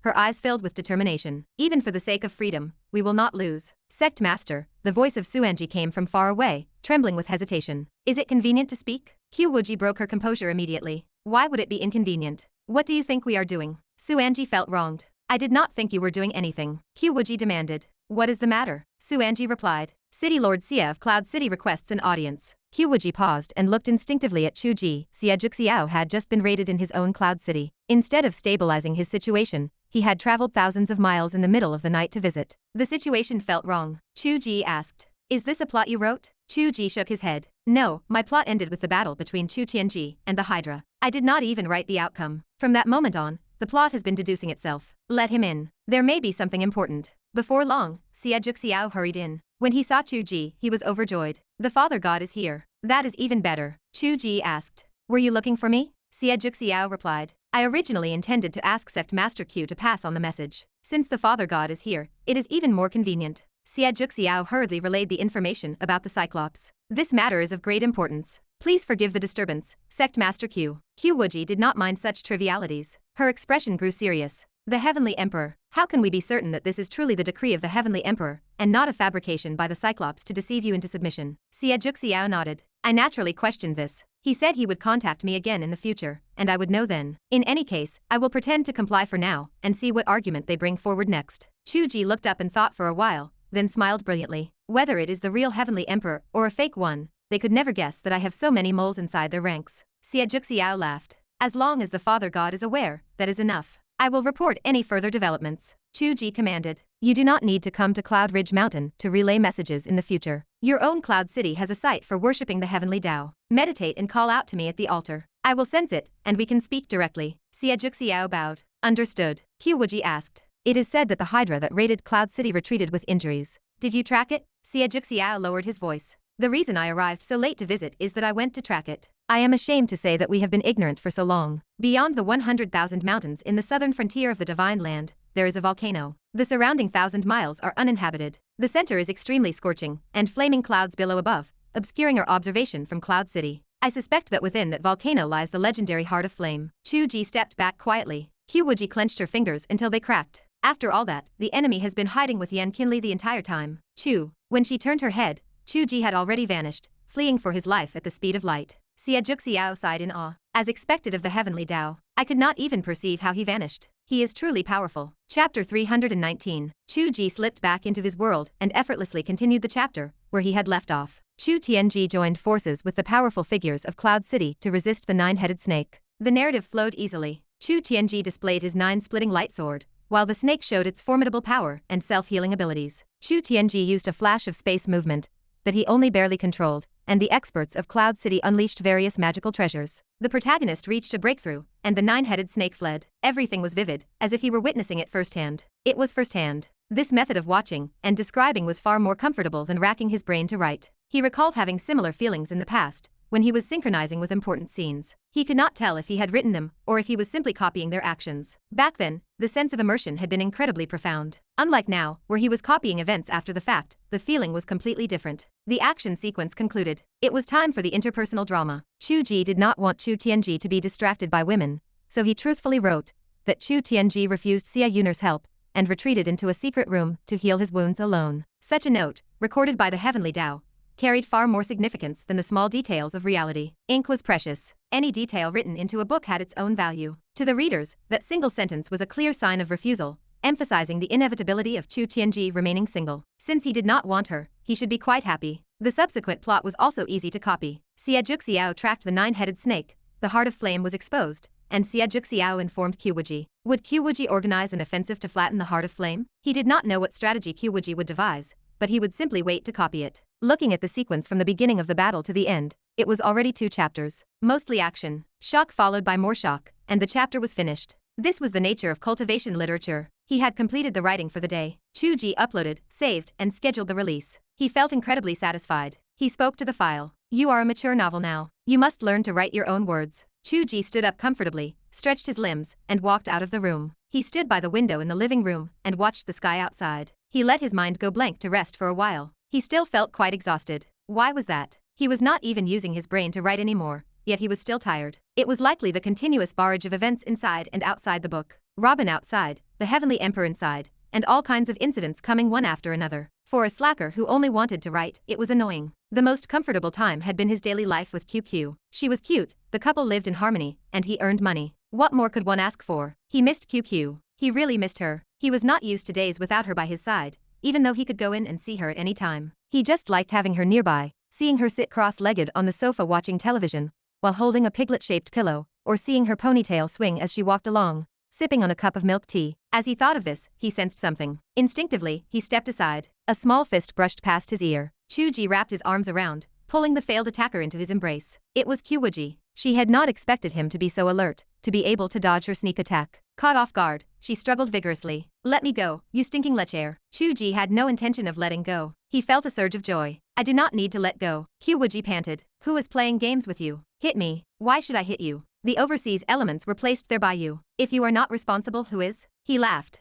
Everything has to happen in waves, right? Once you win in one stroke, won't it be over completely? He was curious. Since you know where they are, shouldn't you be busy preparing for battle? Ready to crush that small flame in one go? Why are you out here? Wuji sneered. You have the nerve to ask. I sent people to investigate, and the heart of flame was empty. The disciples of the fire prison sect had all withdrawn to the 100,000 mountains further south. This is the demon sect joining forces with the witch and demon tribes of the 100,000 mountains. Did you not pull the strings between Yan Qinli and the Gu God when you resurrected Green Flame earlier? Chu Ge laughed. You have misunderstood. The plot was already heading toward a merger between Yan Qinli and the Gu God. I only added a subplot to make it feel fuller, not to cause a major plot event because of this subplot. I am not that foolish to mess with the main outline randomly. Wuji spoke bitterly. So now their momentum is huge, and we cannot win easily. Is this what you wanted to see? Chu Ge apologized with a smile. Only then can there be anticipation. Otherwise, if you just steamrolled them, what would there be to watch? You always have a reason. I do not care. Let me hit you. Chu Ge ducked his head. Wuji bit down viciously on his neck. It hurts. She spoke indistinctly. So it has become a standoff. The deadlock cannot be broken easily. Of course I would project my consciousness out. What is the point of focusing entirely on that end?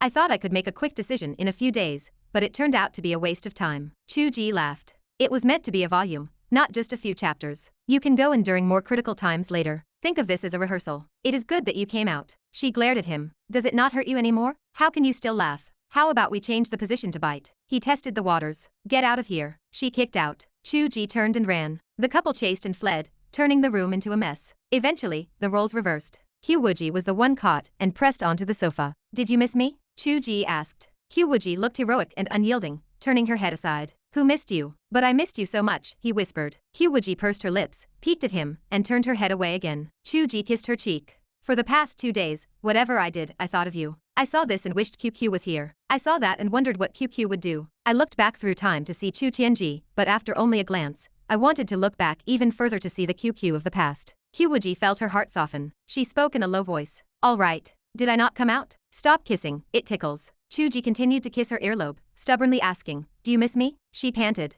Stop kissing. I miss you, is that not enough? She could no longer keep her head turned away. It was pulled back straight, and they kissed fiercely. Wuji opened her eyes, feeling dazed. She could not figure out why she had come out to beat him up, only to end up like this. It had been better in the past when she could just hit him. She sighed, feeling a sense of longing. She really missed him. It was miserable to be inside without him. When he suddenly appeared behind her, even though she had sent him flying into the sky, her heart had been filled with joy. But then he had disappeared after just showing his face. Wuji had instinctively wanted to chase after him, but she had forced herself to hold back, arrange work to investigate the heart of flame, and hold meetings to discuss things before finally finding an excuse to slip away. Being a serious Sect Master Q was truly difficult. It was better to be QQ, leaning in his arms without having to think about anything, with someone pampering and loving you as if they wanted to knead you into their very blood. Did you really look back at the QQ from earlier times? Softened by the kiss, she finally stopped being stubborn. She leaned lazily into the crook of his shoulder, hugging his waist comfortably. She even rested her leg over his, pressing down,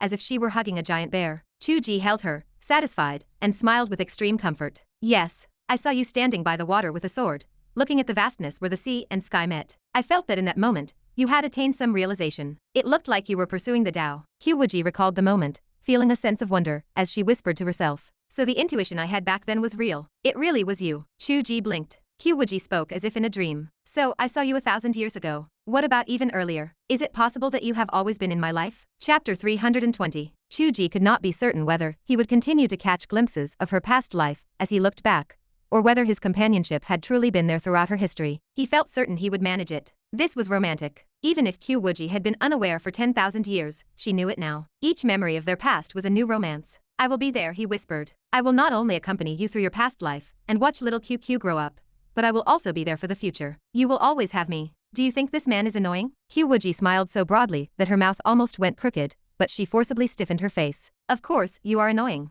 Do you not give anyone else any space? Chu Ge reached out to tickle her. What space? Is it here? Wuji giggled and curled into a ball. No, there is no space there. That is here, Chu Ge said as he changed position. Oh, stop it. Wuji pinned down his mischievous hand and clumsily changed the subject. Shall we go out to eat? Chu Ge remembered and felt heartbroken. We finally got in once, and you did not treat me to something delicious. I already told Tiange to find something good. It is your own fault for running away faster than a rabbit after only a few minutes. You deserve it. Wuji rolled over and stood up. Her face flushed as she straightened the clothes he had messed up. She hesitated. She should not fix them. This outfit was just conjured on the fly. She should change it entirely. Where are the clothes I wore before I left? Chu Ge froze. It was over. That day, he had used spatial movement to throw them into the washing machine, and then he forgot to hang them up. They must smell terrible by now. The expression on her face revealed the truth. Wuji checked the balcony. As expected, a pile of clothes sat in the washing machine, wrinkled like old sour cabbage trampled by a foot. Wuji darkened. She gritted her teeth and enunciated every syllable. Chu Ge, you come here. Chu Ge flicked his fingers discreetly, casting a cleaning spell. The clothes were clean, but still wrinkled. Chu Ge turned and ran. You stand still, she shouted,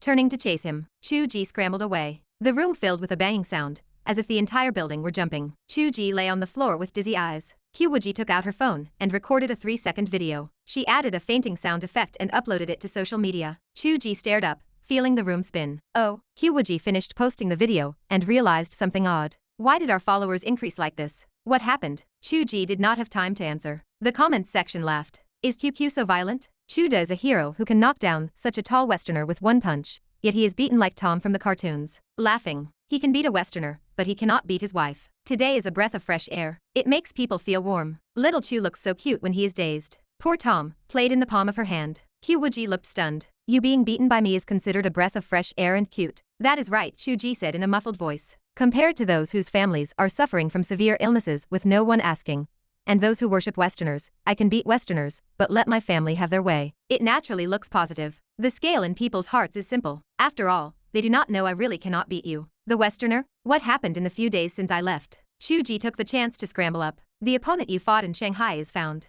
Wuji started. Did you defeat him? No, why do I feel like you might not be able to beat him? Even if you could, you would likely be injured. Chu Ge wondered. Is he really that strong? Back then, you defeated him with only the power of Foundation establishment, right? Wuji shook her head. I used a supreme skill, and almost drained my soul power. You have not practiced any powerful skills yet. That tough. Fortunately, he did not strike. I beat up his assistant. Chu Ge roughly explained the situation. He concluded. I sent you a WeChat message to report it. You can check it. Wuji looked at her phone. Chu Ge's report was there. I came to investigate Robin, encountered Gurian, and collaborated with her. Reporting this. She read it 2 or 3 times, and could not help but laugh. You. Chu Ge looked at her pitifully. Wuji's anger vanished. She found him quite cute. Her mood improved. She went to the balcony to straighten her clothes, using magic to smooth them out. She sighed. You, how did you live before you had me? Did you just leave your clothes to mold? I have forgotten how I lived before you, Chu Ge said, following her and hugging her waist. I have been spoiled by you. Even if I could do some things before, I have forgotten them now. I am just a little assistant, destined to be bullied by you.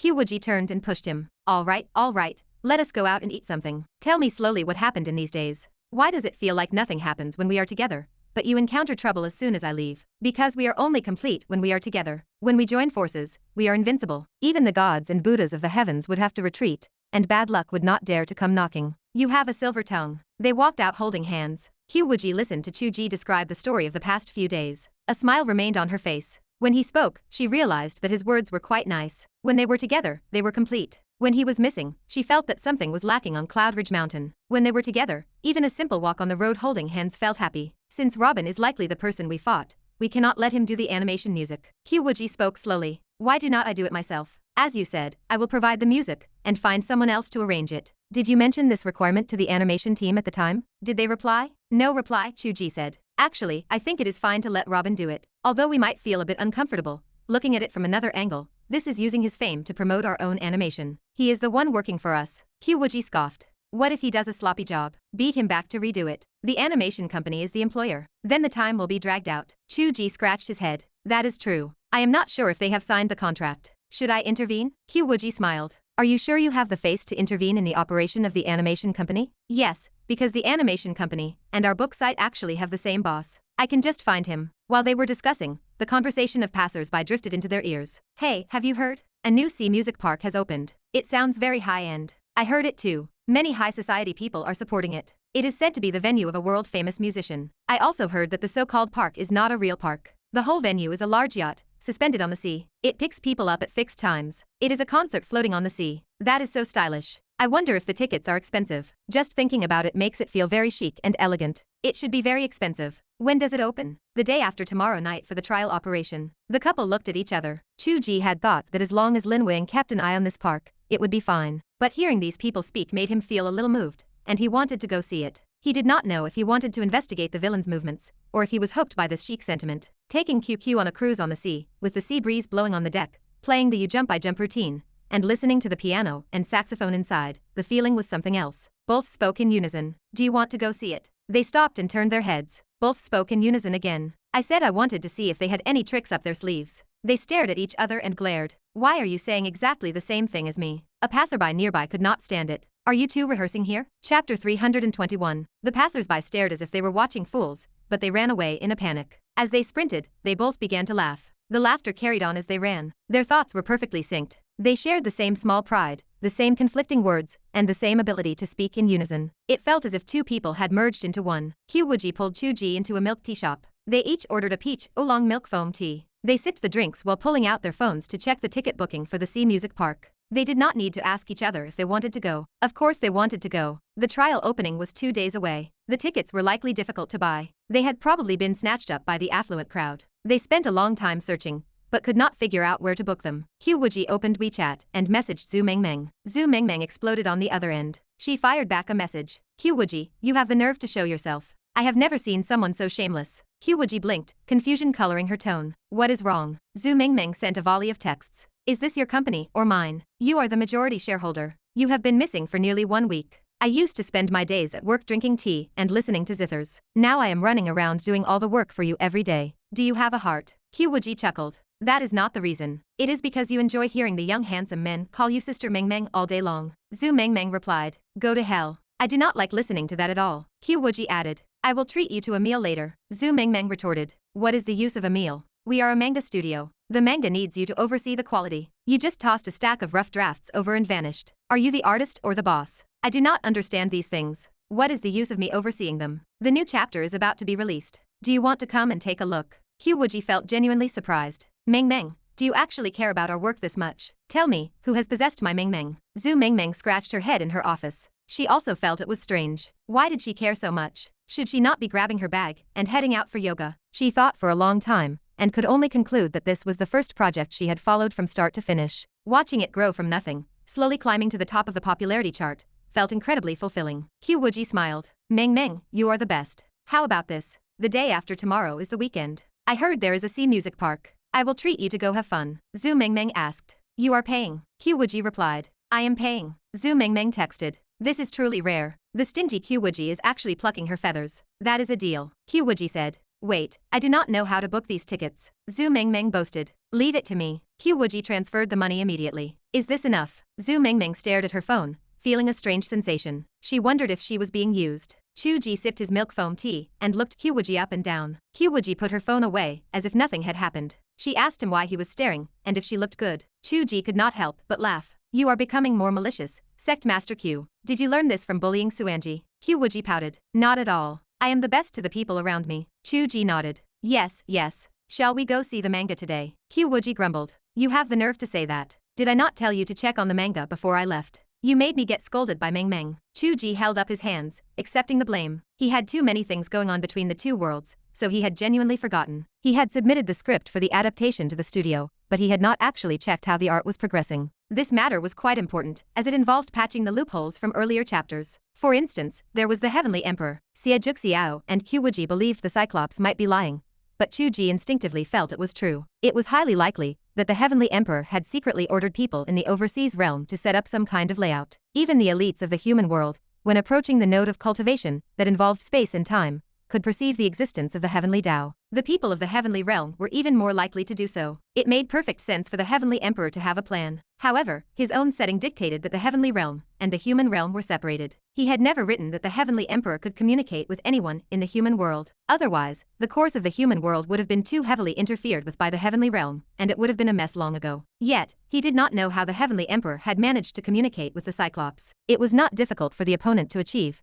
as the Buddha could descend through the connection of the Bodhi tree. The heavenly emperor should also have other methods. But as the author, he could not figure out what method the emperor could use. After all, he had written for so long that he had forgotten some details. This had nothing to do with memory, but rather a lack of knowledge about which parts were meaningful details. He could not accurately retrieve them from his memory, so he needed to re-examine the previous text. It was also possible that it was not related to any relevant details from the past, but rather to the sense of fragmentation from the earlier text. If Xiao could find loopholes there to exploit, the Heavenly Emperor could certainly do so as well. He had to go over it carefully. After they finished their tea, they walked hand in hand to the manga studio again. Zhu Mengmeng leaned against the office door with her arms crossed, looking at them with a sour expression. She asked them if they were almost 30. She pointed out that they held hands every day like a pair of elementary school students, and asked if they were embarrassed. The employees were giggling, clearly thinking the two were childish, holding hands everywhere they went. They felt envious, however. Wuji, who would have once felt embarrassed by such things, did not react at all. She said in a matter-of-fact tone that it was not a privilege reserved for children,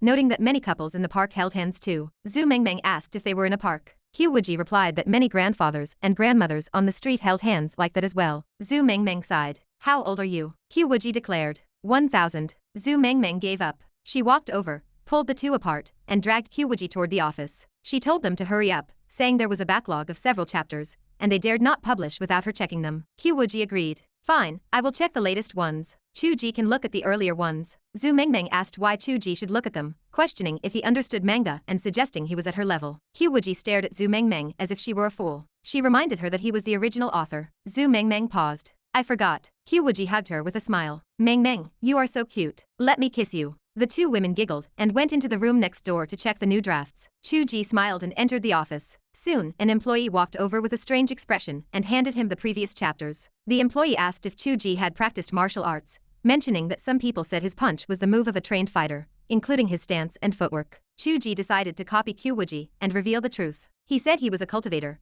which was why he wrote Cultivation novels. The employee cursed and walked away. People these days did not believe the truth even when it was spoken plainly. Chu Ge sat on the sofa, opened the laptop the employee had brought, and began to read, half resting and half reminiscing. His mind began to wander. The feeling was even more pronounced than when reading the physical book. These were images, real-life images reconstructed by QQ based on the characters' spirits. The images began to move, turning into green mountains and flowing water, like watching a television show. Scene after scene flowed quietly before his eyes, then slowly stretched out, as if looking down at the whole world from a great height. Everything he had written, everything he had not, and everything that had happened beyond the images of the past, reappeared before his eyes. Chu Tiange joined the Cloud Ridge sect, starting as an outer disciple, stepping on the shoulders of his fellow apprentices, struggling along the way, completing tasks, and raiding dungeons. He constructed the beginning of the entire story, which gradually extended and laid out the entire painting. Wuji began collecting items for the Four Symbols formation. Yan Qinli rose in the fire prison, flames burning across the southern sky. The Great Compassion realized the Tao under the Bodhi tree,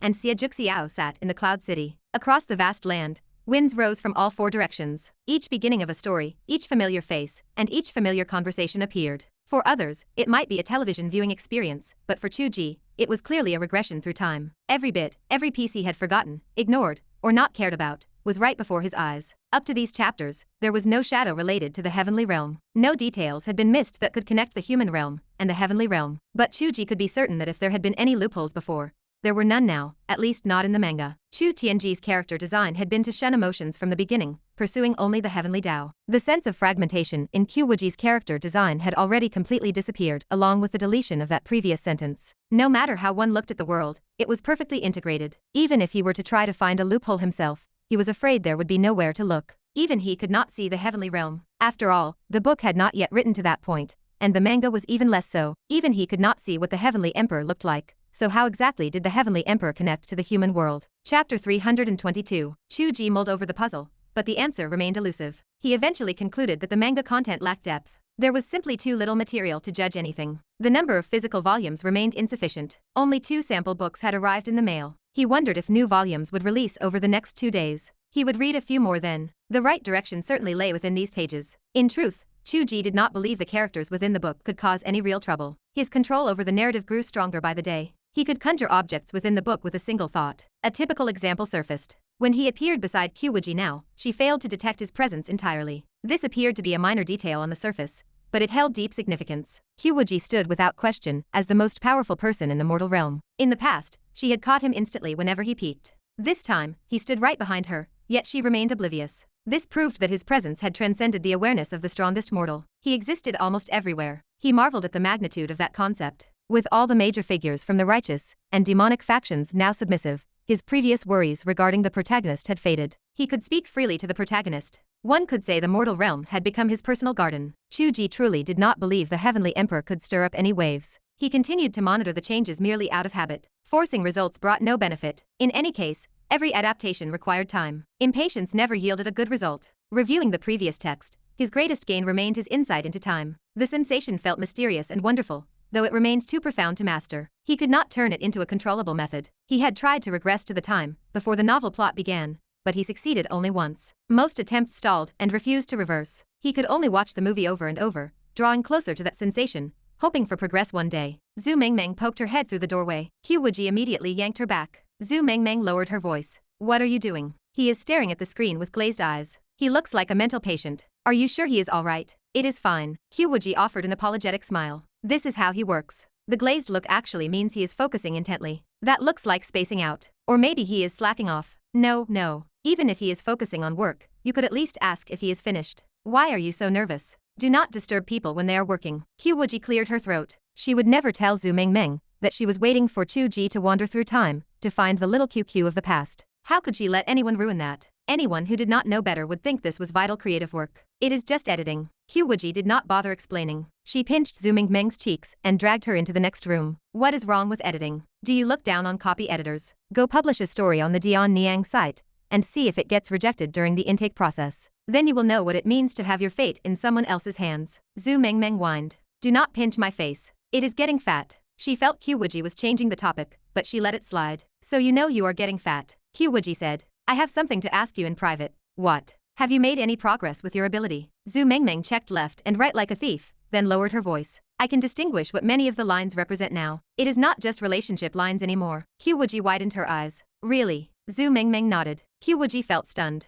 Was this girl really one in a million, the chosen one? Panda and his group of fools were training themselves to death, and had even gone to the capital for special training, yet she did not know how much they had improved. Meanwhile, this girl spent her days working, drinking tea, and making cute noises, yet she had made such immense progress. Yes, the progress was terrifying. According to previous deductions, as long as Zhu Mengmeng could identify a relationship line, she could cut it. When she could identify everything, she would possess the power of gods to sever causality. She tried to ask. You said before that the messy lines between Chu Ge and me were all tangled up. How many can you distinguish now? Zhu Mengmeng's confident expression turned hesitant. Forget it. Maybe my ability is not up to par. I might have misjudged. Wuji stared. Zhu Mengmeng continued. Between you and him, aside from that love line as thick as a lotus root, there is an intertwined business connection. It is the type of mutual support where you help him build his career and he helps you build yours. Wuji beamed. That is correct. Where is the misjudgment? I have not finished. Zhu Mengmeng hesitated. Why are you still listed as cousins? Wuji grinned.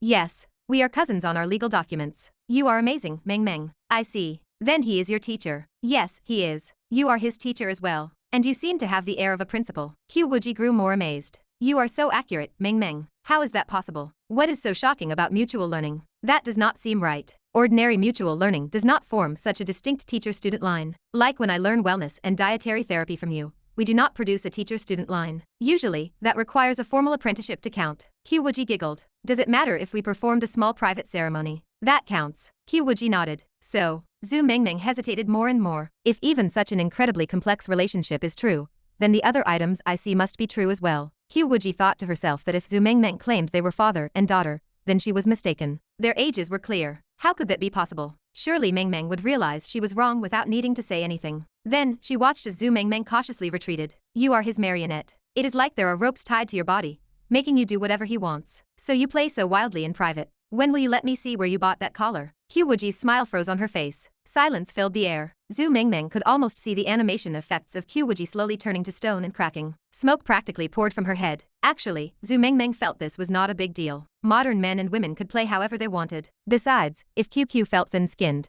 and did not want to admit it, she could just say she had misread the situation. There was no need to turn to stone. However, the stony expression on Wuji's face turned bright red. She opened her mouth as if to deny it, but finally, with a face burning like fire, she asked in a small voice. Mengmeng, can you cut this line? Zhu Mengmeng looked confused. If you do not want to play those games, you can just stop. Why would you need someone to cut it? Are you addicted and need me to help you quit? Zhu Mengmeng asked curiously. I could not tell. Wuji felt humiliated and angry. Why do you have so much to say? Just tell me if you can do it or not. Zhu Mengmeng gestured hesitantly. Wuji suddenly backed away. Better not. Zhu Mengmeng glared at her with annoyance. Wuji pressed her lips together tightly and whispered. Do not do it. We will solve it ourselves. I am afraid something will go wrong if we mess with it indiscriminately. Zhu Mingming could not fathom what she was thinking. She retorted, it sounds like I could actually manage it. I do not know why, but when I look at other people's lines, they feel easy to cut. But your lines give off a dangerous signal, like touching them would blow me up. I dare not touch them. Wuji fell silent. After a long moment, she exhaled, as if the tight string in her mind had finally relaxed. She said in a listless voice, Mingming, keep practicing. Perhaps there will be a day when I need your help. Zhu Mingming was a mere mortal. Severing the heavenly Dao connection between him and her was indeed nearly impossible. Yet, why had she been retreating, only to not want the line cut when the moment arrived? Should this not be what she wanted most? Why did she feel relieved when Mingming said she dared not cut it? How pathetic. Did she really want to be manipulated by him forever? Then, Zhu Mingming added weakly, actually, modern people have hobbies. It is normal. I will not laugh at you. Wuji lost her mind. It is not like that. Ah, what am I saying to you? From the next room, Chu Ge's voice echoed. QQ, I finished reading the drafts. Do you think the line here should be pulled slightly? Wuji exploded in a rage. Lines. What lines? Go play with your ropes with Chu Tiange and Yan Qinli. Chapter 323. Chu Ge spoke of the plot lines. Adapting a novel into a manga naturally stretched or compressed the narrative, adding or cutting details along the way. Chu Ge felt Wuji's narrative thread could use more room to breathe. There was no ulterior motive. It was simply for the market. Wuji's popularity was explosive. Every fan seemed to be a devotee of hers. As for Chu Tiange, who was that nobody? Fans barely knew him. Back when it was just a novel, the situation was manageable, as Wuji had limited screen time. Once the manga launched, the number of her fans grew exponentially, and their devotion turned frantic. Consuming visual media differed greatly from reading text. Much like the character Yunyun, who appeared lackluster in books but exploded in popularity after the anime adaptation, a stunning character model mattered more than anything. Wuji's character design followed her own likeness. While the manga illustration certainly differed from a photograph, and did not quite match the pictures from their initial romance, the essence remained. That world-class beauty and her cold, noble aura were enough to make any man's eyes turn into hearts. Many fans of the series claimed to love the book or the manga, but they were really just Wuji fans. One could expect the situation to intensify once the animation premiered. Fortunately, the public retained some sanity. They understood their infatuation lay with the two-dimensional Wuji, not the three-dimensional woman who drew the illustrations, or they would have been swarmed every time they stepped outside. Even so, the people in their online groups who talked about licking her feet increased in number with every passing day. Chu Ge considered giving Wuji more screen time, especially in the early plot where her presence was minimal. Perhaps they could include scenes outside of Chu Tianji's actions. He did not need to invent new material. Simply illustrating what Wuji had been doing on her own would suffice. Absolutely not. Wuji snapped, her cheeks puffed with indignation. The current scenes are fine. Do they really need to see me practicing martial arts or playing the zither in the back mountains? It is not entirely out of the question, Chu Ge teased. They would just shout about how amazing you are, how beautiful the music is, and how they wish they could be the zither you play. Wuji grabbed Chu Ge by the collar, her eyes flashing. You think that is something to be proud of? I asked you to review these chapters to find narrative loopholes and clues about the Heavenly Emperor, not to dwell on fan obsession. You seem unusually aggressive today, Chu Ge said, tilting his head. What did you talk about with Zhu Mingming? Nothing, Wuji insisted, rushing to hide her discomfort. Mingming just pointed out our complicated relationship, exposing every single buff she saw. It was embarrassing to be teased like that. Chu Ge leaned back, startled. She could untangle lines that messy. She is a master of rope art. Wuji suppressed the urge to tell him that according to Mingmeng's theory, he was the true master of rope art. He held the strings that controlled millions of people, making them dance to his will. She shook her head. Let us drop it. The more she thought about it, the angrier she felt. Wait a moment, Chu Ge said, a realization dawning on him. If she can distinguish the lines, can she sever them? Wuji remained silent. Chu Ge continued, surely she cannot see our critical connection, the one involving creation and control. Wuji rolled her eyes. In reality, Mingmeng had essentially seen it, but she lacked the cognitive framework to understand that kind of control. In her mind, she likely interpreted it as an intimate fantasy. The thought made Wuji blush with shame. Chu Ge stood up, rubbing his hands together. If she can eventually identify that specific line, perhaps we could ask her to help us sever the connection. Would that make your wish to break free from the heavenly Tao and become an independent person a reality? Wuji sighed softly, her irritated expression softening as she looked at him. Her eyes glistened. He had always been this way. Her desires were his desires. Whenever she contemplated something, he reacted with the same intent. He had no desire to control her, let alone engage in the twisted fantasies Mingmeng had imagined. The sharp edge in her voice faded into something gentle. I considered that, she whispered, but I did not ask her to do it. Chu Ge blinked. Why? Wuji fell silent. Chu Ge watched her, waiting for an answer. With just that single reaction, he understood her hesitation. She could use this chance to break her chains, the goal she had sought for a lifetime, yet she held back. She prioritized his safety above her own freedom, preferring to remain caged rather than risk harming him. Chu Ge pulled her into his arms, pressing a soft kiss to her forehead. Wuji leaned into his embrace, For a long while, neither spoke, simply savoring the unspoken bond between them. After some time, Wuji whispered, Ming Meng's ability cannot possibly be that powerful. Have you considered that if she could sever those lines, she could strip you of your control over the book world? You are the author. No one can steal your authority over these characters. Ming Meng's power is not enough to accomplish that. It would be too absurd. Chu Ge teased. I have heard stories about websites firing original authors and replacing them with ghostwriters. Wuji laughed. You know that is impossible. You are right. Even if they pushed me out, it would be useless. I have to work painstakingly to gain the reader's recognition to manifest the world into reality. If anyone else wrote this nonsense, it would mean nothing. Chu Ge paused, lost in thought. Let us return to Meng Meng. Since she possesses this talent, perhaps we should consider using it elsewhere. Wuji gazed into the distance. I do not know. I have a premonition that we will need Meng Meng's help in the future. We have come so far, and while it seems we have mastered much, we still lack the core understanding of our situation. Perhaps it will not just be Meng Meng. We may need the assistance of others as well. Chu Ge nodded. Perhaps. They fell silent again. They knew they could not seek outside help easily. Their circumstances were too peculiar. They did not know how to explain the truth to anyone, and they were too afraid to try. They were still hiding the truth from their parents, let alone strangers. They would just take it one step at a time. For now, everything seemed to be moving in a positive direction. Wuji asked, so how did your review of the previous chapters go? I found nothing, Chu Ge replied, though he seemed unbothered. However, the manga review is complete. It is ready for publication. Are you sure you do not want to add any scenes? No. What would be the point? This is a male-oriented story, not a female lead drama. Why should I steal the spotlight? Wuji continued. Since you found no issues in the earlier chapters, what about your insight into time? Do not tell me you sat here all day without making any progress. Chu Ge shook his head. It is not that simple. It is like watching an old film. I can only replay the plot I have already written. I still cannot reverse time to events before the story began. Wuji pondered this. Why not try releasing a side story in the manga? Chu Ge blinked.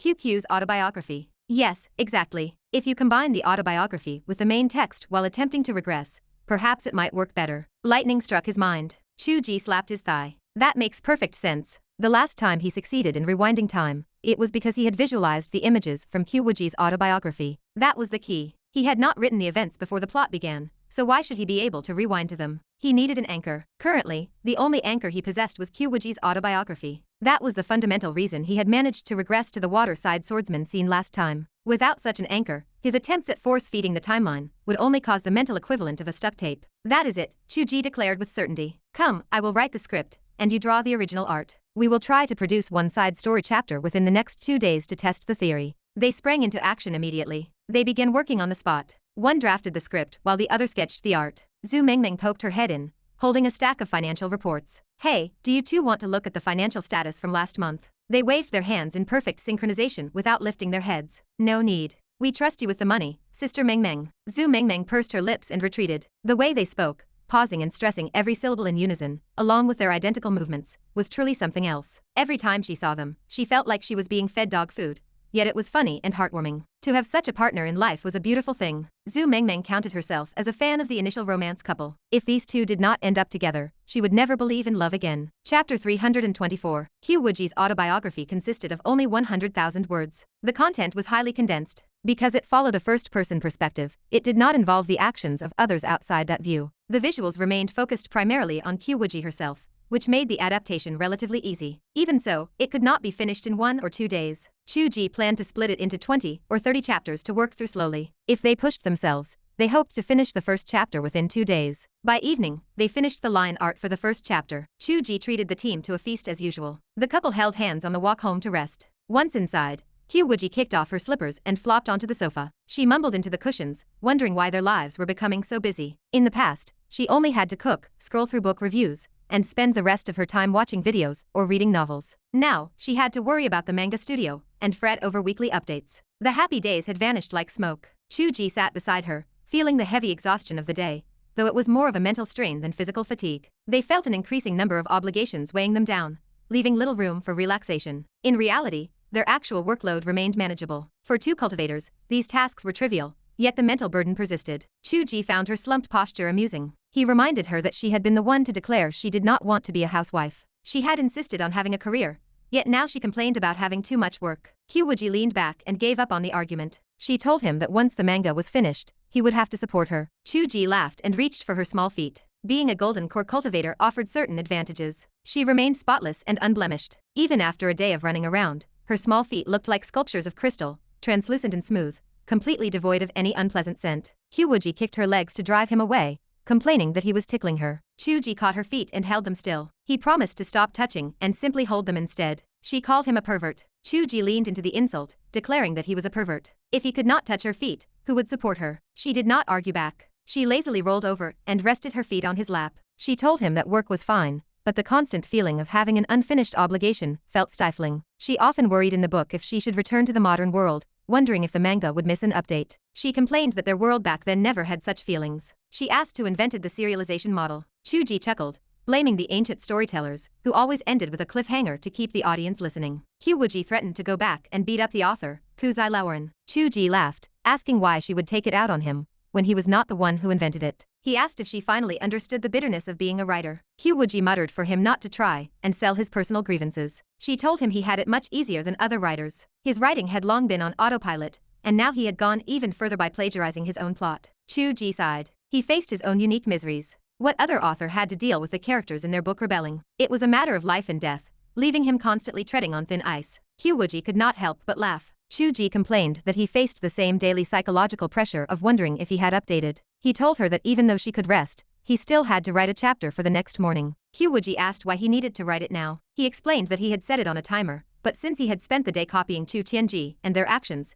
he had wasted a chapter and a half on combat. She shot him a disdainful look. Chu Ge shrugged it off. A writer without that much thick skin could not write at all. She suddenly recalled something. She asked why he still needed to write if he had the drafts for the month stored in the book. He explained that those were the opening drafts for the Celestial Realm volume, not for current use. She froze, wondering if that was why the Celestial Emperor had become active. Chu Ge blinked. He realized he had forgotten about that. He had assumed the plot had not reached the heavens yet, when in fact, he had already written it. However, the opening plot of a new map was far removed from the Celestial Emperor. The name had not even appeared yet. Chu Ge ran back to his room to retrieve the drafts, reading through them several times. Indeed, there was no mention of the Celestial Emperor. He was far away. But this was likely the reason for the Celestial Emperor's recent activity. A map that had never been opened now contained the tracks of a living person. The Buddha, whom Wuji considered as stereotypical as an artificial intelligence, had begun to evolve into an active mind capable of scheming. The case was solved. After all his desperate attempts to backtrack, the root of the problem lay in the future. Wuji glared at him with immense disdain. She asked if that was all the Father God could do, fumbling around in confusion, when he had already opened the Celestial Realm map without knowing it. Chu Ge felt embarrassed. He tried to defend himself, arguing that it was normal to forget about drafts he had not used yet. He claimed the map was not the point. How the Emperor contacted the Cyclops remained the key, and he still had not found that answer. Wuji could not be bothered to deal with him. She told him that knowing the source was half the battle, and the method did not matter. She had thought the Celestial Emperor was mysterious, able to gain consciousness from ignorance, but it turned out the program had simply started running. Chu Ge stroked his chin in thought. Not only had he opened it, but he had not done it in the modern world. He had written that part in the backyard of the Cloud Ridge sect within the book. This might be related to the Celestial Realm sensing the existence of this world. His presence was so strong he could retroactively open the upper realm from the lower one. It was turning the heavens upside down. It was amusing to think about. Reality and fantasy were becoming increasingly inseparable. Although he had not discovered how the Celestial Emperor contacted the Cyclops, he had found the root cause. The heavy stone in his heart vanished, and he felt much lighter. Chu Ge stretched and stood up. He announced that he was going to read the drafts. Wuji knew what he intended. She asked if he wanted to observe the Celestial Realm. He nodded, but his expression turned strange. He whispered that since he was observing the past, observing the future plot of the next volume was just that, observing the future. A tremor of realization struck Wuji. That was right. To be able to trace the past and see the future. This was the essence of time. The act of crossing the volume of drafts had unexpectedly aligned with the requirements of time. Wuji watched with a near religious reverence as Chu Ge picked up the stack of paper. The brush calligraphy in small regular script had been taught by her. His writing had originally been like a dog scratching at the dirt. Yet, hidden within these characters, she had guided him to lay the code to peek into the future. Chu Ge sat in the chair, cleared his mind, and began to read the drafts seriously. The snow-white paper slowly expanded, transforming into thick, layered clouds. Unlike his previous observations where the clouds parted to reveal the rivers and mountains, this time, the clouds lay beneath his feet. Beneath him lay the earth, but the surging spiritual energy gave the illusion of stepping on mist. Ahead, radiant celestial light washed over the mortal world. Someone floated out from the brilliance, clothes fluttering, ascending into the immortal realm. This was the start of the Celestial Realm volume. This was Wuji after breaking the limits of the mortal world, and truly ascending to become a true immortal. She had reached the peak of the true immortal stage upon breakthrough, for she had already accumulated too much. Streams of light rose up as several true immortals approached rapidly from the distance. One of them shouted from afar, "An ascender." Just as the Celestial Emperor calculated, an ascender has actually appeared on the ancient broken bridge of heaven and earth. One figure urged the Ascender to follow them to see the Celestial Emperor. Another claimed the Ascender belonged to the Tao Venerable. The group began to bicker. Wuji smiled slightly, not bothering to pay them any mind. She suddenly looked up at the sky and silently mouthed the words, "Are you watching?" Chu Ge from the middle of December. Chu Ge stared, unable to process the situation. Wuji wanted to say something, but she hesitated, still smiling gently. She told him that some things had not happened yet and she should tell him, but she felt that if he knew in advance, he might change them. She would only tell him one thing: look at the past more often, and the further back, the better. She told him that she knew he could not hold on much longer,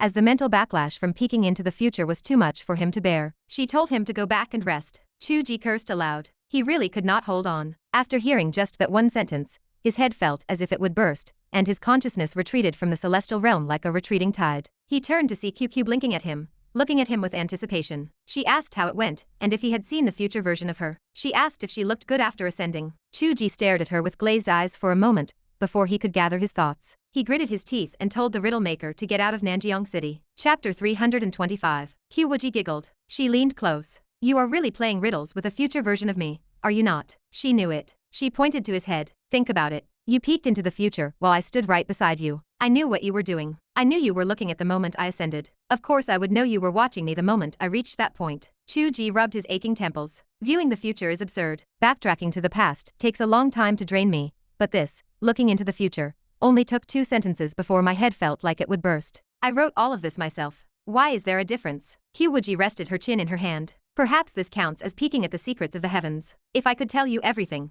that would be too much of a glitch in the system. I played riddles with you because I care about you. I did not want you to lose years of your life." Chu Ge nodded. He lacked the energy to think further. His head still throbbed. Wuji saw his expression and stopped teasing him. She moved behind him and gently massaged his temples. Her tone became serious. "Whether you peek at the past or the future, it should not take much effort to see what you have already written, but looking at events outside that scope breaks the rules. It consumes spiritual power. Your cultivation is not high enough yet." Chu Ge leaned back into the clouds of comfort and fell silent. Why worry about fatigue when the massage felt so good? Wuji was right, of course. The last time he saw her by the water, he had retreated quickly. He had not been frightened into numbness by her stern questioning. Most things were clear now. His control over the world had little to do with his cultivation level. If it relied on cultivation, his meager skills could never control a group of tribulation stage cultivators. That was a result of his special ability. His control depended on the public's recognition of the world. The more real the world felt, the more powerful he, the creator, would be. However, backtracking to the past and peeking into the future required more than just his innate ability. His ability was not essentially time-based. If anything, it involved space, likely inherited from his mother,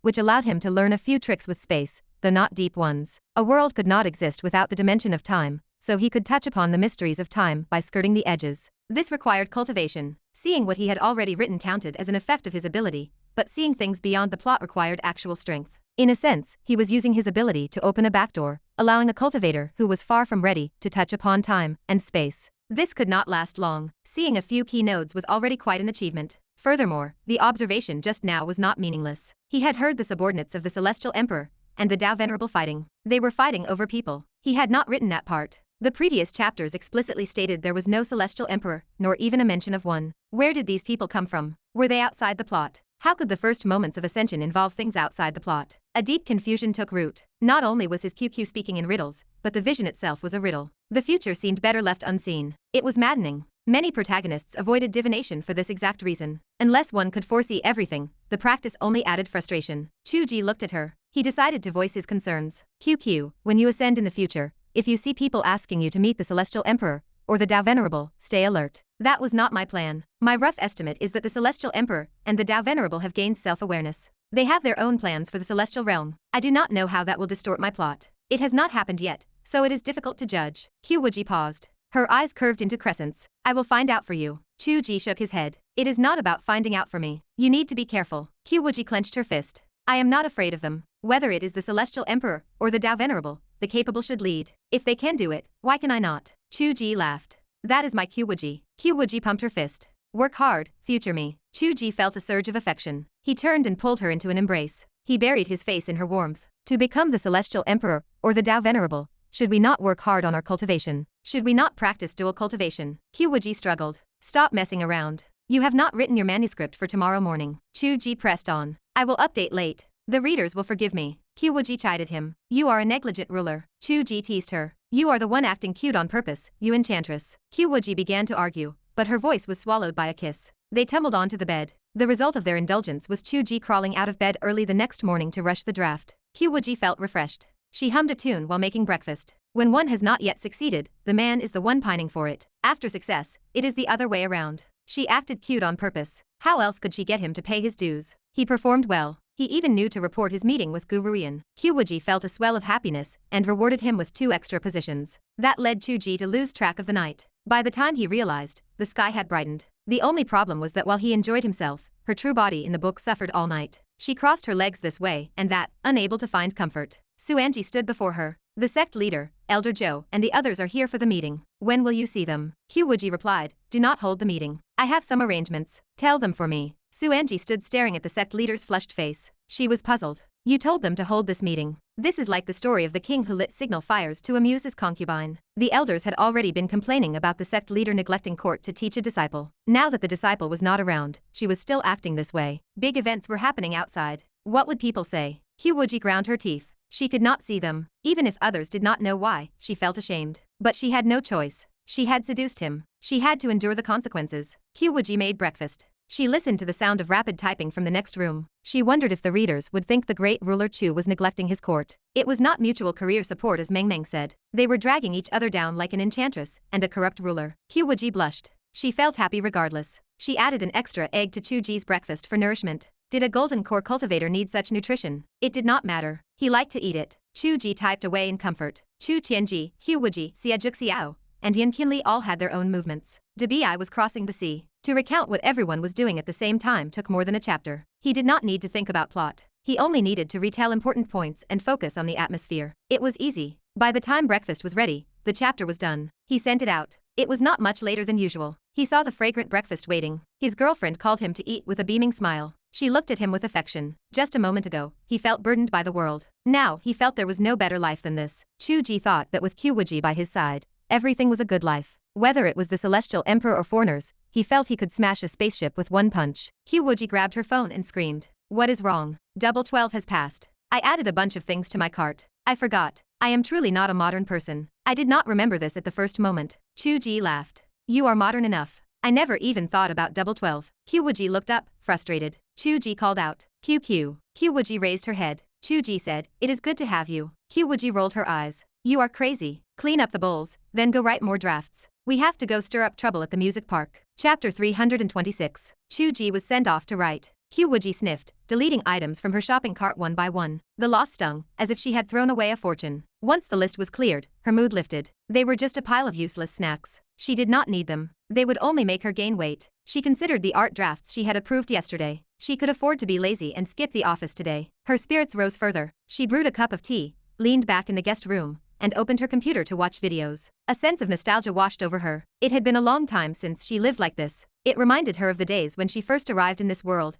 and played the role of a housewife. She did not even live in this room anymore. They had moved in together, and the space had transformed into a dedicated workroom for her art. She sipped her tea, watching the steam curl before her eyes. The screen blurred. She realized this was the time she cherished most from her stay in this world. He would be working, and she would act as his small assistant, browsing comments, surfing the internet, and enduring his teasing. Those days were warm. She recalled his timid attempts to flirt, full of lewd thoughts yet terrified of being hit. It seemed adorable in hindsight. She barely remembered her own ignorance when she used to search for every answer on the internet. Was this her youth in this world? She laughed to herself. Perhaps she was getting old, always prone to dwelling on the past. After thousands of years in the book world, she never easily fell into nostalgia. It had only been a short time. She was no longer an innocent maiden. This was the dividing line between a girl and a woman. She was now shameless enough to experiment with all sorts of positions with him. Any remaining restraint in the book was less about modesty and more about the fun of roleplay. A woman contaminated like her would likely not think the group members were perverts anymore, nor would she feel the need to ban them. She had not visited the chat group for a long time. She wondered what they were discussing.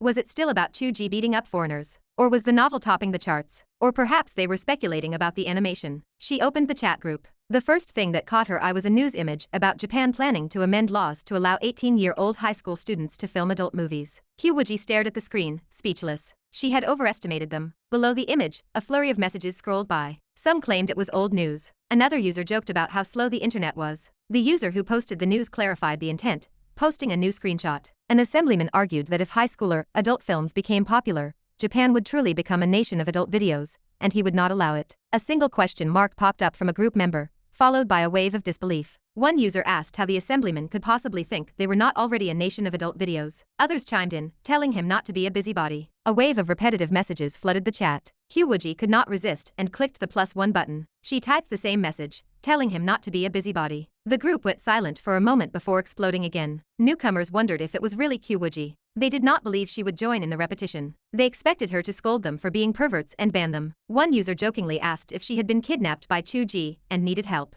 Another lamented that the current Wuji was no longer the one they knew, having been turned into a little young wife by the author. The user Fenjaya was muted by the administrator Wuji for 10 minutes. The group cheered, celebrating the return of the familiar Wuji. She could not help but laugh. She asked if they were all masochists. Screenshots of her quotes began to fill the screen. Wuji watched the scrolling chat, a sense of longing filling her eyes. Things remained the same. Even after a long absence, everyone was unchanged. They were still just as perverted as ever. She told them she was there to ask for music recommendations, adding that instrumental tracks were fine too. The users asked what type she wanted. She requested something classical, but not strictly traditional, something that blended well with modern styles. She also asked for some classic traditional style anime themes and background music. The users offered suggestions one after another. Wuji added dozens of songs to her playlist in an instant. These quirky group members were actually quite reliable. Someone asked why she was asking, wondering if the animation production had started. Another user dismissed the idea, arguing that even if it had, why would Chu Ge and Wuji listen to music themselves?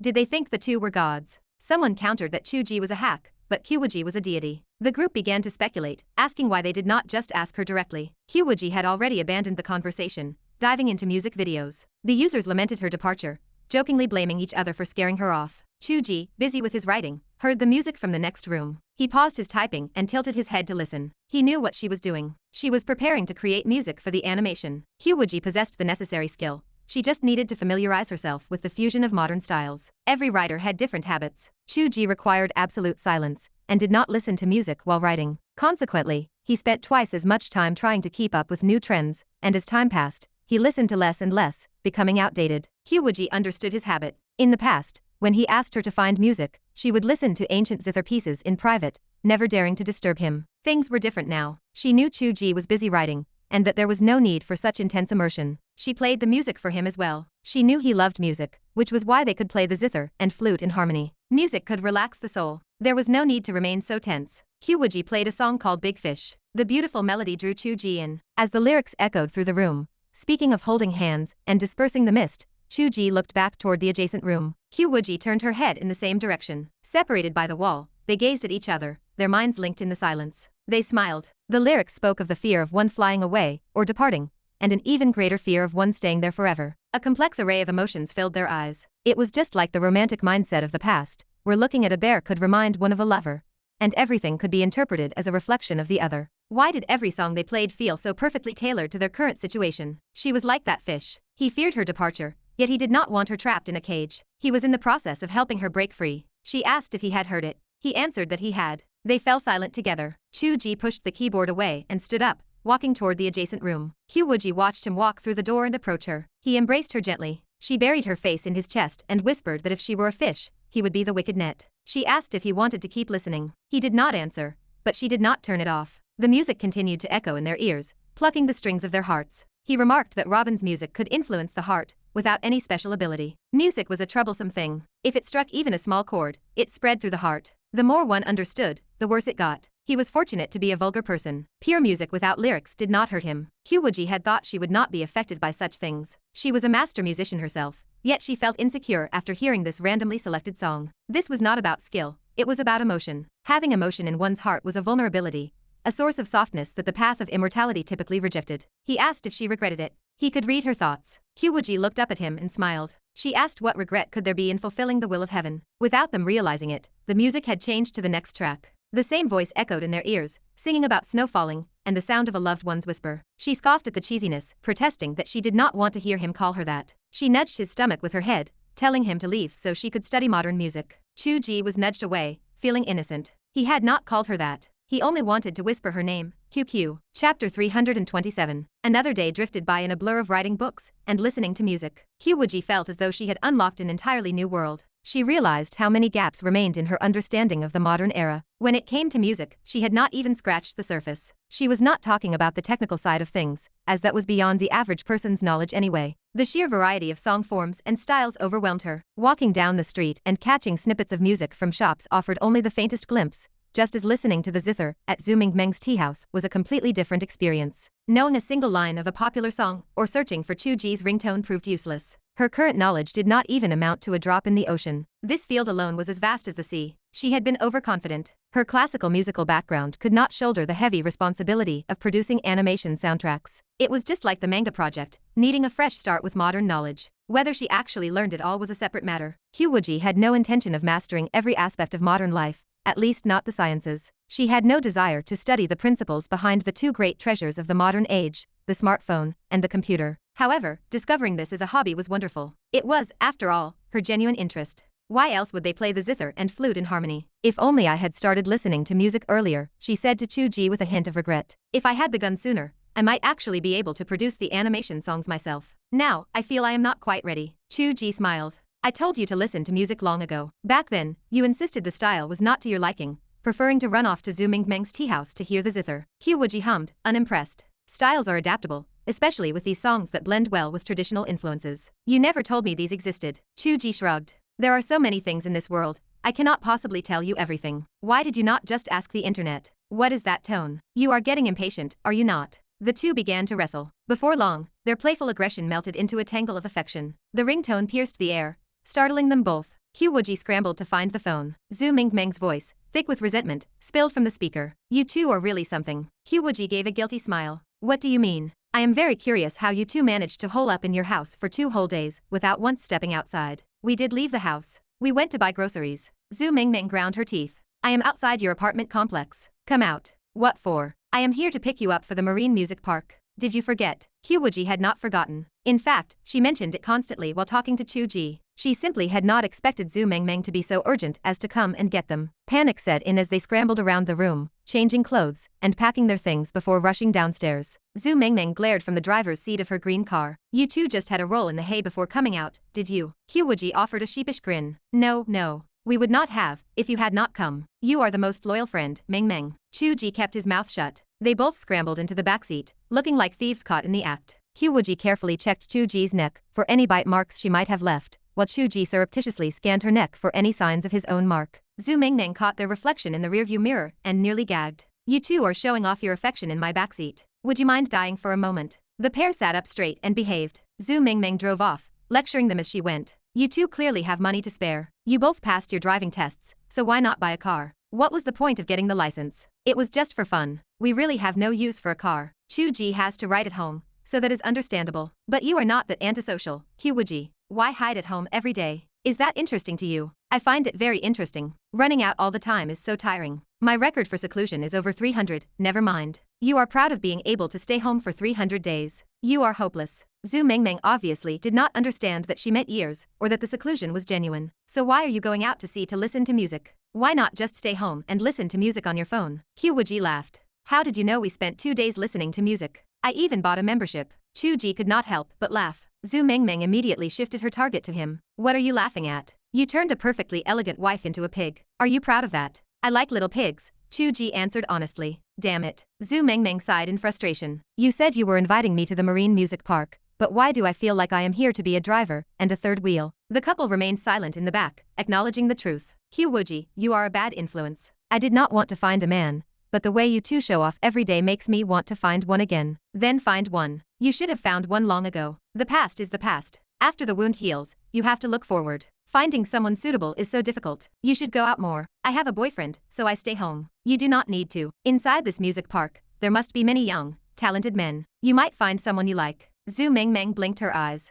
I was thinking the same thing. Chu Ge opened his mouth to speak, but hesitated. He realized they were essentially going there to stir up trouble. Women. By the time they reached the seaside, dusk had fallen. A massive cruise ship loomed at the dock. It was the so-called Marine Music Park. From the outside, it was difficult to tell how it was arranged. Chu Ge looked at it from a distance, and it felt like the Titanic in the sunset. He admired Robin's group for coming up with such an idea. If they had built a park on land, the construction would have taken a long time. By using a cruise ship and renovating it, or perhaps it was already renovated, they could have it ready in a few days, while maintaining an air of elegance. Then, by heading out to sea, they could do whatever they wanted, and it would be difficult for Lin Wuang and his team to tail them. Normally, such a thing would be hard to get approved. As for the Secretary General, forget it. He did not want to overthink it. Zhu Mingming parked the car, and the three of them had their tickets checked before boarding. Zhu Mingming vanished in a flash, having no interest in being a third wheel. Anyway, this was a park, not a concert, so there was no requirement to sit together. Theoretically, it was more like a self-service dance hall. The couple was happy to hold hands and explore on their own. Judging by its scale,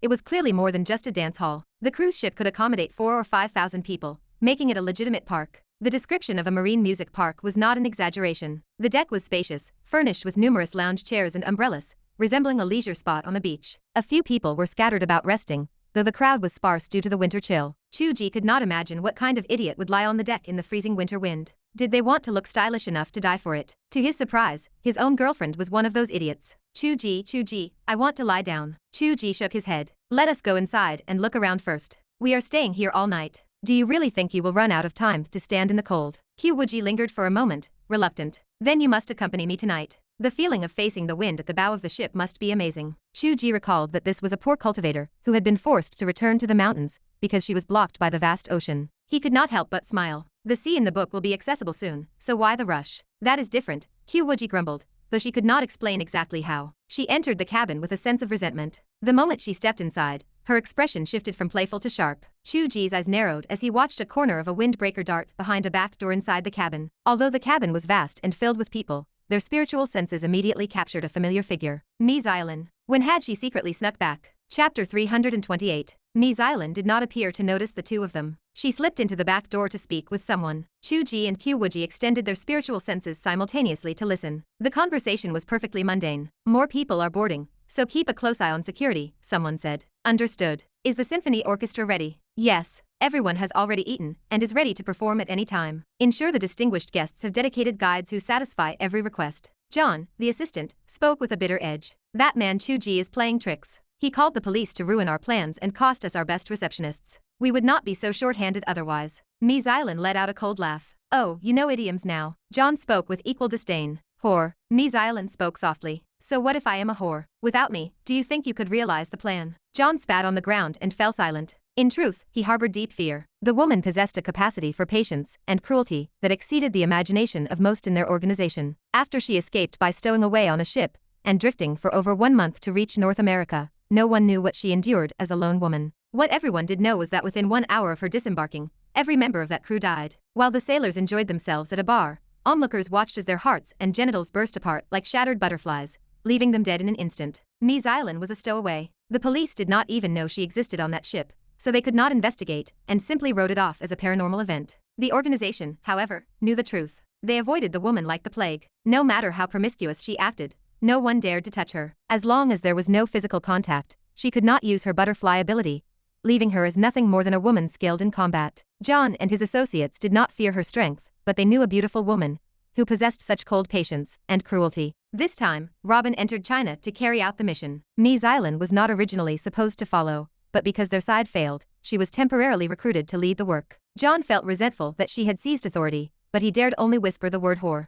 Deep down, he remained terrified. Ms. Island spoke softly. The master put me in charge here, so you will listen to me. Do not cause trouble during the early stages. Operate smoothly for at least 1 month before doing anything else. From now on, we are simply the most legitimate marine music park. We are the most beautiful scenery on the Nan River, a city landmark. Once we were the right costume, even if Chu Ge or that Qin Wang. Lin Wang, John corrected. Ms. Island spoke again. It is all the same. Once Chu Ge or Lin Wang reach the point where they face countless obstacles to disrupt us, the work will be much easier. John could not help but speak. Did you not do the same thing before? I heard your previous group was quite famous in the Magic City, so how did it collapse overnight? That was because of an internal traitor. Ms. Island spoke with hatred. Are you implying that you might betray us too? John dared not continue the conversation. In truth, he held no respect for the woman's actual administrative ability. He had never heard of a large group collapsing overnight. Even a broken ship had 3 caddies of nails left. What level of skill could someone who ruined a project like that possibly possess? However, he had no choice. The boss felt she understood China and put her in charge, so he had to endure it. He looked at Ms. Island's swaying figure. He told himself that once they succeeded, she would be nothing more than consumable material. Once her ability was, she would be at their mercy to use as they pleased. Ms. Island had no idea what he was thinking. She felt proud of her ability to command foreigners. She spoke indifferently. I just scanned the outside. You check tickets when people board, but do you not care who enters? John replied. We have cameras. If we spot Chu Ge or other suspicious individuals, the surveillance team downstairs will issue a warning. Ms. Ailan calmed down. Fine. I will continue to entertain Secretary General Zheng, that old lecher. You continue with the plan. She twisted her waist and left. John spat at her, retreating back. All that talk, and what did she actually say? Were there any new instructions? Was it not just the original plan everyone already knew? He felt she only repeated it to show off her authority. John entered the cabin with a grudge, intent on inspecting the casino downstairs. That was what he valued more. Chu Ge and Wuji stared at each other for a long moment, unable to process the situation. Chu Ge asked if they have cameras. Why do they not know we have come aboard? Wuji answered. I subconsciously block any sense of surveillance. I did the same thing back when we went to Zhang Kairan's underground boxing ring. You should learn to do the same. Be more alert when walking through the world. Chu Ge immediately offered praise. QQ is the best. Wuji hummed and looked around. The current location was a music buffet restaurant. The environment was pleasant, with a small string orchestra playing softly and melodiously in the corner. Rare musical instruments and vinyl records hung on the walls. The air was filled with an elegant musical atmosphere that perfectly matched the tone of a music park. Wuji, who claimed to have studied Marxist philosophy, felt incredibly satisfied. She whispered, based on what we just heard, they have no plans for the short term. Should we sabotage them now, or wait until they act later? Chu Ge hesitated. He did not possess her carefree nature, but given the current situation, he seemed to lack an excuse to cause trouble. If he truly started a disturbance, Lin Wuang would arrive to arrest him for causing a public nuisance. On the other hand, he truly wanted to know what kind of action they would take. He even found himself hoping they would find something. It would be better if they really found something. He was curious himself. Then we wait. So what did we come here to do? Chu Ge complained. Did we come just to spend money at his music park? Wuji's eyes curved into smiles. Is there anything wrong with that? I am not happy about giving them money. Do not be so petty. In terms of a transaction, they provide a service and we pay the price. It is fair. You write about your protagonist trading with villains all the time, only to be hunted by them, and then killing them to loot their equipment. Chu Ge was left speechless. You can even connect this to that. Wuji spoke softly. I think it is about the same. Chu Ge considered it and decided it was indeed about the same. He temporarily put aside the idea that they were here to cause trouble and treated it like a visit to a park. With that thought, he felt a sudden lightness. It truly felt like he had brought his girlfriend out for a romantic date. He looked at the surrounding scenery and found it beautiful. He listened to the music and found it pleasant. Once his mindset changed, the effect was entirely different. Did you have this in mind all along? You have been smiling the entire time, he asked. Wuji smiled faintly. In my 10,000 years, what kind of scene have I not seen? What would it look like to be nervous just because we entered enemy territory? Even if this were a dragon's den or a tiger's lair, I could still see the beauty in its rugged cliffs, let alone a few superpower users. Your cultivation is already sufficient. You should possess the heart of the strong. Chu Ge said. I think I perform quite well in the book. That is true, but that is the book. You have an overlooking perspective. Wuji picked up a cherry and popped it into her mouth, smiling as she chewed. But in the real world, your mindset is very low. All you know how to do is bully me. Chu Ge remained silent. Chu Ge, do you know something? When I heard about you getting angry and beating up those foreigners, I was very happy. Wuji turned her head to look at him, her eyes shining. You still lack a certain aura. Even if you call yourself a god, it is in vain. Instead, it feels like you are hiding in your own world, admiring your own reflection. When you can look down upon the mountains and see your enemies as nothing but dead weight, then even if you have no book, you are still a god. Chapter 329. Wuji gazed at Chu Ge with an expression that begged him to become a dragon among men. Chu Ge longed to tell her that such things were beyond his reach. The circumstances of these two worlds were vastly different. Who in this world could truly live without restraint? Not even the leaders of nations could manage that. Upon reflection, Wuji also adhered to the rules of this world. Yet, her spirit and energy when facing challenges differed. She possessed a confidence,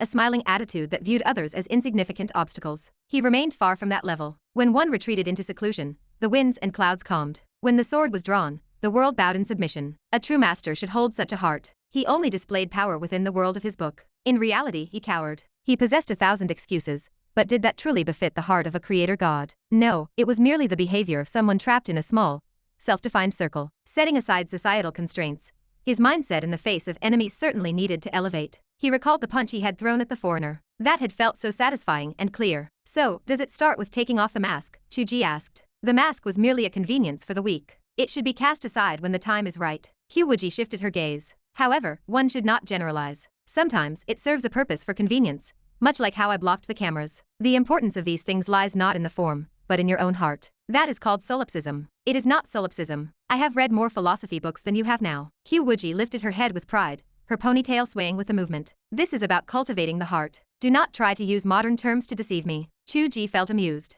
He picked up a cherry and pushed it into her mouth. The disciple accepts your teaching. Master, have a fruit. Wuji held the cherry in her mouth, her eyes bright. This cherry tastes delicious. This is called a chili cherry. Chu Ge saw his opportunity. Have you truly learned enough modern vocabulary? Wuji refused to concede. It is clearly just a cherry. At best, it is a higher quality variety. What difference does it make compared to what you said? Chu Ge remained silent, unable to provide an answer. He did not know the distinction either. If one spoke of texture or size differences, even apples had different varieties, and they were all called apples. Wait a moment. He turned away secretly, pulling out his phone to try and search the internet. Wuji leaned over from the side to peek at his screen. Chu Ge pulled a straight face and put the phone away. Wuji laughed, her eyes curving into crescents. She mimicked the gesture of shame on her face. Is this what modern people are like? Chu Ge held his neck stiffly. That is right. Modern people are good at using tools. Does an ancient grandmother of 10,000 years understand that? Wuji laughed until she doubled over. The cruise ship jolted slightly as it began to leave the dock, heading out to sea. They stopped their playful banter. Wuji picked up a few pieces of fruit she found interesting and stepped out of the cabin to view the ocean. Stars and the moon appeared.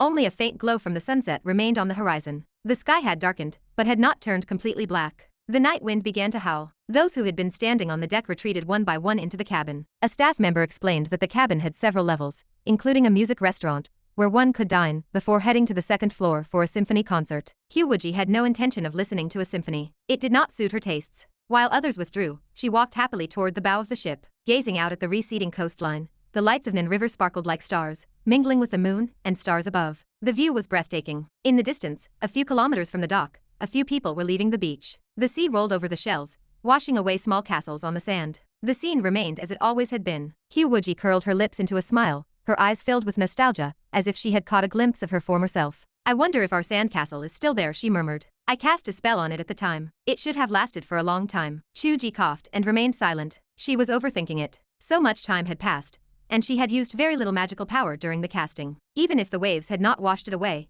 it would have been flattened by playing children long ago. Wuji seemed to realize this as well. She pouted and turned her head to look at the sunset instead of the coastline. The sunset glow was quite beautiful. The cruise ship moved in the direction of the setting sun, as if chasing its descent into the horizon, hoping to slow its fall. Wuji watched intently and spoke in a low voice. Is this what one would call quaffa chasing the sun? That is correct, Chu Ge replied. However, according to some modern perspectives, quaffa might have been chasing the shadow of the sun, using it to measure time. Has the myth of gods and immortals suddenly transformed into the scientific wisdom of our ancestors? If you believe that mythology is merely history, then what of the giant in your book who chased the sun? Wuji countered. Romance and reality do not conflict. The wisdom of our ancestors and their romantic imagination coexist, flowing through our blood for thousands of years. Wuji turned to look at him. So that is why there is Chu Tiange. That is why there is Wuji, Chu Ge said. Wuji smiled brilliantly. Do not start that. Wuji does not possess that much wisdom. She paused and spoke softly. I hope the giant in your book can feel your heart. She turned to look, but the sunset had vanished completely. The cruise ship had failed to catch the sun. The sky turned pitch black. The sea wind howled, forcing one to squint.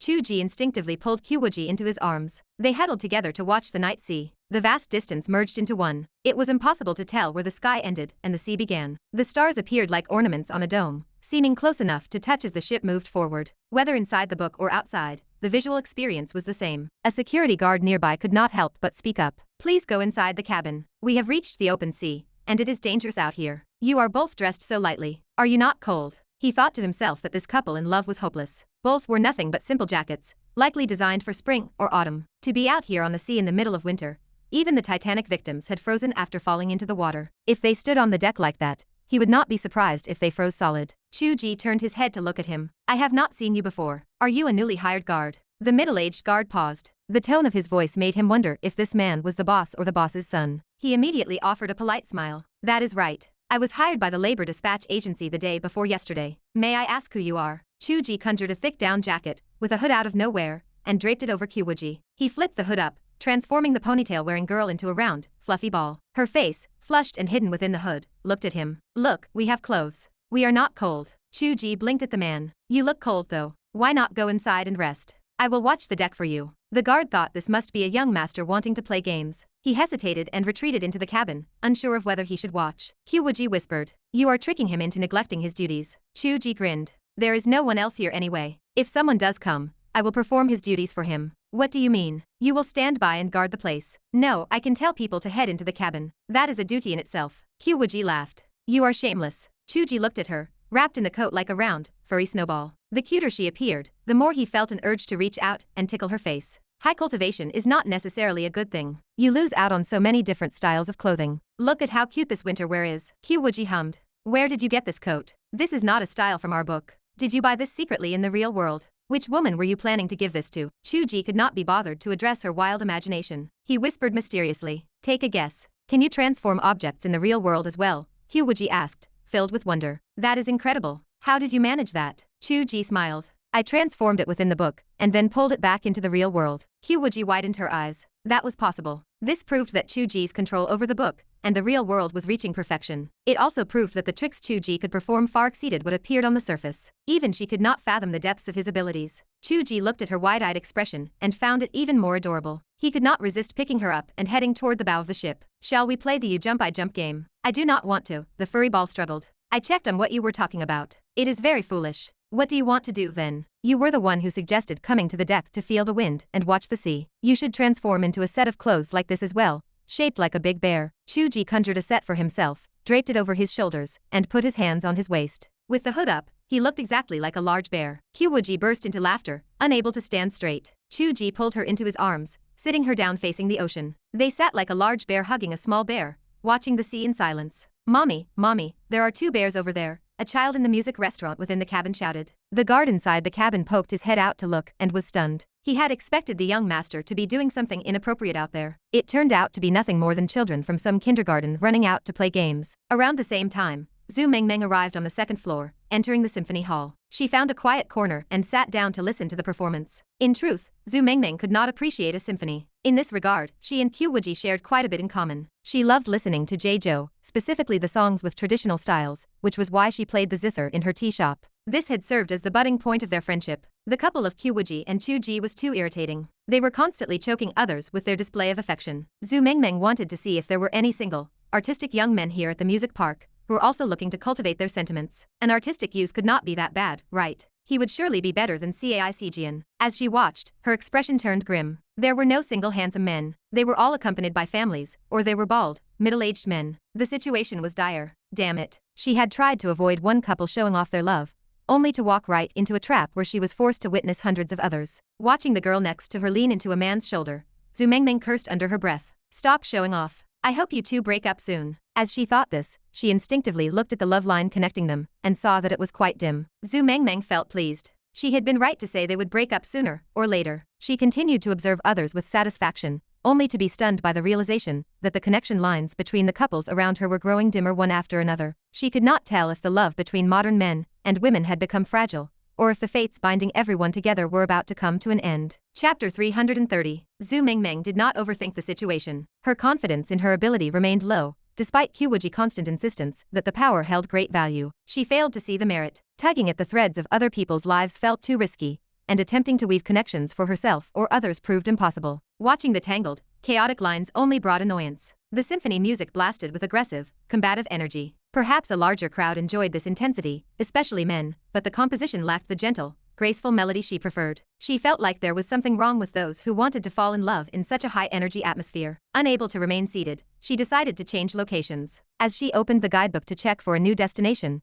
a gentlemanly greeting reached her ears. This beautiful lady, might I sit beside you? Zhu Mengmeng looked up. A tall, handsome foreigner stood nearby, his smile polite. She scanned him, noting the gauze bandage across his nose that gave his face a comical appearance. He caught her staring and offered an embarrassed smile. My name is John, he said. I had a slight accident 2 days ago. Might I have the honor of knowing the name of such a beautiful lady? Zhu Mengmeng curled her lip. You want an English name? Does Lovely Piggy count? John stiffened, forcing a laugh. You have a sense of humor. She looked 27 or 28, yet she insisted on Lovely Piggy. Zhu Mengmeng kept her face indifferent. Why not? If people can call themselves Angela Baby, why cannot I call myself Lovely Piggy? John remained silent. Despite her bizarre attitude, she did not object to his presence. John took the seat beside her, searching for a way to continue the flirtation. Zhu Mengmeng studied him, focusing on the tangled mess of energy lines surrounding him. Her ability allowed her to see only the local area, so the threads connecting John to family far away in the States remained hidden. Within the ship, the lines indicated standard professional relationships. Radiating across the deck, they confirmed John held a position of high authority, seemingly second only to the owner. Other lines caught her attention. A vibrant, unmistakable thread of desire stretched toward her, signaling a want to possess. This sight had appeared often among male employees at her manga company, so the display failed to surprise her. However, the intensity of this particular thread stood out. It possessed a thickness nearly matching the romantic bond between Wuji and Chu Ge. A deeply possessive man sat before her. The pursuit of a beautiful woman felt natural enough, though whether this admiration would transform into love remained another matter entirely. Then, she noticed a single, sharp thread of hatred pointing toward the deck outside the cabin. The line contained nothing but pure, unadulterated loathing. No professional friction or social complexity existed in that connection. She wondered who could elicit such a reaction. Night had fallen. Aside from the security guards, only two eccentric figures remained on the deck. Two crazed individuals would choose to play at romance in the freezing winter wind. Linking the gauze on John's nose to this hatred, the identity of the person became obvious. This man had suffered a beating from Chu Ge. A sudden urge to laugh bubbled within her. She wanted to tell him that they had run into each other at quite a coincidental time. Her ability acted like a mirror revealing the truth. She wanted to tell him that he should give up on trying to hit on her. John noted her smile, and excitement surged through him. He seized the chance to talk. "Is Miss Piggy here by herself? Your whole family is Piggy." The name she had chosen on a whim stuck in her throat. She nearly choked on the words, but forced a smile to maintain the act. "Yes," she replied. "I see many people here alone. Sometimes, music requires solitude to fully appreciate the nuance." As Robin assistant, John understood music. He decided to show off. Indeed, this Symphony No. 9 in D minor is a magnificent epic, filled with philosophy and heroism. It feels as though we have returned to that grand era, stirring the blood through the veins. Zhu Mengmeng felt her eyes glaze over. "What are you talking about?" John recognized her confused expression. She was a fake music lover, here just to appear sophisticated. He cleared his throat. "Perhaps you prefer something softer and more soothing. Is there anything like that here?" she asked. "I checked, and it seems like this orchestra performance is the only event happening at the moment." "We are a music park, not a concert hall," John said with confidence. "This cruise ship contains many areas and rooms. While we have not fully expanded our business and only have one orchestra currently, we will grow soon. Other areas feature playback devices and vinyl displays from history. If you need a guide, I would love to show you around." Zhu Mengmeng feigned surprise. "You work here?" John swelled with pride. "I am the chief executive officer." Zhu Mengmeng clasped her hands together, eyes sparkling with artificial adoration. "Sir, you are truly impressive." She hesitated, lowering her voice.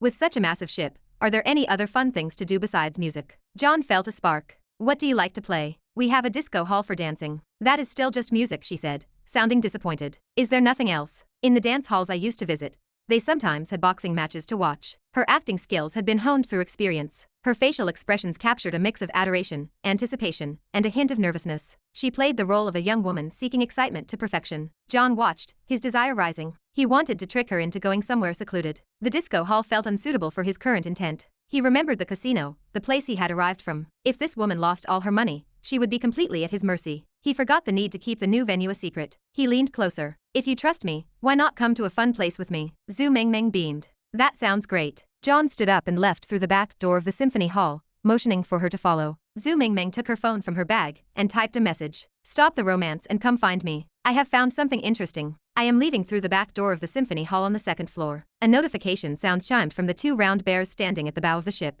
The small bear fumbled with the device and looked at the screen with surprise. "There is signal out here." The big bear answered. "We have not gone far out to sea yet." "Why?" "Mengmeng says she found something interesting," Wuji said, sounding shocked. "We have been in such a massive place for a short time, and she has already found something. Is she a lucky charm?" Wuji and Chu Ge felt a surge of energy and used their spiritual senses to locate Zhu Mengmeng. Zhu Mengmeng herself felt a twinge of disappointment. The interesting thing turned out to be a casino. As the daughter of a mining family, she had seen her fair share of underground boxing rings and black market gambling dens. She held no interest in such things. Her personal hobbies remained healthy, and she abhorred gambling and drugs. A moment later, the situation captured her interest. She spotted many familiar faces. Nan River elites stood in the casino, their faces flushed with excitement. Secretary General Zhang stood among them, accompanied by the alluring Mi Xiaolin. Zhu Mengmeng did not know Mi Xiaolin, but she understood the scene. Since the fall of the Wang family, the imprisonment of Zhang Ziren, and the departure of Zhang Kairen, the underworld of Nan River had lacked a new banner. This music park,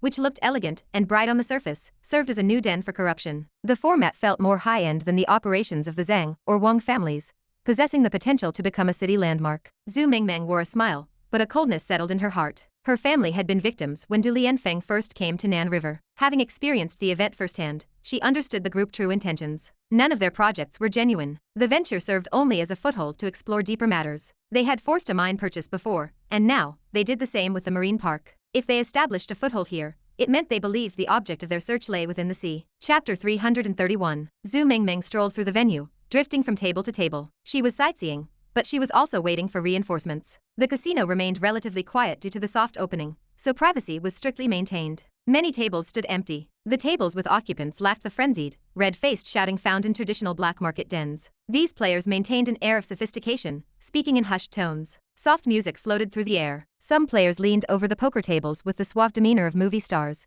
turning a place of corruption into an elegant game night. Charming female dealers walked the floor, their cheongsam skirts split nearly to the hip. It became apparent, however, that they lacked professional training. Their clumsy card handling annoyed the gamblers, who wished to mimic cinematic icons. The overall quality disappointed. They lacked beauty and youth, dragging down the prestige of the establishment. The male staff were much the same. Many were foreigners pressed into service as waiters. Clearly, the Marine Park had opened in a rush, with personnel logistics left largely uncoordinated. John tracked Zhu Mingmeng's gaze and understood her thoughts. He felt a wave of helplessness. If Chu Ge and Lin Wuyang had not disrupted their plans, the floor would be teeming with young, beautiful students. He could have used hypnosis to control them, making them do whatever he wished. They could have accompanied the guests, played games, and satisfied other needs afterward. Now he had to make do with temporary hosts and dancers. The lack of training made the park feel cheap compared to the original vision. From Chu Ge's perspective, he had performed a virtuous act. From John's perspective, he loathed the man who looked for trouble. John walked beside her for a while, then offered a suggestion. "Miss Piggy, would you like to play a few hands?"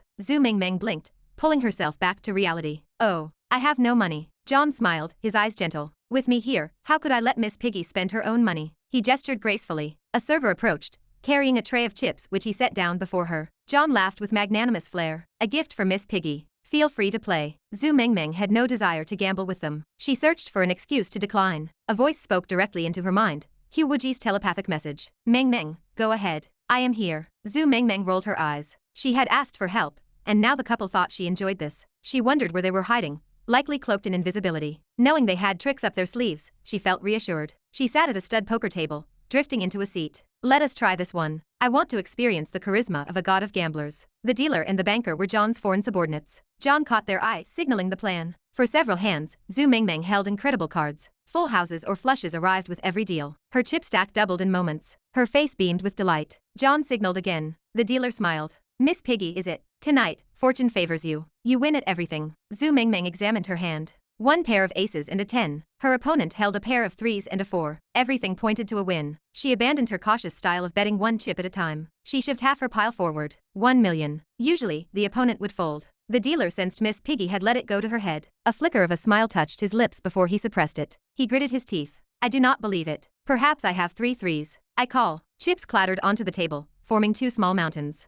The dealer dealt the next card. Zhu Mingmeng received an ace. The dealer received a 4. Her hand showed 3 aces. The dealer had 2 pairs. Zhu Mingmeng paused. She had 3 of a kind, which beat 2 pairs. Still, as a pure novice, she lacked the confidence to call. Her whole card was a useless 2. That meant 3 aces was her maximum strength. The dealer's whole card remained unknown, leaving open the possibility of a full house. How should she bet? Wuji's voice whispered in her ear. "The opponent's whole card is a 4. Chu Ge says this is a full house, and it is bigger than yours. But we suggest you lose a hand to test their tactics. Let us see who traps whom." Zhu Mingmeng felt steady. She tossed a small chip into the pot. 1 million is already enough. I will add 10,000 for effect. The dealer smiled and pushed all his chips forward. "All in. Will Miss Piggy call?" Zhu Mingmeng put on an act. "You are trying to scare me." The dealer chuckled. Is gambling not all about the thrill? Does Miss Piggy dare to take a risk? So that is what they called gambling. It was not really just playing cards. Zhu Mingmeng slammed the table. Is a full house that easy to get? I do not believe your whole card is a 3 or a 4. I call. Chips spilled into the center of the table,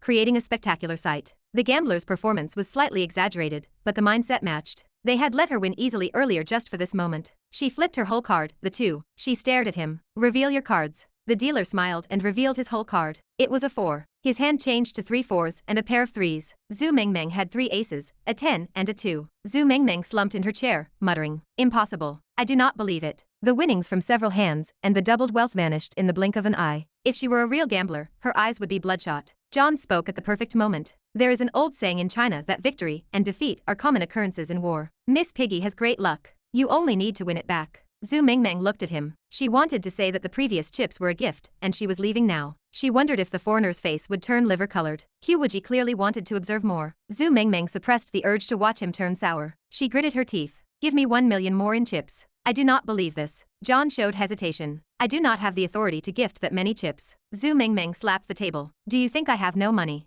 Waiter, exchange my chips." A smile finally broke across John's face. They had seen so many gamblers fall into the trap step by step that the process had become mundane. A new round began. Chu Ge whispered to Wuji. The perception is clear. The dealer has the ability of X-ray vision. It is a specialized power. He can only see through poker cards, not even clothing. He knows Ming Meng's whole card is a 2, not a 10. Ming Meng's exaggerated reaction makes it even clearer. Wuji replied. I thought it was high-tech cheating. It turns out to be so primitive. I am not familiar with these things either. There might be other coordination. Maybe the dealer can control which cards Ming Meng receives. Chu Ge paused. But with us here, they cannot stop us if we want to cheat. The cards dealt to both sides were poor. Zhu Mingmeng held 4 unconnected single cards, with a king as her highest. The opponent held a small pair of 5s and a scattering of other cards. Zhu Mingmeng glared at the dealer. Well, do you have the guts to go all in again? The dealer's ability clearly showed Zhu Mingmeng's whole card as a king, giving her a pair of kings. His own whole card was a 5, giving him 3 5s. The dealer smiled and pushed all his chips forward. Since Miss Piggy says so, let us go all in. Zhu Mingmeng feigned anger and pushed her chips out. I do not believe it. She slammed her whole card down. I have a pair of kings. What do you have? The dealer flipped his whole card with a smirk.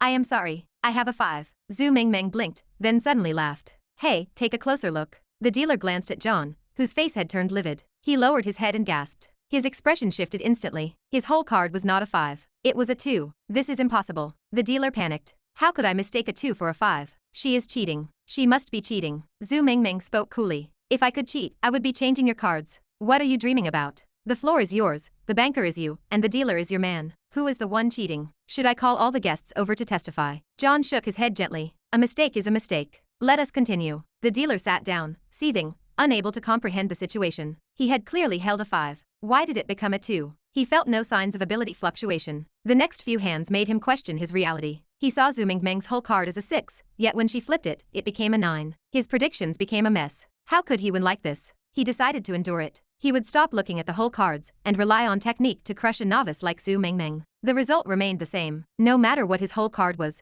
any good hand turned to garbage. Even he did not know why his cards changed at any moment. No one could win against that. In half an hour, Zhu Mingmeng made 30 million. John also began to question his reality. I wanted to make this woman lose everything so I could manipulate her, not give her money. I have a straight flush. How could it be this? My whole card was a queen of spades, not an 8 of diamonds. Facing John's livid face, the dealer explained incoherently. It is not that I saw it wrong. There is nothing wrong with my eyes. Even if there were, I would not be wrong by this much. Zhu Mingmeng watched him with pity. The dealer grew incoherent with rage. Who switched the cards? Before, they at least bothered to switch the same color, or reverse the numbers. Now, they are not even following basic rules. Zhu Mingmeng fell silent. She almost agreed that the card switcher was being too aggressive. John spoke coldly. Joe, you need a rest. No, I am not blind. The dealer pounded the table, flailing his arms. Everyone frowned. The dealer's expression looked abnormal. Blood rushed to his head, his face turned crimson, and blue veins bulged on his skin. This was the result of extreme emotional stimulation. He did not feel stimulated when he won other people's money. Zhu Mingmeng prepared to speak. But she saw the lines on the dealer's body fading, becoming blurry, until they vanished completely. With a spurt, the dealer coughed up a mouthful of blood and fell backward, stiff and motionless. The entire casino erupted in chaos. Is he dead? Zhu Mingmeng stepped back in fear. She had not expected this to end in a death. Chu Ge and Wuji stood invisible to the side. Both turned to find Ms. Island. They discovered that Ms. Island looked stunned, followed by a flash of ecstasy on her face. The entire cruise ship, the music, the gambling, the sex, the emotions. Perhaps it hid some other evil significance. Chapter 332. The casino turned into a scene of utter chaos. The guests lost interest in gambling and stood up one by one to see what happened. The Secretary General wore a grave expression. He stood before Ms. Island. This is a serious problem, he stated. You must handle it immediately. If not, turn the ship around. Ms. Island felt disdain in her heart, but she offered a polite smile. We have an onboard doctor and complete medical facilities. Please, rest assured. Let us wait for the doctor to examine him. Medical personnel rushed inside as she spoke. The doctor knelt to examine the body. It is shock caused by a heart attack, he announced. There is no need for alarm. The tension in the room eased visibly. Audible sighs of relief filled the air. Even Zhu Mingmeng exhaled. If her presence had caused a death, she would struggle to move past the trauma, let alone the legal ramifications. The Secretary General relaxed, though the mood for gambling had vanished. He hardened his face. Ensure the rescue efforts are handled properly. He turned and walked away. Ms. Island clung to his arm with a fawning smile. I will arrange for you to rest, Secretary General. Medical staff moved the body to a stretcher and retreated at high speed. Chu Ge and Wuji watched from the shadows. They exchanged cold sneers. The man was clearly dead. They were not turning back. They would keep the music playing and the dance going, as long as the lid stayed shut on this secret. This was capitalism at its finest, and typical of the Secretary General. Wuji knew the heart attack was a lie. The cause linked to the blood in his heart, though difficult to diagnose immediately. She knew that in that instant, the man's blood had boiled. It looked like a death caused by the frantic, maddening music rupturing his veins. Yet the music here remained relatively calm, unlike the symphonies they had heard earlier. Wuji felt no manipulation. Also, killing their own people did not make sense. The true cause remained to be seen. John stood nearby, his mind clouded with worry. He had no interest in carefully managing Zhu Mengmeng anymore. He forced a smile. It has nothing to do with you, Miss Piggy. He likely had an underlying condition. Will you continue to play? I am a little scared, Zhu Mengmeng said. I am going to rest as well. John did not even bother to use the opportunity to comfort her. He simply spoke. Your room number is on your electronic boat ticket. You can go rest on your own. Zhu Mengmeng backed out of the casino. As soon as she left, she sprinted up the stairs, running until she reached the brightly lit entrance of the symphony hall. She leaned against the railing, gasping for breath. Chu Ge and Wuji appeared quietly beside her. Kyokyo, am I a murderer? Zhu Mengmeng hugged Wuji. Wuji comforted her. The dealer's cards were swapped by Chu Ge's space manipulation technique. If you want to blame someone for frightening him to death, blame Chu Ge. What does it have to do with you? Chu Ge stared in stunned silence. She really was a master of unconventional comfort. Chu Ge spoke with resignation. It has nothing to do with us. His death is abnormal. Either he had a heart condition, or... He looked at Wuji. She whispered. There is a demon in the domain. Zhu Mengmeng jumped back, horrified. A ghost. Do not be nervous, Wuji said. It is not what you think. There might be an evil array, or a vengeful spirit. In any case, there are malevolent forces at play. I suspect this group is setting up some kind of dark ritual. Stop comforting me, Zhu Mengmeng said, her voice trembling with tears. Are you here to scare me, or comfort me? She imagined the whole ship being sacrificed. We are so far from the shore. My phone has no signal. What if someone scuttles the ship? You and your idea to come to sea, listen to music, and pretend to be sophisticated. You wanted to pick up handsome men, Wuji said while crossing her arms. How is that foreigner with the bandaged nose? He is just a man with a bandage. Zhu Mengmeng stomped her foot. Why are you two so calm? I just wanted to hear music and find a boyfriend, not play the Titanic. Mengmeng, stand up, Wuji demanded. Zhu Mengmeng told her to get lost. Chu Ge could not watch this any longer. He answered with 4 simple words. We can fly. Zhu Mengmeng stared blankly. Then it is fine, Zhu Mengmeng said with a blank expression. She walked into the cabin. I am going to sleep. If the ship blows up, you are responsible for carrying me to safety. Wuji grabbed her. Why do you keep thinking the ship will explode? Zhu Mengmeng shuddered. I feel the lines of fate on everyone are fading. I thought it was an illusion, but after seeing the dealer die, I feel like I saw the death of everyone on this ship. Wuji and Chu Ge exchanged a grave look. Because they had eavesdropped on the conversation between Ms. Eileen and John, they assumed the group intended to develop the business for a long time. This led them to subconsciously believe this voyage would be uneventful. However, just because Ms. Eileen and her team did not intend to cause trouble did not mean trouble would not find them. They set sail in search of a specific object. They had prepared for a long search, but what if they encountered it on this very trip? Thinking of the joy Ms. Eileen had struggled to suppress, perhaps this death was a sign that the object was nearby. Wuji looked up at the stars. The Big Dipper in the night sky seemed to have shifted its direction. From a moment ago, the ship had quietly changed course, moving toward a more specific target. The symphony played on in the cabins, while the disco hall on another level teemed with chaotic activity. The night sky was silent, but the deep sea held unpredictable undercurrents. The contrast between the heavens, the earth, and the people created a profound sense of foreboding. The quiet of the deep night concealed a lethal intent. Wuji felt a warning sign in her heart. She found herself experiencing the same feelings she had while adventuring in the immortal world of her book. No matter the level of cultivation, humans remained small in the face of the sea and sky. The massive cruise ship seemed like nothing more than a speck of dust in the ocean. That was the power of the heavenly way. It could not be resisted. Mengmeng, go back to your room, and do not come out easily, Wuji said in a low voice. Do not worry. The lines of fate you saw only faded, which is a warning, a possible trajectory. Since I am here, they will never vanish. Zhu Mengmeng stared at her in confusion. She had never heard Wuji refer to herself in that manner, but at this moment, it sounded entirely natural. She forgot to even make a sarcastic remark. Chu Ge knew Wuji had forgotten to switch back to her normal persona. The crisis had caused her to slip back into her role of 10,000 years from the book. Chu Ge watched Zhu Mengmeng run into the cabin and asked in a low voice, what is the plan? The bear coat Wuji wore had vanished, and the hair tie holding her ponytail fell away, letting her black hair cascade down and drift in the night wind. The bottom of the cabin must hide something strange, Wuji said. Even if it is not an array, it must be some kind of facility. She looked down at the deck, her gaze piercing through like a sword. I will go to the bottom of the ship and try to control the center. You go find Ms. Eileen. Should I capture her directly? Yes, Wuji said calmly. This is no time for rules. Ms. Eileen is the mastermind. Once we capture her, all their plans will be exposed. We will not need to guess. Chu Ge nodded. Wuji stared at his face, her stern expression softening with unconscious tenderness. Do you have confidence? I might not be able to help you much. You are on your own. Chu Ge smiled and held her hand. As you said, regarding the heart of the strong, then let it start from today. Chapter 333. Chu Ge squeezed into the cabin and swept upward, spreading his perception to track Ms. Island's location. Theoretically, Ms. Island should have been busy attending to the Secretary General's demands, but he doubted she had the patience for that right now. He imagined the encounter would be brief, a quick and shallow exchange. He smirked at the cynical thought. As the thought crossed his mind, Ms. Island slipped out of a room on the top floor. She wiped the corner of her mouth and shut the door behind her. She spat on the floor and muttered about the useless old man. Chu Ge stared, unable to process the situation. He chuckled to himself. He could pass for a detective with intuition like that. Ms. Island headed downward and slipped into a conference room. John and a group of white men waited inside. The dead dealer lay on a stretcher while the group crowded around him, examining the body. Ms. Island pushed the door open. Her first words broke the silence as she asked if the symptoms matched their theories. A doctor in a white coat pulled back the sheet covering the corpse. He gestured for her to look. Ms. Island stepped forward. 7 distinct holes marked the dealer's chest, clear evidence of a violent internal rupture. The arrangement of the holes vaguely resembled the Big Dipper constellation,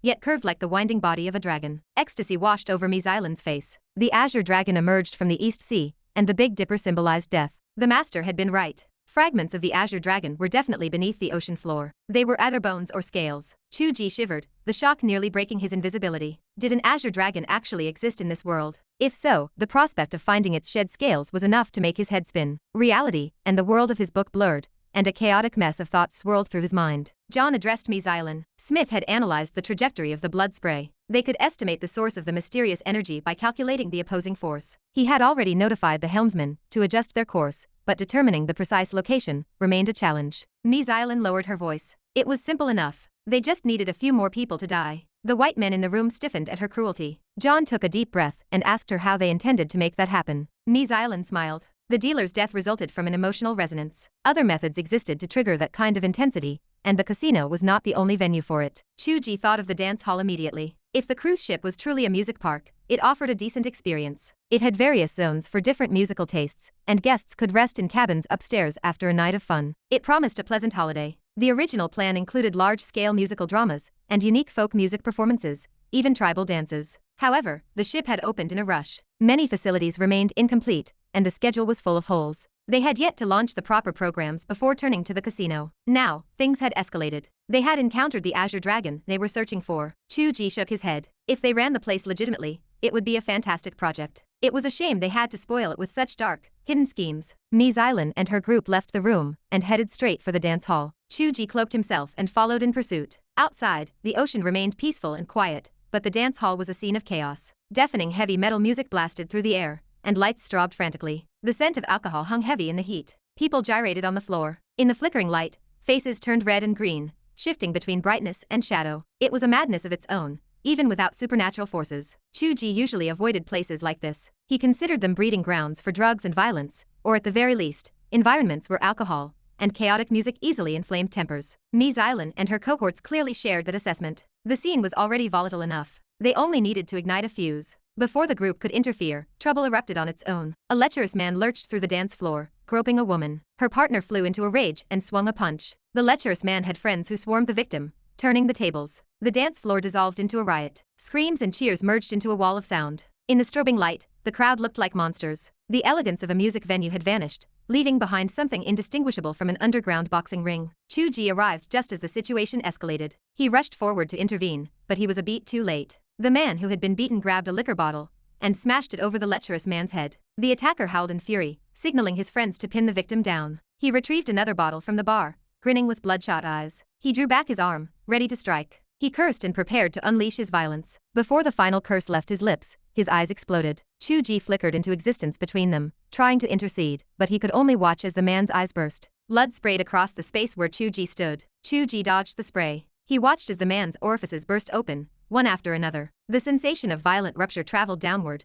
and blood erupted from the man's entire body. The crowd stood frozen for a heartbeat, before deafening screams drowned out the heavy metal music. Chu Ge sighed. He felt no disappointment at failing to save the man. The victim remained unharmed, while the aggressor suffered a gruesome fate. Perhaps the evil force in this place was not entirely malicious. He pondered the nature of the azure dragon. Ms. Island and John looked on with ecstasy. They moved quickly to control the crowd. A doctor hurried over to examine the body. He looked up, jubilant. Based on the trajectory of the blood, their direction was correct. The object must be nearby in the sea ahead. Ms. Island lowered her voice. She ordered a few subordinates to scatter and provoke different men and women. They needed to stir up more anger and fear. The more people who died, the more certain they would be of the location. Before she could finish her sentence, she sensed danger. Her figure vanished, only to reappear beside a subordinate on the perimeter, moving with the grace of a butterfly. Chu Ge's sneak attack missed its mark. He had no time to wonder how she had detected him, so he vanished from his position. A violent sonic wave detonated where he had stood a second before, shattering the dance floor. Ms. Island let out a breath, her composure returning. She let out a sharp laugh. Come out, Chu Ge. Your spatial distortion invisibility is clever, but our master already guessed what you were capable of. Chapter 334. Chu Ge recognized the trap in Ms. Island's words. She used the word truly instead of actually because she possessed a certainty he could not quite pin down. He had no idea how she detected his invisibility, but since she had, hiding like a clown served no purpose. The spatial ability she guessed at had a wide margin of error. He materialized from the air. The path of the strong began today. Ms. Island's eyes flashed with deep hatred. John flew into a rage and started to curse, but a strange object appeared in his mouth. Chu Ge had snatched it from the world within his book and transferred it instantly. John gagged and doubled over, vomiting violently. Chu Ge flicked his fingers and scanned the room. The men surrounding him stood frozen. His methods exceeded their expectations, and his strength appeared unfathomable. Spatial mystery defied ordinary understanding. Ms. Island signaled to her men. The music cut to silence. Other men pulled out their guns and forced the guests into a corner. Cries and sobbing echoed through the cabin. A night of dancing had spiraled into a nightmare. Dead bodies and firearms filled the room. The suave waiters had transformed into demons. The young men facing them alone looked like their only hope. Chu Ge gazed at the crowd before he turned to Ms. Island. How did you spot me? Your ability should not have revealed that. Ms. Island smirked. Why would I tell you? Chu Ge answered his own question. You realized it, because the splashing blood did not pierce my spatial distortion, but diverted instead. Your butterfly ability allows teleportation to those you have marked, which carries a hint of spatial sensitivity. Your observation remains sharp. Ms. Island narrowed her eyes. His analysis hit the mark. She had seen the blood spray deviate from its normal path. Chu Ge continued. Your master guessed my ability because I used summoning when I killed Lei Zhangyong. Linking to summoned objects requires spatial manipulation. Spatial attributes exist in many abilities, allowing for mutual perception. You combined your observations with your master's judgment to conclude that I caused the spatial chaos. Ms. Island did not confirm or deny. Knowing the details serves no purpose. Do you truly believe you can escape from so many guns? Chu Ge shook his head. I was just thinking. He shifted his weight. I can use. A bullet grazed his cheek and sparked against the bar. John had attacked from the ground, but he watched in shock as Chu Ge moved faster than the bullet. The crowd screamed again. Chu Ge ignored John. He materialized behind Ms. Island like a ghost. I can end you. A sword flash cut across her throat. Ms. Island lacked time to react. She attempted to teleport instinctively, but the ability failed. Chu Ge gripped her shoulder. The path to her other butterfly mark turned into a chaotic blur. Ms. Island elbowed backward, but she hit a wall of steel. Chu Ge remained immovable. Her elbow throbbed with the force of the impact. The sword pressed against her neck. The men stood stunned. They were listening to the conversation, yet the dynamic had shifted in a heartbeat. I asked those questions to confirm your spatial ability remained limited, Chu Ge said. You cannot run now. Ms. Island's expression turned ashen. She never imagined Chu Ge could execute a decapitation strike in the middle of a siege. He neutralized someone with spatial teleportation instantly. This was no level E ability user. The official listings and the organization's research had been wrong. This man was a swordsman. Ms. Island sighed. Capturing me is meaningless. They will not care if I live or die. Gunfire erupted from all sides. The men opened fire, intending to turn both Chu Ge and Ms. Island into Swiss cheese. Chu Ge gripped her neck. A web of sword light unfurled.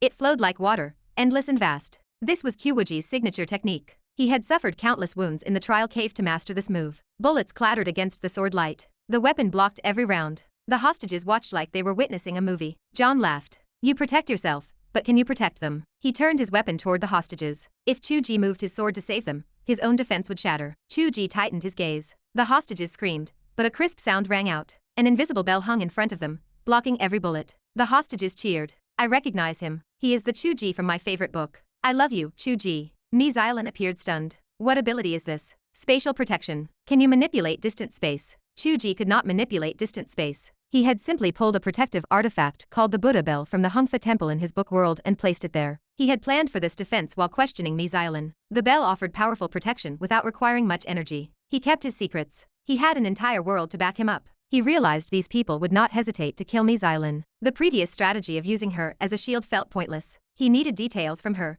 so he had to keep her alive. Chu Ge crushed Ms. Island's meridians to prevent any sneak attacks. He gripped her neck and raised the lone goose sword, pointing it at John. I suppose chopping you all to pieces will not be difficult. The men reloaded their weapons with trembling hands. They had emptied their magazines, yet they had failed to touch this man. John dropped his gun. He rubbed his fists and laughed. You must be exhausted. Do you really think we only have guns? Chu Ge sighed. The sound wave that destroyed the dance floor came from you. I do not look down on your ability. I simply mean that all your abilities are trash. The ship lurched. Everyone froze. The ship had stopped. Had Wuji done something in the engine room? Chapter 335. As Chu Ge moved upward to search for Wuji descended toward the bottom of the ship. She suspected a formation was hidden in the bowels of the vessel, the source of the strange occurrences. She approached a cabin guarded by several armed men, who stood watch over the entrance. Without waiting, she flashed into the room. A strange mechanical device shaped like a dragon sprawled across the deck. People watched screens nearby, performing operations that she did not understand. A white-haired old man sat cross-legged at the head of the dragon. His hands formed into peculiar mudras as fluctuations of supernatural power radiated from him. Wuji did not need to understand the mechanism. She understood the energy. She felt how music from every area of the ship flowed here. The cacophony of voices, screams, and roars became part of the musical output. The device amplified these sounds and projected them into the deep ocean. She had heard of acoustic probes online, but this functioned differently. It did not rely on sonar feedback. It used the music itself. It broadcast various tracks to creatures in the deep, hoping to trigger a resonance. The old man's ability appeared to be the core of the operation. Wuji extended her consciousness along with the music. She watched the impact on marine life. Violent heavy metal music caused even the fish and shrimp to grow irritable, increasing the environmental danger. Yet the effect remained limited. It did not drive them to mindless slaughter. As the ship moved forward, the heavy metal gave way to soft jazz. The fish settled, and the sea returned to peace. Before long, a symphony played. Wuji watched a sea fish transition from a limp state to a tense, sword-like posture. They were toyed with as if they were playthings. The instrument did not target these ordinary creatures. It sifted through the sea, searching for a specific resonance. They did not know which music worked, so they cycled through everything. The design of this maritime music park was clever. However, in her judgment, the area lacked spiritual energy. If it held such power, the fish would have evolved into treasures or gained sentience. None of that had happened. Then, anger and brutality leaked through the heavy metal track. A strong murderous intent diffused into the ocean with the sound waves. Creatures in the area erupted into a frenzy. They attacked one another as the emotion of slaughter spread like a virus. This sensation of killing triggered an instinctive alarm in Wuji, the reaction of a cultivator to a dangerous environment. The Azure Dragon responded. An instinctive resistance flared, an annoyance at the disruption of its peaceful surroundings. It felt as if someone had shouted too loudly, and the mutation began. Wuji watched as the fighting fish and shrimp exploded into dust. An indescribable force surged from the music back toward the source of the aggression. She did not need to look up to know people were dying in the dance hall. Their deaths would be far more gruesome than the dealer in the casino. She wondered if Chu Ge could save them. Her focus returned to the source of the counterattack. She sensed the presence of a seal. A terrifying power had pried open a crack in the barrier and sent a response into the world.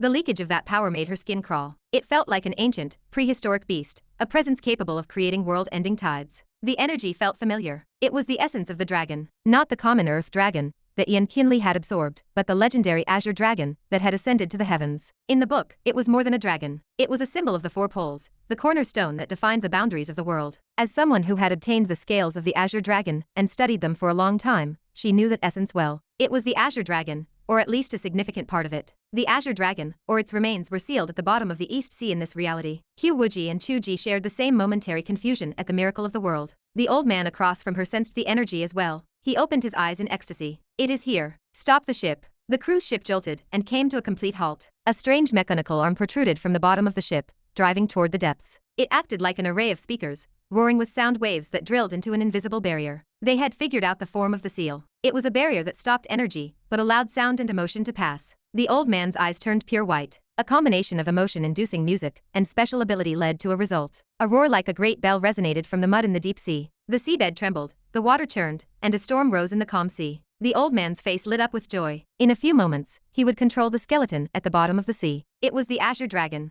The joy froze on his face. A sword aura appeared from nowhere, like a star blooming in the dark sea, shining like daylight in an instant. The sword cut across the ocean and shattered the space. It sliced through the mechanical arm, the water, the sound, the emotion, and the energy, carving a vacuum in the sea. Everyone stood dumbfounded. They had never imagined such a sword existed, an unreasonable strike that leveled the ocean and illuminated all living things. The connection above was severed, but the mud on the seabed continued to churn. A dragon horn broke through the surface. A long-haired, slender figure appeared above. She pressed a hand onto the dragon horn and spoke in a low voice. Suppress. Even though she appeared tiny, compared to the tip of the horn, as if a mayfly trying to shake a tree, everyone watched as the dragon horn was pressed back into the earth, inch by inch. The surging waves and whirlpools were tamed by this single person, and began to calm. The old man stared in disbelief. "Is this your Eastern Buddha?" A Chinese assistant remained silent. He knew it was not the Buddha. She resembled a celestial maiden descending to the mortal realm. "Stop her," another man shouted in anger. Dozens of people surged into the water, their abilities fluctuating as they protected themselves from the pressure. The old man's pale eyes flashed, and a mental attack descended upon Wuji's consciousness. From far beyond the sky, new musical notes drifted in, carrying the meaning that they had waited for her for a long time. It was Robin, who claimed to have already left. Wuji looked up. Below her was the dragon struggling to emerge. Above her, enemies swarmed. Violent waves raged around her, and supernatural attacks assaulted her from the sky. She stood alone in the deep sea, but she laughed softly to herself. Chu Ge, the dragon and snake rise from the land. This is a time of chaos. The rules of this world are broken from this day forward. I am going to kill. Chapter 336. The men diving underwater struggled to imagine how a seemingly delicate and beautiful woman could resist their attacks while her hands remained occupied holding the dragon horn. She had no hands free to defend herself. Yet a strange calm settled over them. Under normal circumstances, the guarantee of victory would have filled their minds with foul intent, but at this moment, not a single one of them entertained a filthy thought. It felt as if the woman was not a lone figure facing the world. Instead, the endless ocean seemed to surround them. Despite standing alone, the pressure she exerted matched the weight of 10,000 soldiers. Wuji glanced back, her eyes shining with a piercing light. The old man with white eyes inside the cabin groaned, blood trickling from the corners of his eyes. His mental ability, which he believed could control even a dragon, shattered completely under that single gaze. Meanwhile,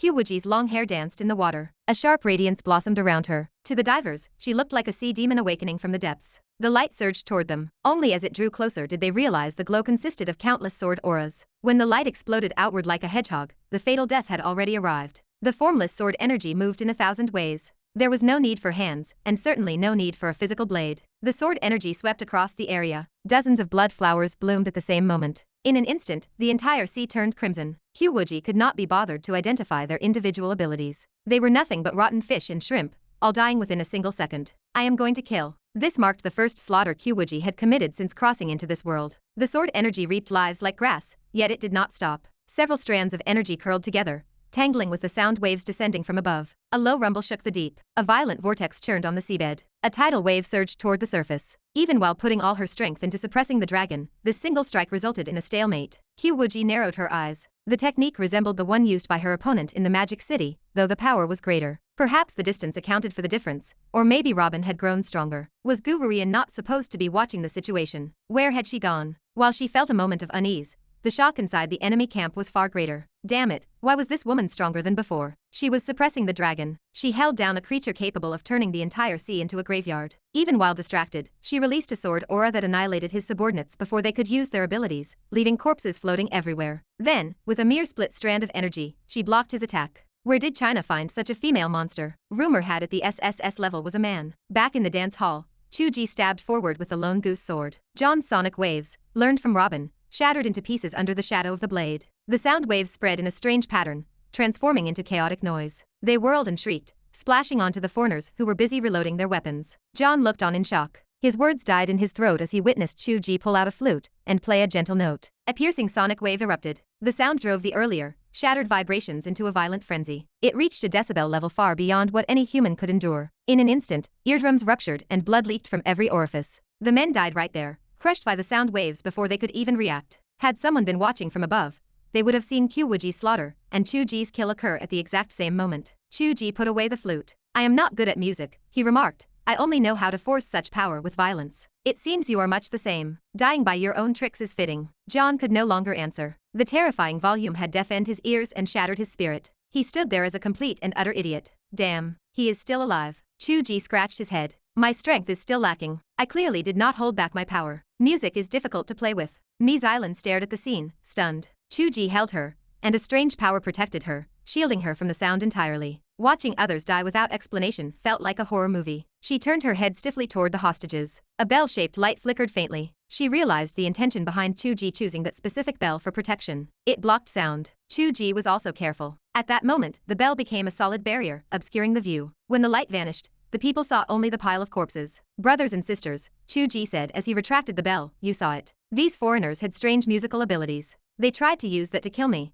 but ended up killing themselves instead. The hostages had nothing to say. They accepted his version of events. Chu Ge nudged the idiotic John with his foot. This fool is yours to deal with. I am going below to investigate their conspiracy. Without waiting for questions, he hoisted Ms. Island and vanished from the cabin like a flash of light. The people looked at the bodies and the dim-witted John as if they were trapped in a dream. You are so powerful, yet you act so cautiously. Ms. Island regained her composure. As the rooms flew past them, she realized this man was abnormally strong. You even used the sound waves on purpose to hide the source of the kill. With your power, you would not be in trouble for killing these people. You might even be recruited into a special team. Why be so careful? I just hate trouble. This gives future investigators a suitable explanation. Trouble. With your strength, you could go to a chaotic country, become a warlord, and stir up winds and clouds. Who could cause you trouble? Why stay in a place like Nanjiang and fall to the level of making a living by writing novels? Hey, what do you mean by falling to the level of writing novels? You must have confused me with another author. I am a top 3 writer on the monthly sales and popularity charts. I have even reached number 1. Do you think I am some failure like Ji Cha? Ms. Island looked at him with a question mark on her face. A roar echoed nearby as waves spiraled toward the sky like tornadoes. This marked the battle between Wuji and Robin, which had exploded from the seabed and surged upward. The waves rolled violently, and the entire cruise ship began to shake. Damn. Chu Ge felt a headache. He did not know what enemy Kyokyu had encountered, but if this continued, the ship would capsize. He immediately grabbed Ms. Island. Where is the helm? Tell them to sail away from here immediately. In truth, the crew in the bridge did not need his command. Sensing the danger, they had already begun to pilot the ship away at full speed. Seeing the vessel move, Chu Ge let out a breath of relief. After a moment of thought, he decided to gather information before deciding how to help Kyokyu. Tell me the specific situation. You know what I want to ask. Ms. Island's crippled meridians twitched in pain. She had no strength left. Knowing she could not resist this terrifying man, she spoke honestly. After many investigations, the master determined that the origin of spiritual energy might be the 4 sacred objects. He believed the Azure Dragon of the East was likely located along the eastern coast. Shanghai and Nanjiang were our key areas of investigation. At first, we favored Shanghai, but later, due to certain events, we began to believe the coast of Nanjiang was more likely. I know that much. What happened next? Chu Ge asked. The master concluded that if it existed, Chinese superhumans must have hidden it. We could not detect it using normal methods. He believed that if it were the remains of a powerful creature, it must possess some spiritual nature. He thought music might be a good way to stimulate a reaction, and as it happened, that was his area of expertise. He only thought of that method because he was good at it, Chu Ge noted. So he set up the Sea Music Park, and let you search here slowly. Yes, we never imagined we would encounter it on our first trip. We expected a long, drawn-out process. Without a proper reason, we could not wander the sea for long periods. The sea park provided a good excuse. Chu Ge recalled the battle on the beach where his mother and Kyokyu worked together to catch the drug dealers floating on the sea. He had not understood why they insisted on staying on the water, but now the signs were clear. So Robin left you here to search. Where is he? Chu Ge thought of Kyokyu's opponent. Ms. Island sighed softly. Robin is not my master. He was just a ruse to lure Guvurian away. Chapter 337. Chu Ge stood frozen for a moment, a silent curse forming on his lips. It was not just Guvurian who had been deceived. He had been tricked as well. He had believed Robin was their leader, but the reality was far different. It made sense in hindsight. The assumption stemmed from Robin's identity as a musician with supernatural abilities, coupled with his position as John's superior. It was a perfect ruse. When the department led by Guvurian turned its focus on Robin, following him on his tour, the true leader was free to act without scrutiny. However, the enemy had faced a stroke of bad luck. They had successfully lured away Guvurian and the formidable department behind her, only to encounter the unfathomable duo of Chu and Q. It was sheer misfortune that the two of them had chosen this day to go on a date.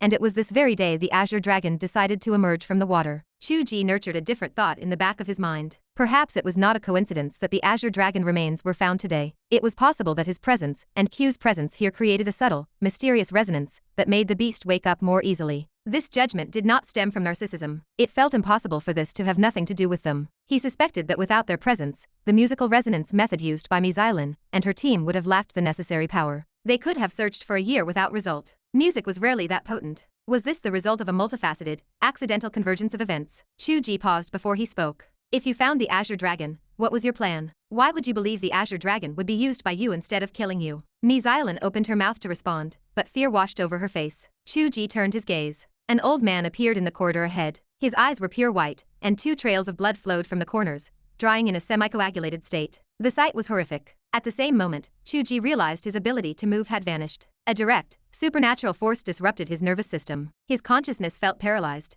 and his body refused to obey. It seemed his thoughts and his limbs were no longer under his control. Ms. Island remained unaware that Chu Ge had succumbed. Her teeth chattered as she spoke. His name is Sandro. He can control anything and turn it into his fighting force. He is the foundation of this dragon hunting operation. Only with his control can the Azure Dragon be taken away. The tone of her voice betrayed the history of suffering she had endured under this Sandro. Chu Ge felt his mouth twitch. This name, this ability, whether it was a code name or a self-proclaimed title, it sounded like someone who had played too many strategy games. The dried blood on his face served as proof that Q had just repelled him. With their limited mental power, they could not control anything. Yet, the situation remained complex. Q had won easily, but that did not guarantee his own success. Her spiritual soul belonged to the transcending, or even true immortal level. It was natural that this man could not handle her. His own soul lacked such power, reaching only the level of a pseudo-deity. It remained unclear if that would be enough to contend with the enemy. Sandro operated under a similar assumption. That female monster was too terrifying. He preferred to leave her to others, intending to handle this man who had caused chaos on the ship himself. He doubted the man possessed the same level of horror. If he captured this man,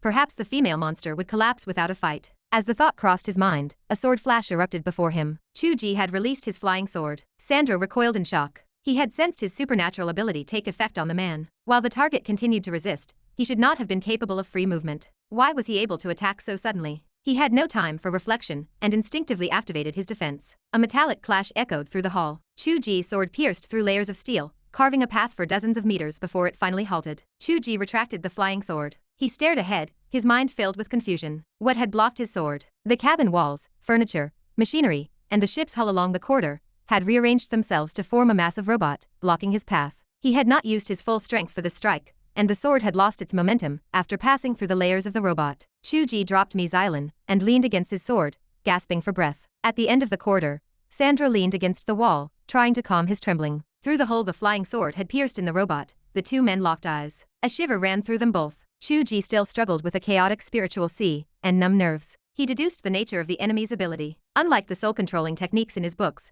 this man's ability resembled a mandatory soul injection. In inanimate objects, it forced them to become animated entities. If he could turn ship railings and steel plates into a robot, could he turn the entire cruise ship into a giant humanoid? In living beings, it triggered a struggle between the native soul and the injected soul. Ordinary people with weak souls might be controlled instantly. Someone like Wuji, with an immensely powerful soul, would naturally repel it. Chu Ge sat somewhere in the middle, requiring a battle for dominance. During this struggle, the nervous system would naturally succumb to paralysis, making the body difficult to move. He had used magical power to drive the flying sword, which allowed him to attack despite the paralysis. This differed from every other supernatural being in the world, and Sandro had failed to anticipate it. However, his lack of soul power meant the destructive potential and control over the flying sword were significantly diminished. Even so, Sandro stood bathed in cold sweat. What kind of people were this man and woman? The exhaustion visible on Chu Ge suggested that the struggle remained difficult. A cruel grin returned to Sandro's face. The robot blocking the path rearranged its metal components. The hull disappeared, replaced by a slightly smaller robot.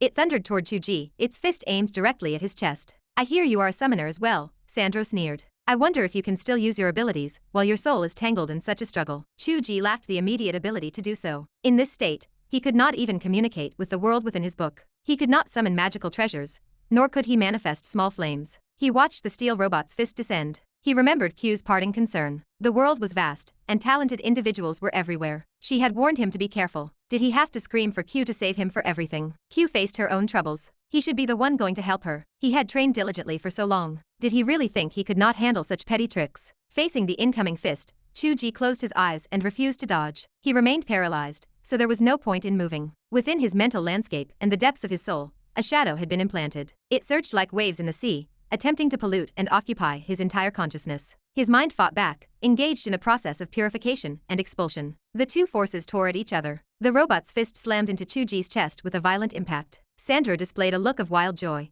but that joy twisted into shock, then into terror. A faint golden light emanated from Chu Ge. The punch struck his body, but it failed to shatter his chest or even leave a superficial wound. It merely pushed him back 2 steps. Even Xylan, hiding in the corner behind them, watched in disbelief. Was he even human? You call this impenetrable, Chu Ge said, his eyes still closed. I did not lie to you. His right hand, still numb, lifted slowly and gripped the robot's fist. In close combat, the magical power of the Tiange Miai hand surged forth. Under Sandro's stunned gaze, the massive robot collapsed with a series of metallic screeches, scattering into piles of scrap iron. At the same moment, Chu Ge grasped the nature of the shadow within his spiritual sea. He chose not to rush the purification. He used a simple technique. He partitioned the area and suppressed the shadow in a corner. The soul-splitting technique was not just for descending into his book. With proper application, it could be used in battle. His paralyzed body regained its capacity for movement instantly. Behind him, Xylan's eyes flashed with hatred and deep resentment. As Chu Ge dismantled the robot, her palm moved silently toward his heart. If she could attach a butterfly to his vital spot, would his impenetrable defense still hold? Just as she moved to strike, Chu Ge, who had appeared rigid and motionless, performed a subtle, mysterious twist of his body. His right hand moved with more grace than a butterfly in flight, and he effortlessly pinched her wrist. Ms. Island's eyes widened in terror. Chu Ge turned his head and offered a faint smile. You have finished telling me your information. In truth, you have already earned the right to atone for the countless people you have killed. A series of sounds like snapping bones rang through the air. Ms. Island collapsed like the scrap metal on the floor, turning into a puddle of limp exhaustion. Until the final moment, she could not understand how Chu Ge had regained his ability to move without breaking free, or suffering a backlash. Chapter 338. Ms. Island struggled to grasp the situation. Sandro shared the same confusion. He stood still, focused on the mental seed he had planted within Chu Ge. It continued to claw at the edges of Chu Ge's spiritual sea, yet the man stood fully mobile. Breaking his control typically triggered a psychic backlash, and the silence from Chu Ge was unsettling. Chu Ge had simply diverted his focus. He reserved a vast majority of his spiritual strength to suppress the intrusion, leaving just enough to command his own limbs. It was more than enough. Flying swords remained out of reach, but brute force functioned perfectly. Sandro relied on telekinesis. When his direct mental domination failed,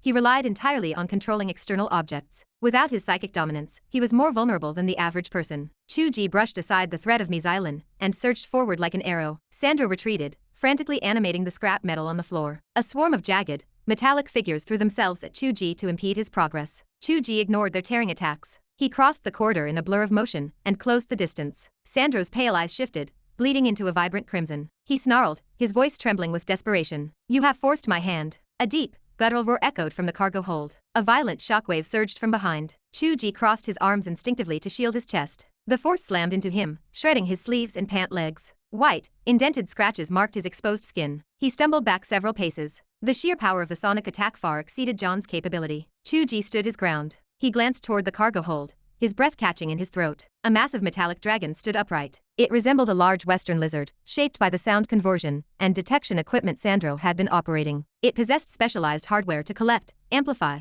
and transmit musical signals. These components formed its internal organs. It even possessed eyes. The structure felt strange. It possessed a lingering spiritual presence. Chu Ge felt a surge of power from the lizard, far greater than the previous robotic figures. It commanded sonic skills and moved with a fluidity that bordered on life. Sandro's control should not have been capable of birthing life. Was this resonance born from the connection between the dragon shape and the azure dragon bone deep in the ocean? Chu Ge noticed water seeping from the floorboards where the lizard clawed at the deck. He frowned, his heart hammering against his ribs. This dragon is connected to the hull of the ship. Sandro laughed, a sound that was at once gloomy and unhinged. It incorporates the ship's bottom plates. I told you, you have forced my hand. Chu Ge roared, his voice thick with rage. You are an idiot. The ship is sinking, and you will die with it. Death. It is merely a different kind of beginning. Sandro threw his head back and laughed. The mechanical lizard leaped, pouncing toward Chu Ge with crushing weight. A terrifying roar echoed from the seabed at the exact same moment. Ocean waves coiled toward the clouds, a dragon song that resonated across the four seas. Sandro's laughter died on his lips. He lacked the strength and the equipment to control the true azure dragon. It had broken free from the angry sea on its own,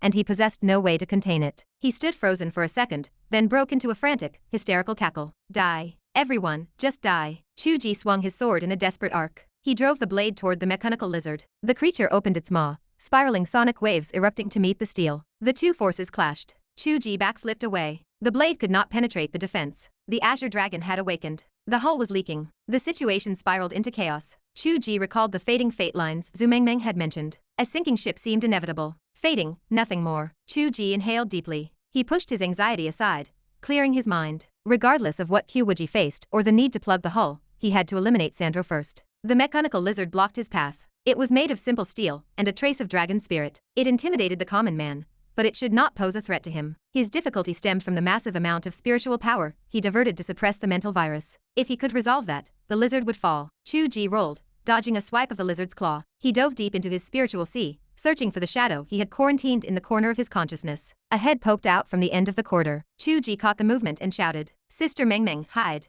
This is dangerous. It is no place to watch a show. Zhu Mengmeng gestured to him. Come here. Chu Ge froze, but Zhu Mengmeng continued. I can see a control line between you and that old man. You appear to be under his control, but you are still struggling. Do you need help severing that connection? Chu Ge swore. He unleashed a powerful strike, hacking the mechanical lizard, and sprinted towards Zhu Mengmeng. Do it. Cut it. Zhu Mengmeng pointed her fingers like a blade and slashed through the empty air behind Chu Ge. The pressure in Chu Ge's soul vanished. The implanted shadow lost its anchor, turning fragile and weak. He squeezed his own spiritual power, and the haze dissipated like smoke in the wind. In the distance, Sandro, hiding behind the mechanical lizard, coughed up a spray of blood. He stared at them in disbelief. How could his connection to Chu Ge be severed so easily? What kind of monster had arrived? Chu Ge moved in a blur of sword light. He merged with his blade, instantly carving through the mechanical lizard. The steel construct split in two from head to tail. The underwater world felt different. Wuji faced a far more dangerous situation than Chu Ge. He only needed to suppress a mental intrusion, but she committed 99% of her power to suppress the Azure Dragon remains. It was a complete skeleton. She did not know for certain if it was the Azure Dragon, but she knew. The aura was too familiar. It stood as a symbol of the four poles. Calling it a corpse felt wrong. It should have been eternal. Regardless of how it had assumed the shape of bones, its soul could not have dissipated. It did not deserve the title of a pillar of the world otherwise. It had been suppressed here by a special seal. The foreigners had meddled with it, the seal had shattered, and the dragon bone had awakened. Wuji had forced it back down at the last second. She knew that if these senseless, mindless bones broke the surface,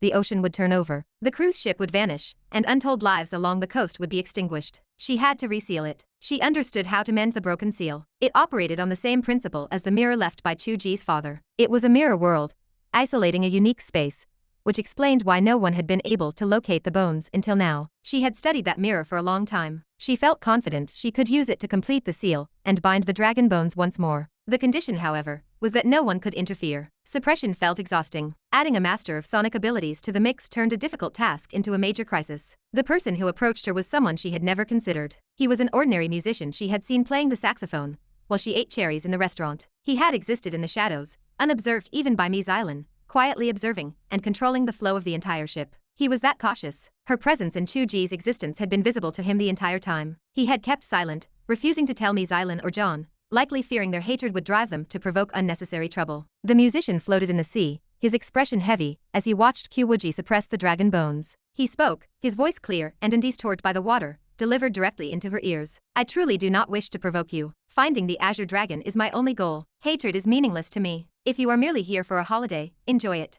I saw you both and chose not to tell Xylan or John. I feared their resentment would lead to trouble. Wuji spoke, wrapping her voice in magical energy to return the message. What do you want to say? The musician continued, his voice calm. I want to say our conflict can be erased. This matter has nothing to do with you. If you allow us to take the Azure Dragon, we will agree to any condition within our power. Money, influence, or the global fame your husband dreams of as a novelist. All of this is simple for us. Wuji did not hesitate. Leave. The musician furrowed his brow. Why? Even if you possess this, you cannot control it. You cannot keep it. You will likely be confiscated by the government. You work so hard for nothing. Wuji replied, her voice cold. Divine treasures of the Middle Kingdom are not for the outsider. The musician assumed she was a nationalist and fell silent. He could not have known that Wuji experienced a moment of dissociation. In this moment, she did not view the foreigners of this world as the primary threat. She saw a battle for the heart of the world, a conflict from the pages of their story. The immersion was absolute. She was not a normal citizen. She was the queen of the Middle Kingdom. Chapter 339. Nationalism is wrong.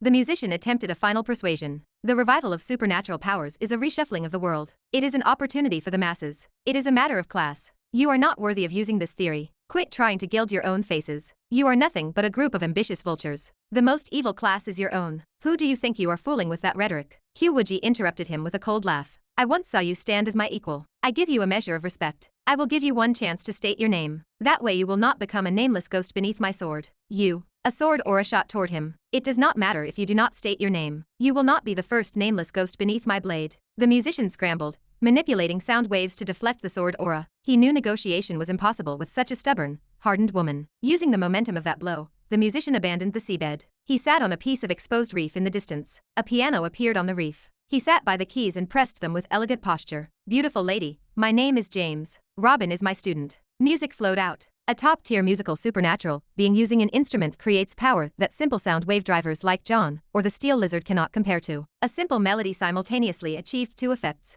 Wuji felt her emotions stir in resonance. He attempted to make her soft and melancholy. If she felt even a hint of softness or retreat, the Azure Dragon would emerge. Simultaneously, the seawater turned deadly. Invisible sound waves blended into the ocean. Every part of the water became like a bone-scraping knife. One was not simply in the sea, but in a forest of blades. Wuji bloomed with protective sword aura, redirecting the offensive force upward. Sword aura, sound waves, and seawater coiled together. Centered on Wuji, they spiraled into a violent tornado, surging toward the surface. This was the scene that had frightened Chu Ge into urging the ship to leave. The ship had departed. The tornado did not expand. Wuji controlled her power with incredible precision. From afar, one could only see a column of seawater surging toward the clouds. Strangely, it did not diffuse. The power stayed focused and condensed. The tornado spun toward the heavens, then whistled downward in a dive, striking directly at the reef where James played the piano. James pressed 10 fingers onto the keys in succession. Invisible sound waves spread, blocking the seawater tornado outside. It turned into a sky full of silk rain, scattering into the ocean. The music suddenly turned passionate.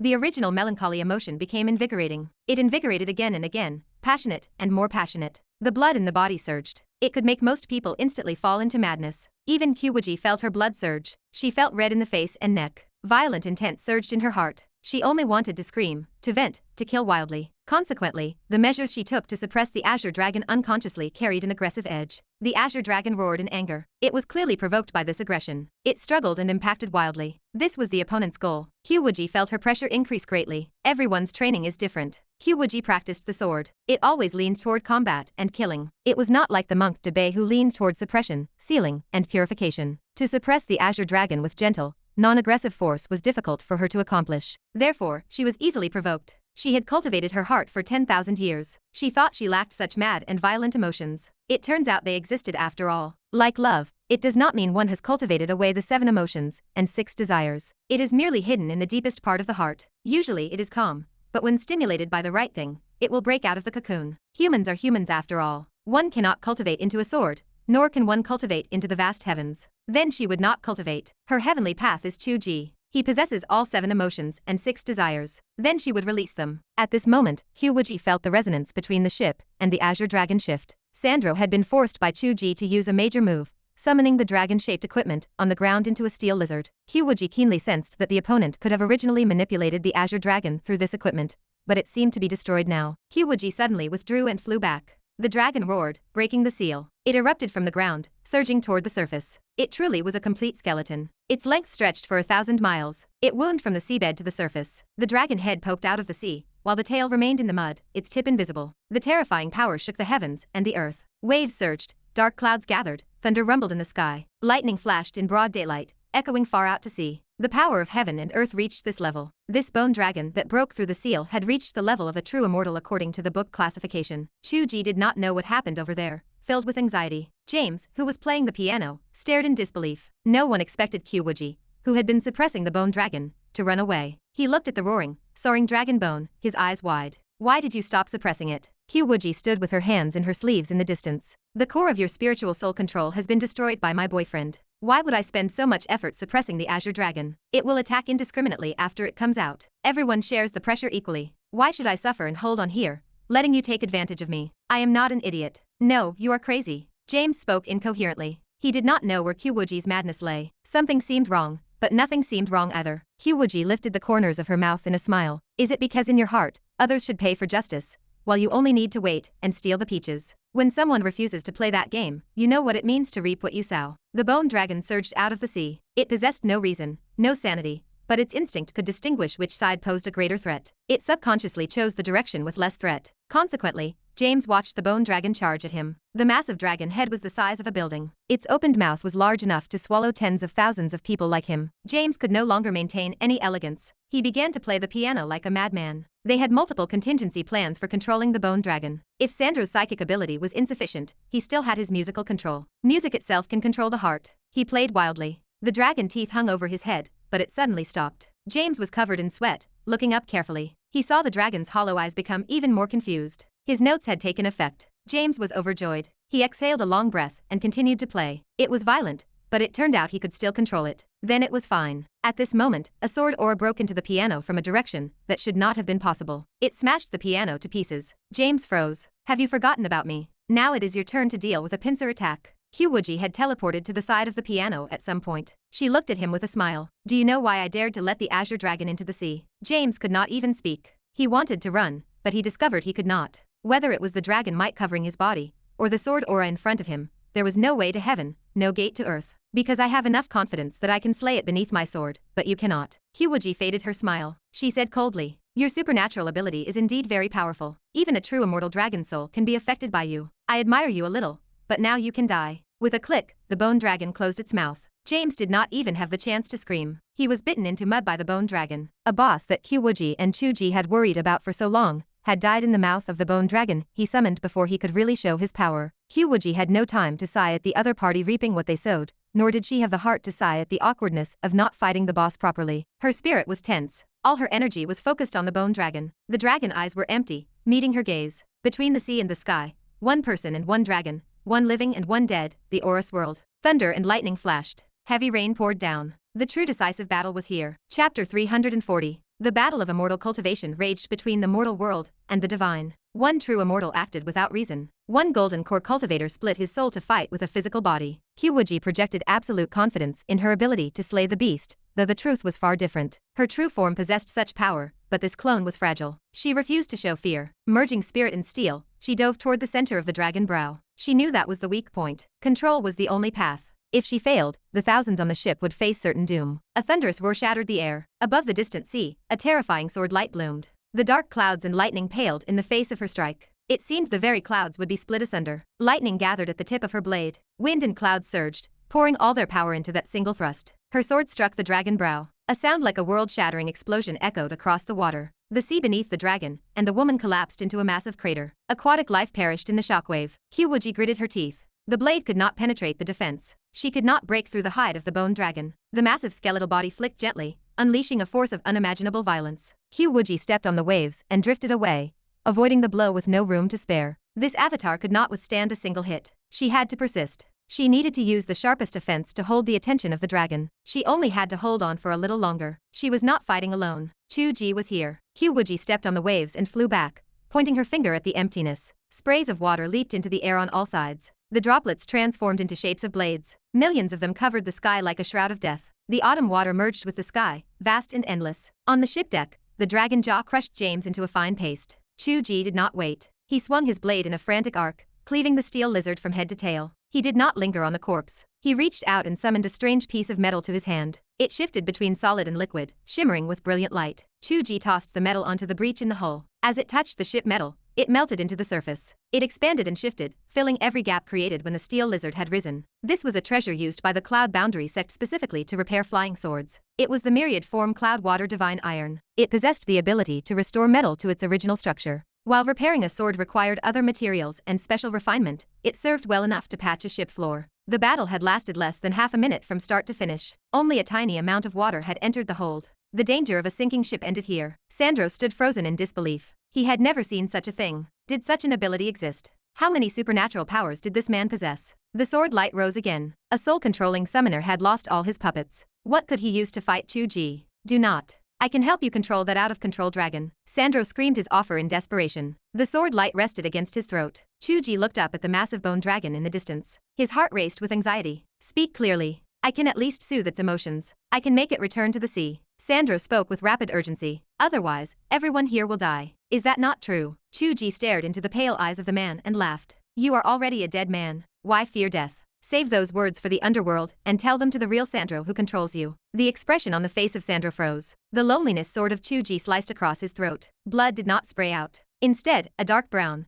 viscous substance oozed out and slowly dissipated. This was a corpse that had been dead for no one knew how long. Even with his throat severed, the mouth continued to move. How did you know? Most people suffer backlash when they try to mess with Wuji. If you could keep fighting me, it only proved the backlash hit the wrong target. Your injury did not affect your movement, which proved you were not a normal human. By that logic, if a normal person tried to entangle their soul with mine, they should have been immobile. Yet you moved more freely than anyone. I felt certain there had to be a middleman in the process. You are not the boss, and you are not the one fighting Wuji. Chu Ge did not wait for an answer. He swung his blade again, smashing the head into powder. A wisp of ghostly smoke rose from the remains, emitting a sharp, wailing cry before it twisted and vanished into the air. A grating laugh echoed in the environment. Impressive. It seems the S rank of China will have to add members. That is if you can survive the Azure Dragon. The voice faded, never to be heard again. Chu Ge looked at the corpse on the floor. He realized that a reanimated corpse was the only thing that could be the real Sandro. He ignored the remains and turned to shout. Sister Meng Meng, try to contact Gu Ruian or Lin Weiang for support. Our battle might cause massive waves. This ship is still in danger. We will try to control the aftermath. He flashed his sword and darted toward the bone dragon in the distant sky.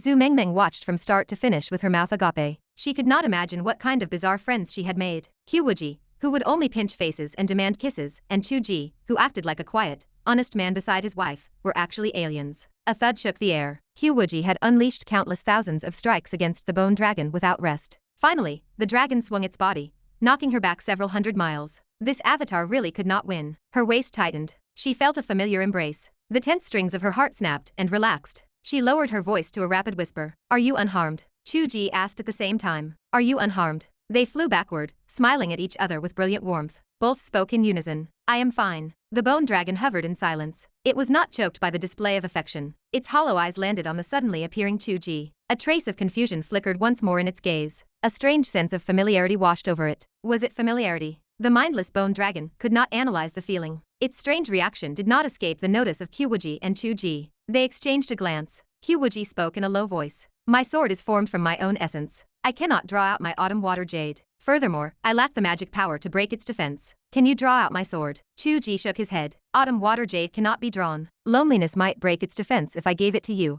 but I do not think the problem lies there. They looked at each other again. Their minds moved in unison as they spoke. Should we try that? Chu Ge flipped his palm. A massive, cyan dragon scale appeared in his hand. A single scale was as large as a ship deck. Dark red bloodstains remained on the scale, as if they had solidified over an eternity of hardships. A surging dragon might leap fatally from the scale. The aura it contained was almost identical to the bone dragon before them. The only difference was the presence of vitality versus deathly stillness. The hollow eyes of the bone dragon seemed to ignite, with phosphorus fire in an instant. One could almost read the intense longing within them. It really is yours. Chu Ge did not hesitate and tossed it over. The dragon scale covered the back of the beast. To the massive skeleton, it seemed no larger than a leaf on a human body. It appeared meaningless. However, both of them clearly saw the phosphorus fire of the bone dragon convey a feeling of comfort and a faint sense of gratitude. That was all there was. They could not read any more information. This was merely the instinct of the remains. It possessed no sapience. Chu Ge tried to step forward. He reached out with extreme caution and brushed his hand against the brow of the bone dragon. The bone dragon did not struggle. All violent intent vanished. A sound like a great bell resonated in the depths of his heart. Father, God. Chu Ge suppressed the surging emotion in his soul. He projected his will. Why are you here? Silence followed. There was no answer. Chu Ge pursed his lips and asked again. Did someone harm you? Silence remained. Yet this time, Chu Ge sensed a little more. A peaceful emotion seemed to emanate from the creature, free of any resentment. That served as an answer. It meant no harm had come to it. Chu Ge thought for a moment and asked. You are sealed here, yet no one seems to be studying or harvesting you. Based on your emotions, should this not be considered a form of protection? The bone dragon projected the same peaceful emotion. Then, would you be willing to return to your original state? I will leave the scale with you. The bone dragon gave a slight nod. It was not entirely incapable of communication. It was simply that such communication proved too difficult. Chu Ge could not tell if it was willing to be sealed, if it wanted the scale too badly, or if it was simply obeying the Father God. He could not distinguish the truth. What he could distinguish was that the awakening of the bone dragon happened entirely because he was nearby. The attraction of the heavenly path of the creation Father God was no laughing matter. If he had not been here, these foreigners would have searched for nothing. They could not have even found where the seal was hidden. Wuji stepped forward with great care and took out the mirror. The phosphorus fire of the bone dragon flickered. A trace of desire to resist appeared, yet it did nothing. It allowed the mirror to be pressed against its brow. The bones of the azure dragon, possessing power terrifying enough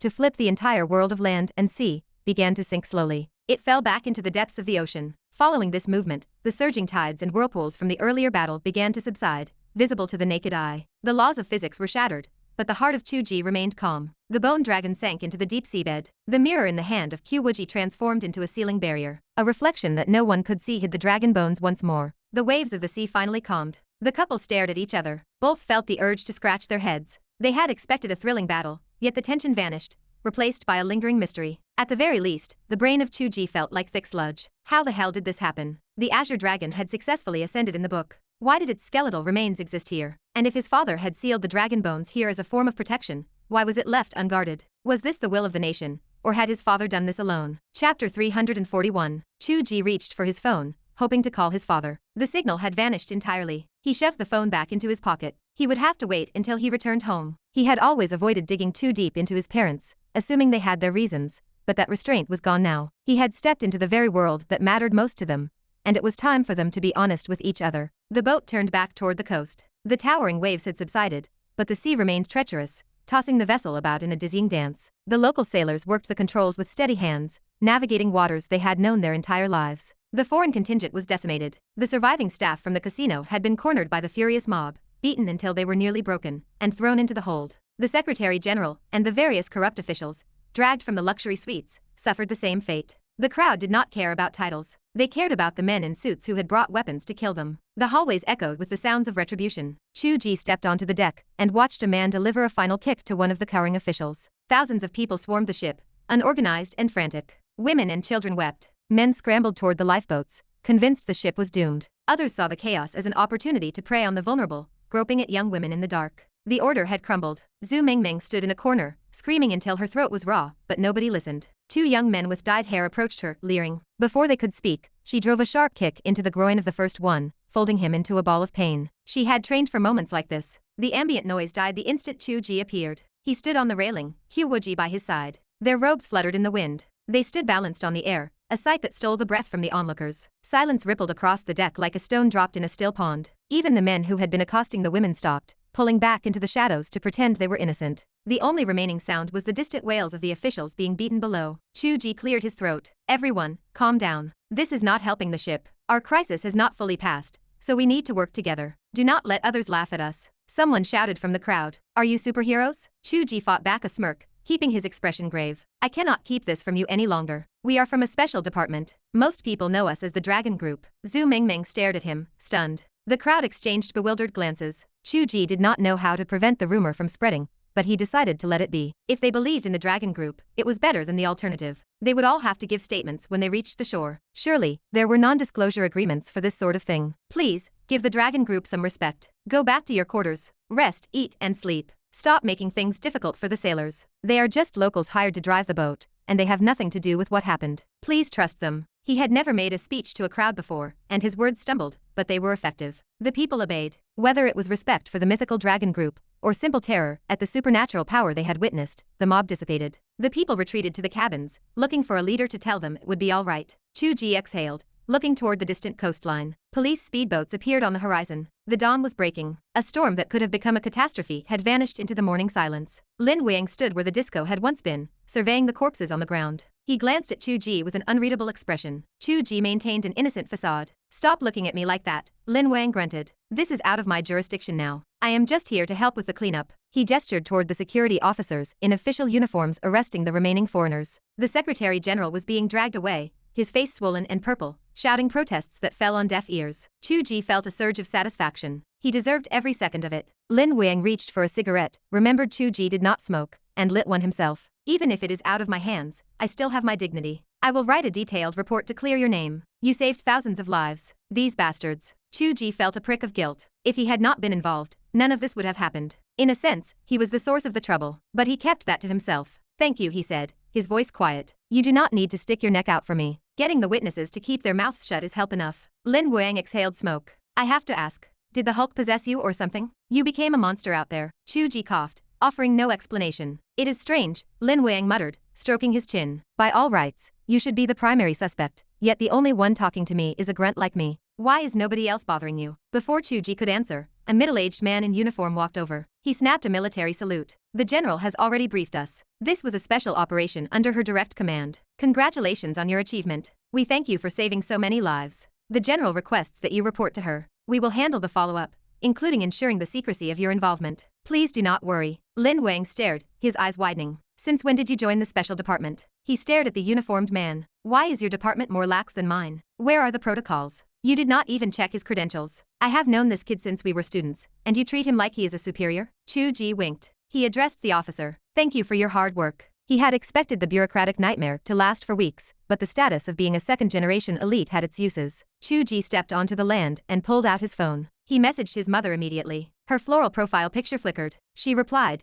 the last time you fought drug traffickers with your wife on the beach, could you not tell I was leading troops? Chu Ge typed back. Leading troops makes you a general? What rank is that? She answered, a provisional one. With the current situation, it might go up again. Chu Ge cursed under his breath. And Dad? She did not answer. I need to talk to Dad. I have so many questions, he typed rapidly. What is the point of the family group chat if we never use it? Why are you messaging privately? She replied, your father does not have a signal. He rarely reaches a place where he can communicate. Chu Ge pushed. Where is he? No more secrets. Tell me. She replied, the Arctic Ocean. Chu Ge ignored the feeling of his mother treating him like a child. His mind raced. Was a black tortoise guarding the north? Was there one at every cardinal point? He thought of the legend of Nuwa mending the heavens, slicing off the legs of the giant turtle to establish the 4 poles. Wu Ziyun typed, the dragon bones in the sea were your father's private decision. He found them, but he did not report it to the organization. He sealed them away himself. Nobody else knows. Chu Ge asked, what does that mean for how he handled them? She explained, he only sealed them. He did not fortify the position, he did not set guards, and he did not move them. He feared that if the Azure Dragon felt imprisoned or threatened, it would lash out. In other words, he treated it as if it did not exist.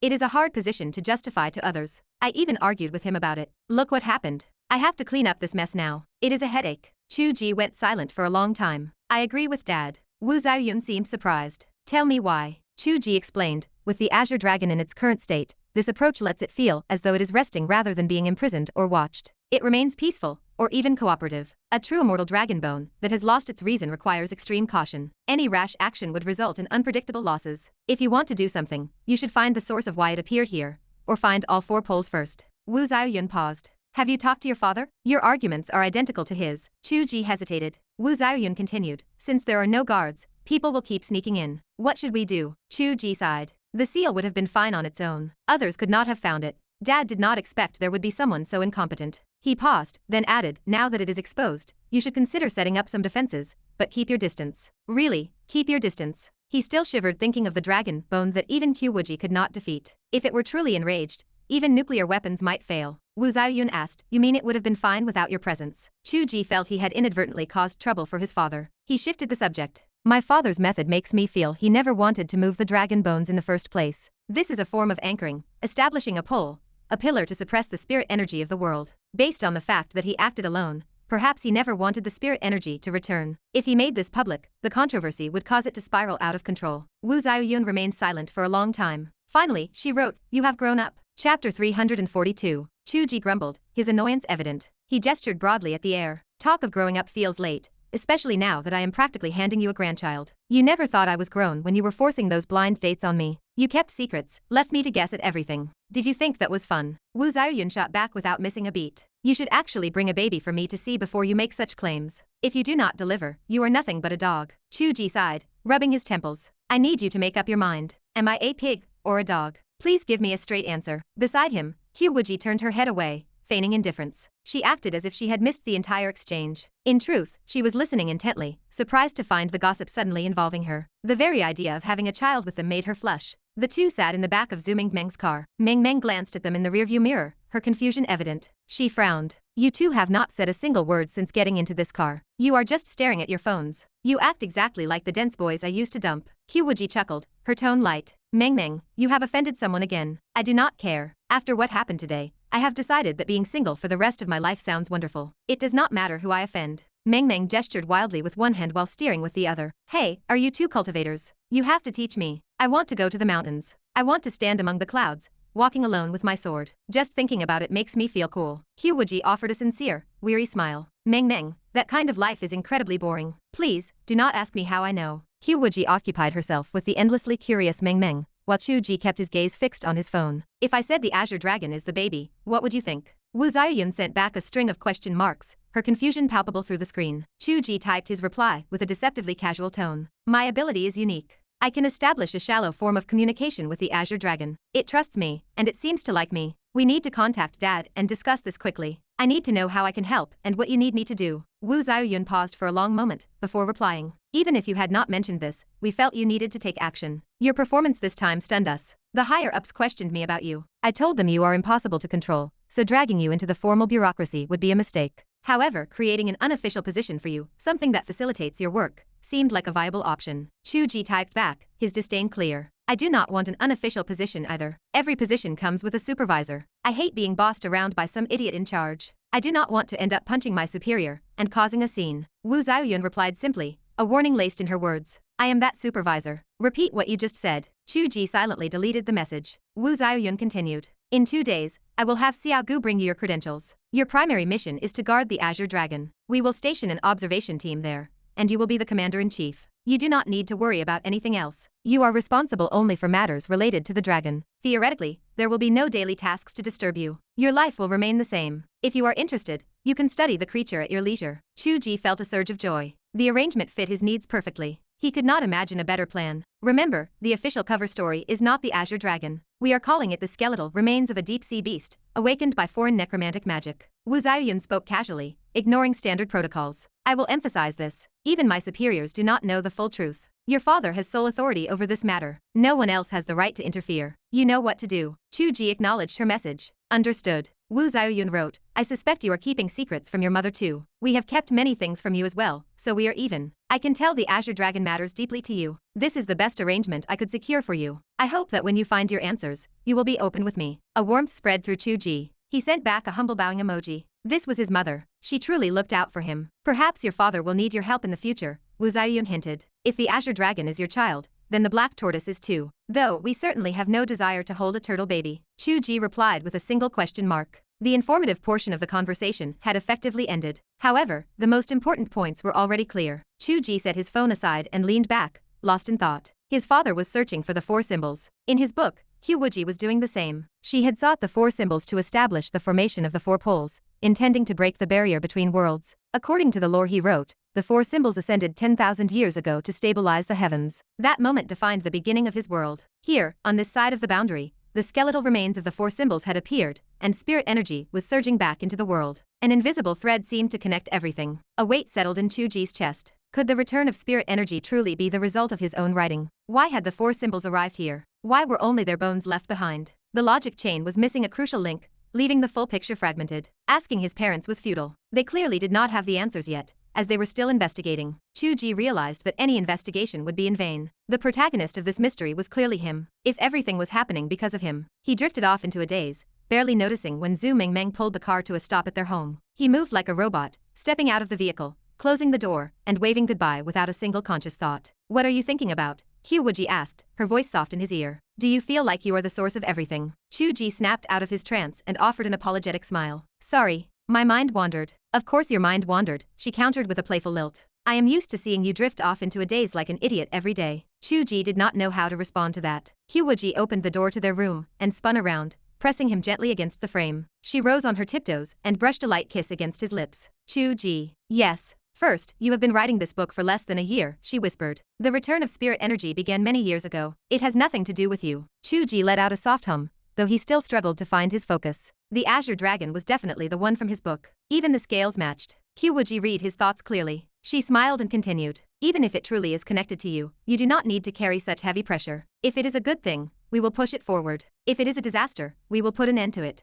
The world is in your hands. The universe is beneath your feet. If there is no law governing these events, then you are the law. Chu Ge felt a deep wave of gratitude. She was trying to ease his mind. Between his mother and his wife, he felt incredibly lucky. The woman who was known to the world as a goddess, a figure of icy distance, was now standing before him as a tender, supportive partner. The world could never know this side of her. I know, he whispered in response. I am not struggling with it. I am just trying to understand the beginning and the end. If you cannot figure it out, stop thinking about it for now. Get some rest. Answers will come in time, Wuji said gently. Do you want to know what I think? Chu Ge blinked, his focus sharpening. What? I am actually happy, Chu Ge. Wuji gazed at him, her eyes bright and intense. If they were all able to emerge, it proves a passage must exist. That means I can enter your world, and you can enter mine. Regarding our goal of finding a bridge between our two worlds, did today's discovery not represent the most significant leap forward? A jolt ran through Chu Ge. His eyes ignited with excitement. She was right. He had never looked at it from that angle. If that were the case, he had every reason to be happy. It was a massive leap. A project that had stalled without a single clue had finally seen progress. A path must exist between the two worlds. A portal of ascension. Perhaps it was dangerous. Perhaps that was why the four symbols arrived as nothing but bones. He did not know the specifics,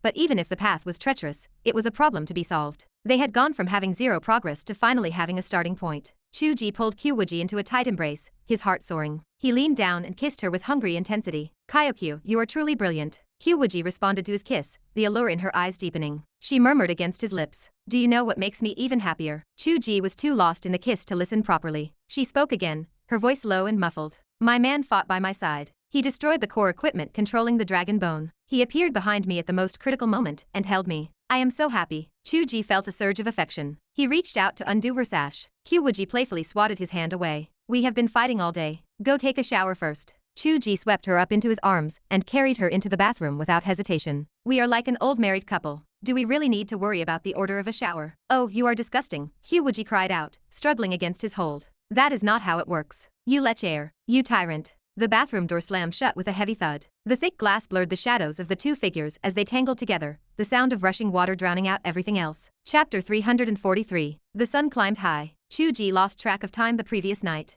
The cruise ship incident dragged on for hours. By the time they arrived home and showered, dawn had already crept across the sky. Then came the frantic, exhausting intimacy that left them breathless until they finally fell into a deep sleep. Waking up in the middle of the day felt like mere moments of rest. Yet, Chu Ge felt invigorated. The fatigue from the previous night vanished. Dual cultivation was the ultimate cheat code in this world. There was no denying it. The positions chosen for this cultivation determined the level of pleasure, and their shared bath had been the height of enjoyment. Wuji had finally given in to his desires. She had accepted their intimacy with a mix of reluctance and willingness. The dream of bathing together in the world of the novel felt closer than ever. Chu Ge reached across the bed. The spot beside him was empty. The scent of sautéing food drifted from the kitchen. The simple realization of her presence brought a smile to his face. It was a good life. He lingered in bed, turning his focus inward to examine his progress. His cultivation had surged. The golden core he had recently formed felt significantly stronger, closer to the second or third stage now. The precise ranking mattered little. He felt the expansive growth that surpassed normal cultivation methods. Combat remained the superior path for improvement. The period when the Azure Dragon broke the surface of the sea had flooded the area with spiritual energy,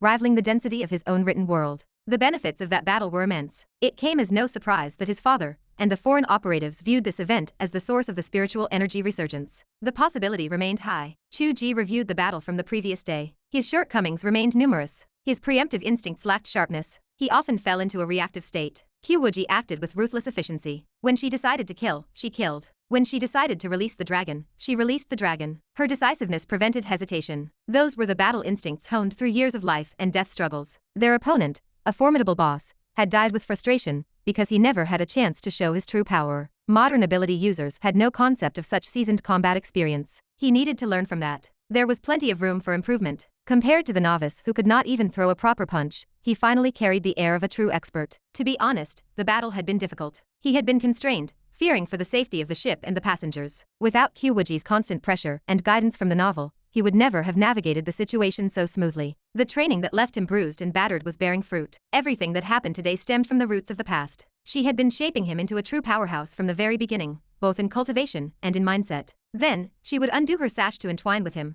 before picking up a ladle to prepare his lunch. Chu Ge felt he must have spent 100 lifetimes doing good deeds to deserve a woman like Wuji. Chu Ge, you lazy pig. Wuji called from the kitchen. I know you are awake. Stop lying in bed. Chu Ge sprang up, sprinted to the bathroom to splash water on his face, and reached the kitchen to find the table laden with aromatic dishes. Such a feast? Chu Ge asked, eyeing the spread. Wow, there is even abalone. It is a reward for your efforts, she replied, setting down a dish. You served me very well last night. Chu Ge deadpanned. Please, change your persona. Oh, Wuji mused, resting her chin on her hand. After eating those expensive fruits on the boat yesterday, I suddenly felt that our recent meals have been too bland. I find myself craving fish and meat. Chu Ge laughed. They no longer required food for physical sustenance. The act of cooking had become a simple pleasure, but for Chu Ge, it added a sense of domestic warmth. A home was not a home without a stove and a shared meal. The gluttonous Wuji was the real Wuji. After you finish eating, you must get back to writing, she reminded him. I am heading back to the manga studio this afternoon. I want to discuss something with you. I want to teach Ming Ming the basics of cultivation, she said. Her ability is being wasted, and I cannot bear to watch it. Do you agree? Chu Ge blinked in surprise. Why are you asking for my permission? Wuji stared at him, holding his gaze until he felt bewildered. Only then did she speak. This path is your creation. Whether it should be spread in this world is for you to define. Chu Ge paused, then let out a laugh. I do not care for spreading it everywhere, but Meng Meng is one of our own. As long as you tell her to keep it to herself, it does not matter. Wuji grew wary. Why are you so good to her? Chu Ge sighed. Why must you be jealous? If not for Meng Meng, victory would not have come so easily. I had no idea how to handle that shadow of a soul at the time. I have an idea for the next time you face something like that, she said. Tell me. He leaned in, ready to learn from the expert. Wrap your main soul around the invading energy and drag it into the world of the book, she explained. In that world, you are the god. That energy cannot replicate your authority. You can twist it into whatever shape you desire. Anything that tries to invade your mind should be walking into its own destruction. I considered that, but I hesitated. I was afraid, he admitted. You feared the energy would evolve into a demonic entity within the book? She considered this. I do not think the opponent could achieve that. Their connection to the book is not the same as yours. You can become the heavenly Tao. They cannot become a demon. That was not it, Chu Ge said. I suspected Sandro was just a middleman with someone powerful behind him. If I brought the energy into the book, I would have exposed the world itself. That is why I hesitated. If Meng Meng had not intervened, I might have taken the risk. Wuji chewed on a chicken leg, pondering his words for a long moment before nodding. You made the right choice. She flashed a bright smile. Your cautious nature is a great strength, provided you do not get stuck in hesitation. I do not think that will be a problem for you. Watching her, grease smudging her lips as she donned the air of a master instructing a student, he found her irresistible. He reached out to wipe the corner of her mouth. She glared at him, but did not pull away. They locked eyes. Images of the bed filled both of their minds. The situation had spiraled. Wuji swatted his finger away, turning indignant. Eat your food. Chu Ge fished an abalone out and ate it. Wuji exploded in anger. What are you thinking about? Chu Ge looked aggrieved. I am thinking about nothing. Her phone rang, providing a welcome escape from the tension. The caller was Zhu Mengmeng. Kaiokyu, are you two up yet? We are up. What is going on? The animation studio called. Mengmeng rattled off. The international music company we were partnering with ran into trouble, and they are canceling the contract. Then, they mentioned that we sent an email inquiring about doing the music ourselves, but we never replied to their follow-up. They called the company office instead. Her tone wavered between jealousy and frustration. The nights are short and the sun is high, and now the king refuses to hold court in the morning, does he? Wuji blinked. Her mind dragged itself away from thoughts of cultivation, battle, teaching disciples, and intimacy, returning to the harsh reality of their mundane work. Their anime project was in trouble. The studio also mentioned that once the music is ready, the anime is essentially ready for release, Mengmeng added. How did it move so fast? Wuji asked, jolted by the news. Who am I supposed to ask? Mengmeng sighed. You are the head of the manga studio. I only handle human resources and finance. Wuji, I am breaking off our friendship. There, Mengmeng. Wuji soothed. I will teach you how to cultivate. It is the best way to maintain your skin and figure. You will never need to visit a spa or do yoga again. Fine, Mengmeng grumbled.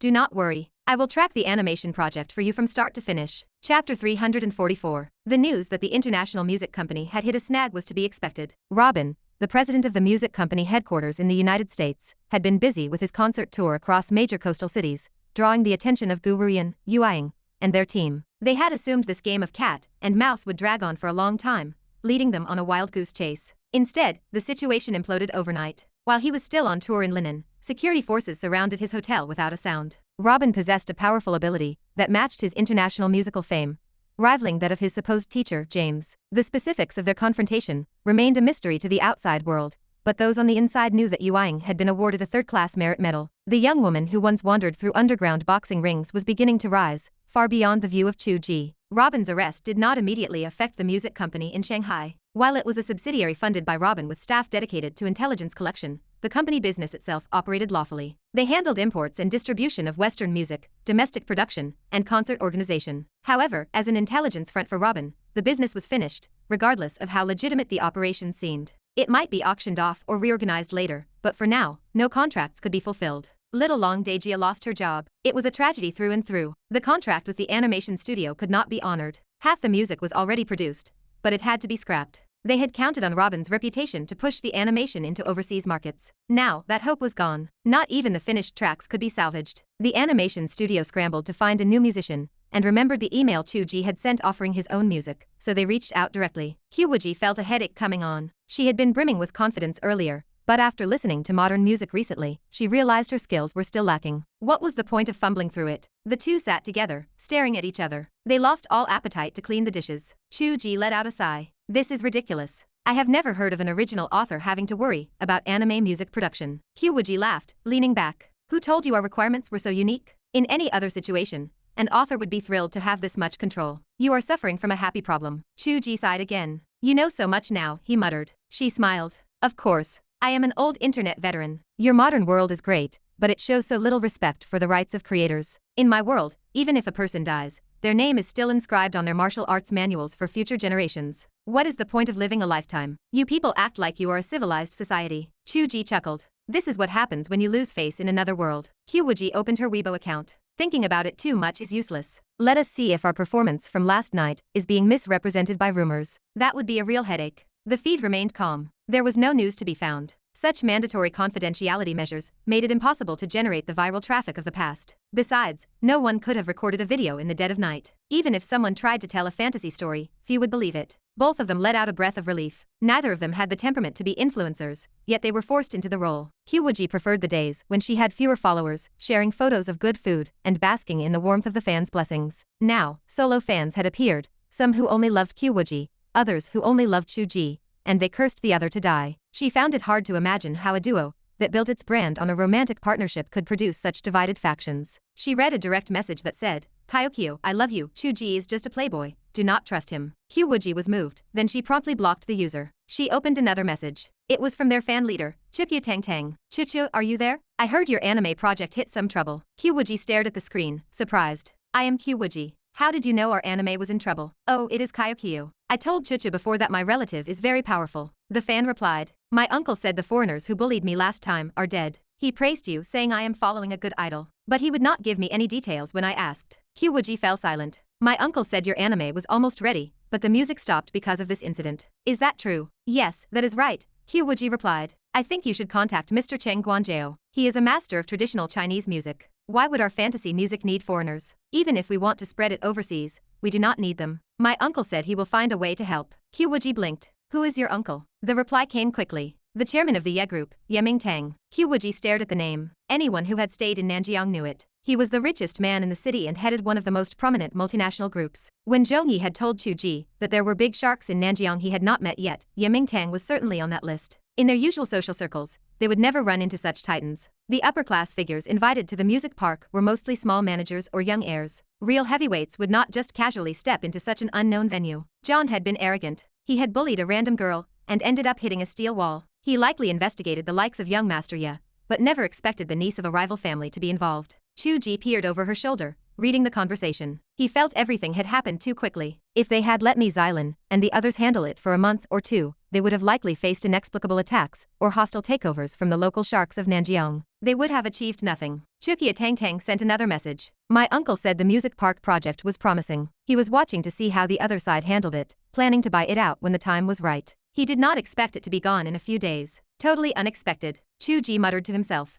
Well, I guess we ruined your capitalist plans. Wuji searched for Cheng Guanjiao online. A long list of titles filled the screen. She recognized many of the works listed and liked them quite a bit. She felt relieved by the choice. She realized the animation company had been suspicious from the start. Why hire foreigners? Was being international really that important? They had overlooked their own masters and traveled far to find what they could have found at home. She asked Chu Tiange. Mr. Cheng is a suitable musician, but we do not have his contact information. The fan replied with a number. Chu Ge remembered the good impression Cheng Guanjiao had left on him. He dialed the number. A familiar voice answered. Hello, who is this? Chu Ge tried to explain. Mr. Cheng, this is Chu Ge. From the music concert. Cheng Guanjiao laughed heartily. No need for introductions. The Love of Early Autumn went viral the next day, and I saw it. Is there something you need from an old man like me? Chu Ge felt the tension ease. He smiled. I do need a favor. It concerns the music for my work, which is being adapted into an anime. He explained the situation and added, my girlfriend has done some research on this and intended to do it herself, but it proved to be beyond our capabilities. We hope you can help us with this. We will make sure the price is satisfactory. Cheng Guanjiao laughed.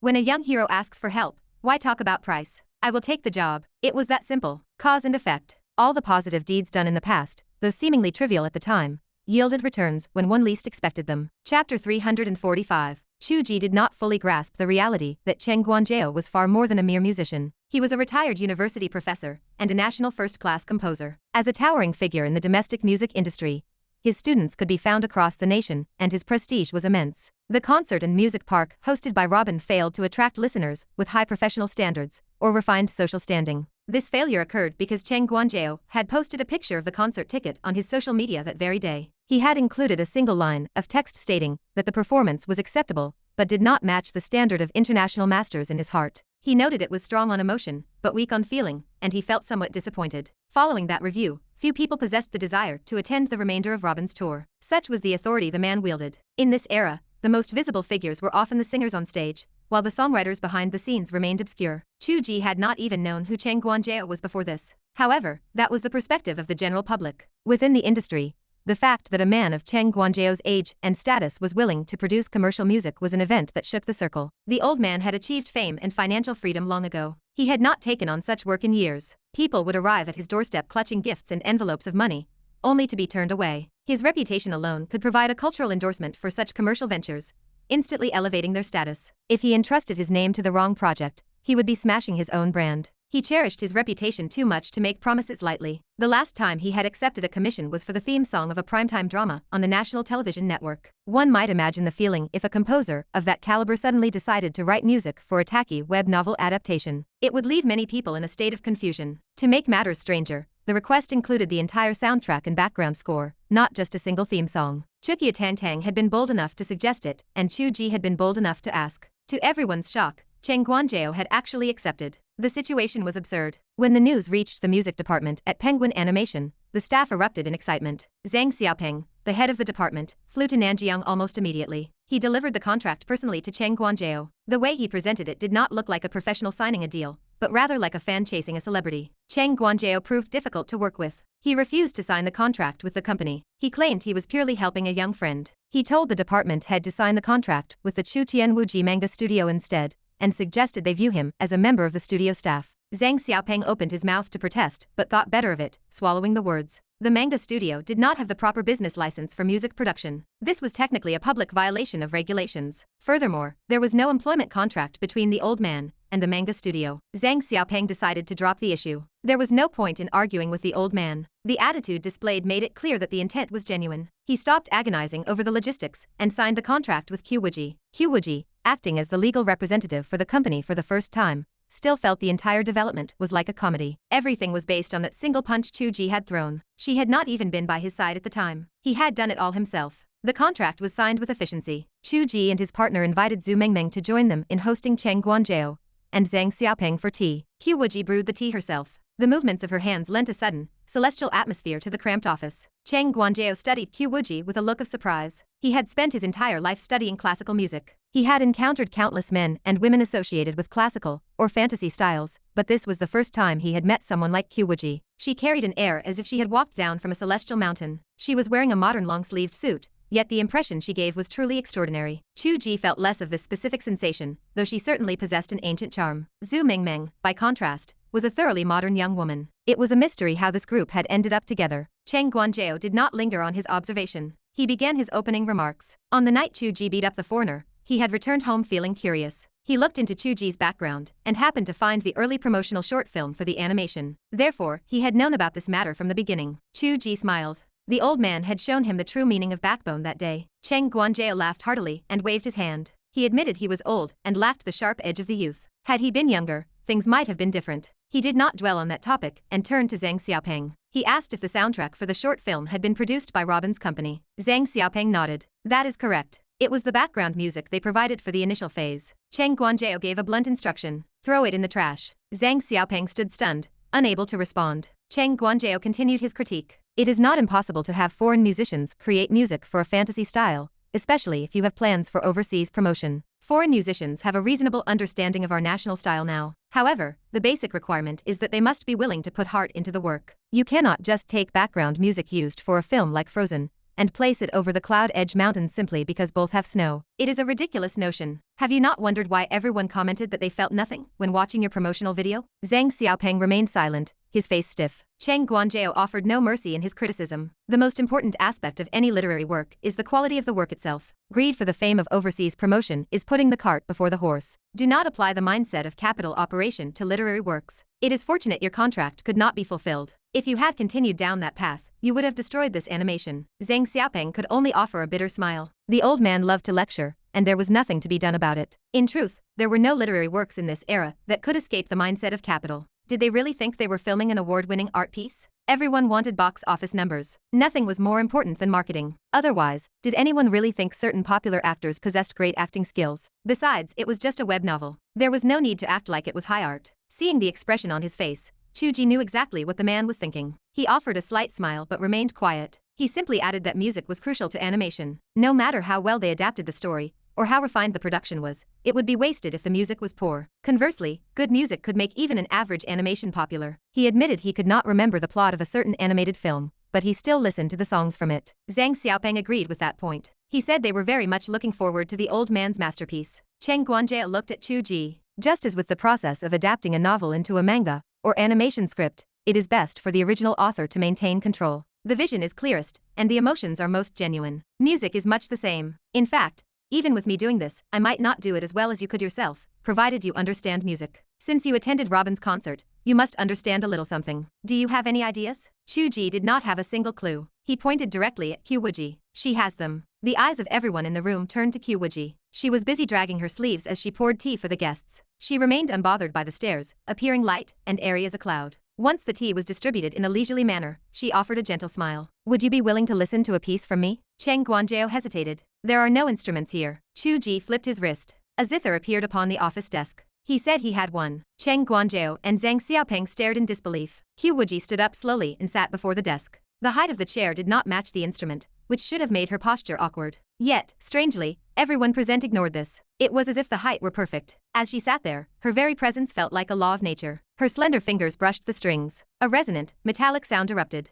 Almost everyone felt the sound of a sword whistling through the air at that very moment. It was as if an ancient blade had pierced through the clouds, descended from the heavens, and struck the peak of a snow-covered mountain with a sharp clang. The perspective shifted in their minds, raising a vast sky of snow. Sounds echoed as if from 4 azure peaks. Thousands of swords rose, responding to the sword on the main peak. The atmosphere turned solemn and chilling, brimming with lethal intent. The faint sounds of martial arts sparring drifted through. Below the misty green mountains, a vast platform appeared in the imagination. Disciples in neat robes were practicing their sword forms. A young man wandered, alone and hesitant, gazing at the clouds in the mountains, walking toward the sound of the swords in his heart. On the mountain gate ahead, jagged sword energy intertwined to sketch out stern characters. They remained blurred, hidden among the clouds, but 3 words could faintly be identified. Cloud Edge Sect. The young man lifted his head, a smile of anticipation appearing on his face. The zither melody ceased abruptly. Wuji smiled, offering an apology. I only captured this mood for now. A corner of the cloud edge, nothing more. I personally believe it would be quite suitable as the exclusive background music for the Cloud Edge Sect scene. Do you have any teachings for me, sir? Cheng Guanjiao stared at her blankly for a long time. He suddenly turned to Zhang Xiaopeng and asked if their leadership were pigs for wanting to find foreigners to do this work. Zhang Xiaopeng wiped the cold sweat from his forehead. How was he supposed to know? Sweat aside, a look of joy flashed in his eyes. Although the zither piece was still thin and the scene was simple, the quality and the artistic conception were undeniable. Anyone with a shred of expertise knew that with a little arrangement,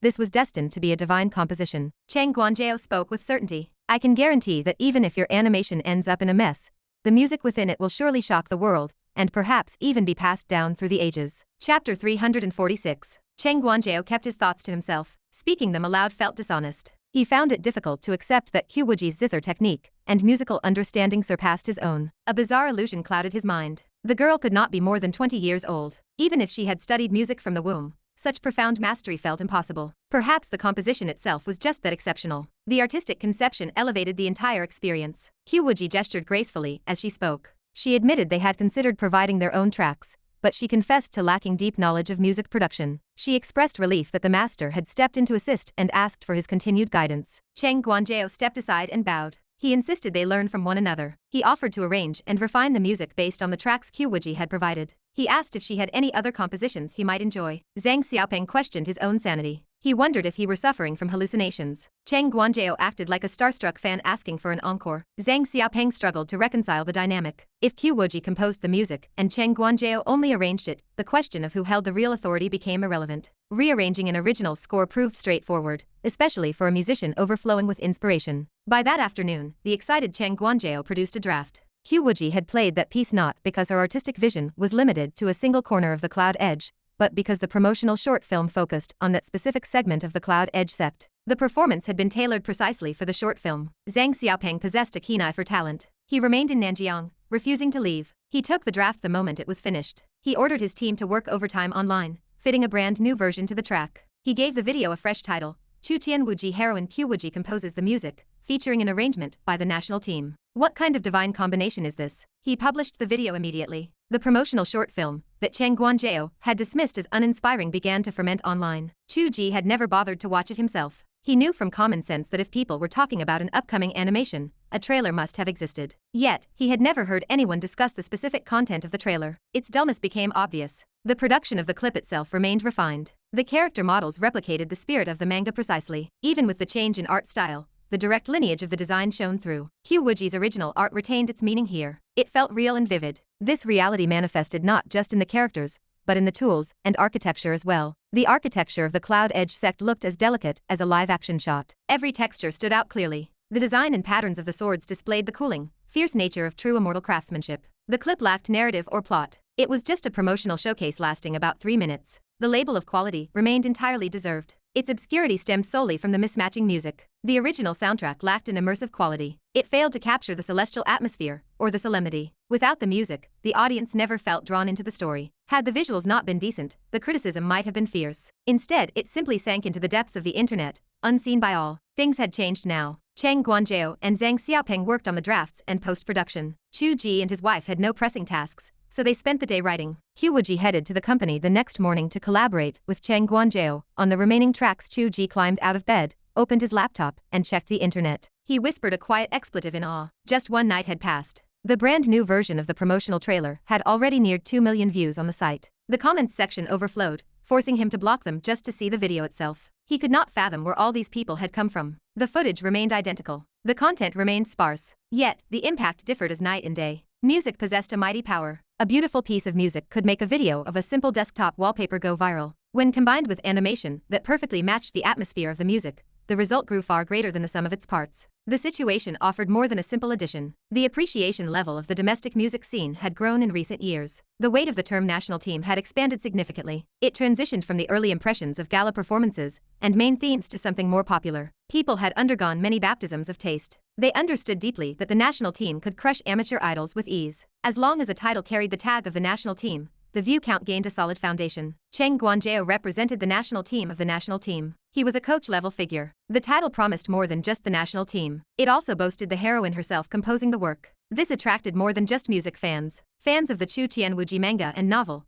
along with the shipping fans of the early autumn romance, swarmed into the site. They came to see the QQ who could compose music in addition to drawing. Once they looked, they could not look away. One user commented that the video captured the cloud edge mountain of their dreams, a place hidden deep in the clouds. Another praised the swords, calling them incredibly fiery. People shouted about high-energy moments ahead. The comments filled with adoration for QQ, with users insisting it had to be her. They gushed over her beauty and style. Chu Ge had to hide the comments to catch a glimpse of Wuji's side profile. The figure stood atop the mountain, hands behind her back, gazing at the sword. She appeared cold, proud, aloof, and sharp. With a single glance, she exuded a might that swept across the world. Chu Ge stared blankly at the profile. Despite the many changes between the manga and the animation, the likeness to the real Wuji had faded. Yet, magically, he could still sense that she was exactly the same. It felt as though she had merely applied a bit of makeup. This was the essence of spirit. A viewer noted that they had watched the clip before and felt nothing. They questioned what the previous music had been doing. Someone else mocked the Penguin team, asking if they had finally grown a brain. They argued that such celestial themes were not meant for ordinary people. A fan marveled at the transition of the flute sound,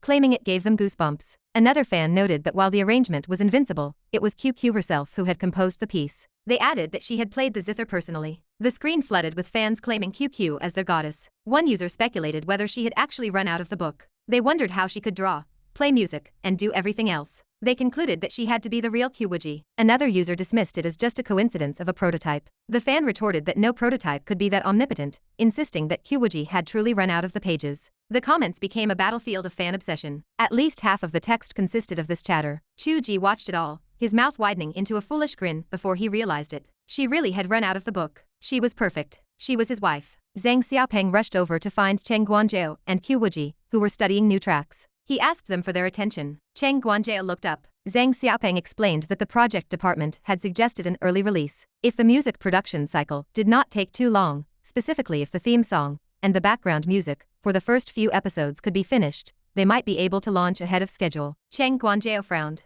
He asked how early they meant. He questioned if they expected it this week, noting that would be impossible. Zhang Xiaopeng assured him that was not the case. He noted that they still had plenty of work to complete, but the first few episodes were finished. He asked if they could provide a sample for the two teachers to review. Wuji nodded. She admitted they hoped for an early release as well. She asked what the plan was. Zhang Xiaopeng explained that they had originally planned for the Spring Festival, but given the current situation, the optimal time would be New Year's Day. Chapter 347. The new year was only half a month away. If this were a normal production, asking someone to finish a full collection of music for an entire animation in just 15 days would earn a prompt expulsion from Chen Guanzhao, along with the termination of the contract. It was laughable. Yet, Chen Guanzhao remained silent this time. He only asked if 1 week would be enough time, implying that half a month was actually manageable. Wuji acted as a living library of music. Her collection of zither compositions left others speechless. Every piece fit perfectly, adapting to any scene. Even the sinister or violent themes for demonic realms matched the visuals with uncanny precision, as if she had witnessed those events herself. Chen Guanzhao felt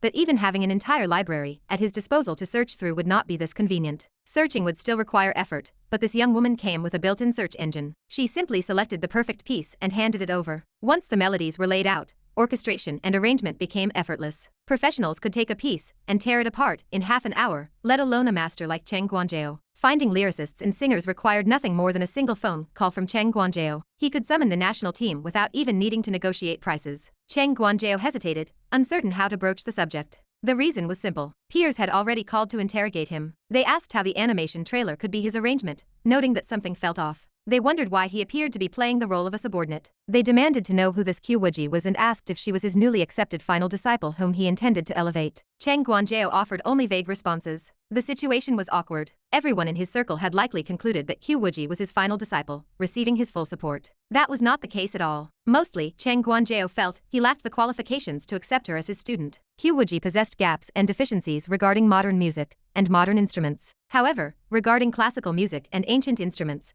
Cheng Guanjiao had originally dismissed his doubts as a misperception. After 2 days of contact, he had to admit that she could genuinely serve as his teacher. Mutual learning was not just a platitude. It was an objective reality. As for explaining this to others, he struggled. If someone had told him the day before that he would willingly play the role of the supporting leaf, he would have slapped them. Did they think he was dead? Yet, he found himself without the desire to assert dominance. He respected her talent and refused to see such a gift buried. He chose to act as her foil. He felt the joy of a master discovering treasure and the desire to cultivate it. The problem was his own reputation. If he asked friends to provide lyrics and vocals, claiming she was his disciple, people would understand and cheer her on. If she were not his disciple, he could hear the whispers. What was he doing? Was he an old man acting like a sycophant? Wuji observed Cheng Guanjiao's expression and understood his turmoil perfectly. The desire to support a successor, while maintaining one's own pride, was a mentality she recognized in herself. She spoke calmly. If the master found it difficult to explain to the outside world, he did not need to explain at all. He could place his name at the front for the composition and arrangement. Her name did not need to appear anywhere. Cheng Guanjiao recoiled. How could that be? He could no longer hold back. The words about accepting her as a student felt impossible to utter. In some areas, she surpassed him, and he lacked the audacity to claim authority. He looked at the young woman, genuinely puzzled. Anyone else would have begged to be his student just to bask in his prestige. Wuji smiled. She only cared about the success of the animation. She did not need personal fame. To put it bluntly, she did not need his endorsement. Cheng Guanjiao grew indignant. Did she take him for a fraud who would claim credit for her music while using his own name? Wuji offered an apologetic smile. That was not her meaning. She simply did not care. He had helped immensely, so she considered it a gift to him. Cheng Guanjiao could not fathom her perspective. Why not? Even a nominal apprenticeship would grant him face and provide her with tangible benefits. It seemed perfect. Wuji lowered her voice. If the master required the social standing, he could announce it to the world. She would not object. However, she requested the liberty to avoid that title in private. Cheng Guanjiao scratched his head in frustration. Why? Surely she had called others teacher before. She had. She had a manga instructor and a driving coach. She quickly added that she had also had school teachers from childhood to adulthood. He persisted. Was calling him teacher such a heavy price? Was she not learning modern orchestration from him? By all facts, he was her teacher. She hesitated. That form of apprenticeship,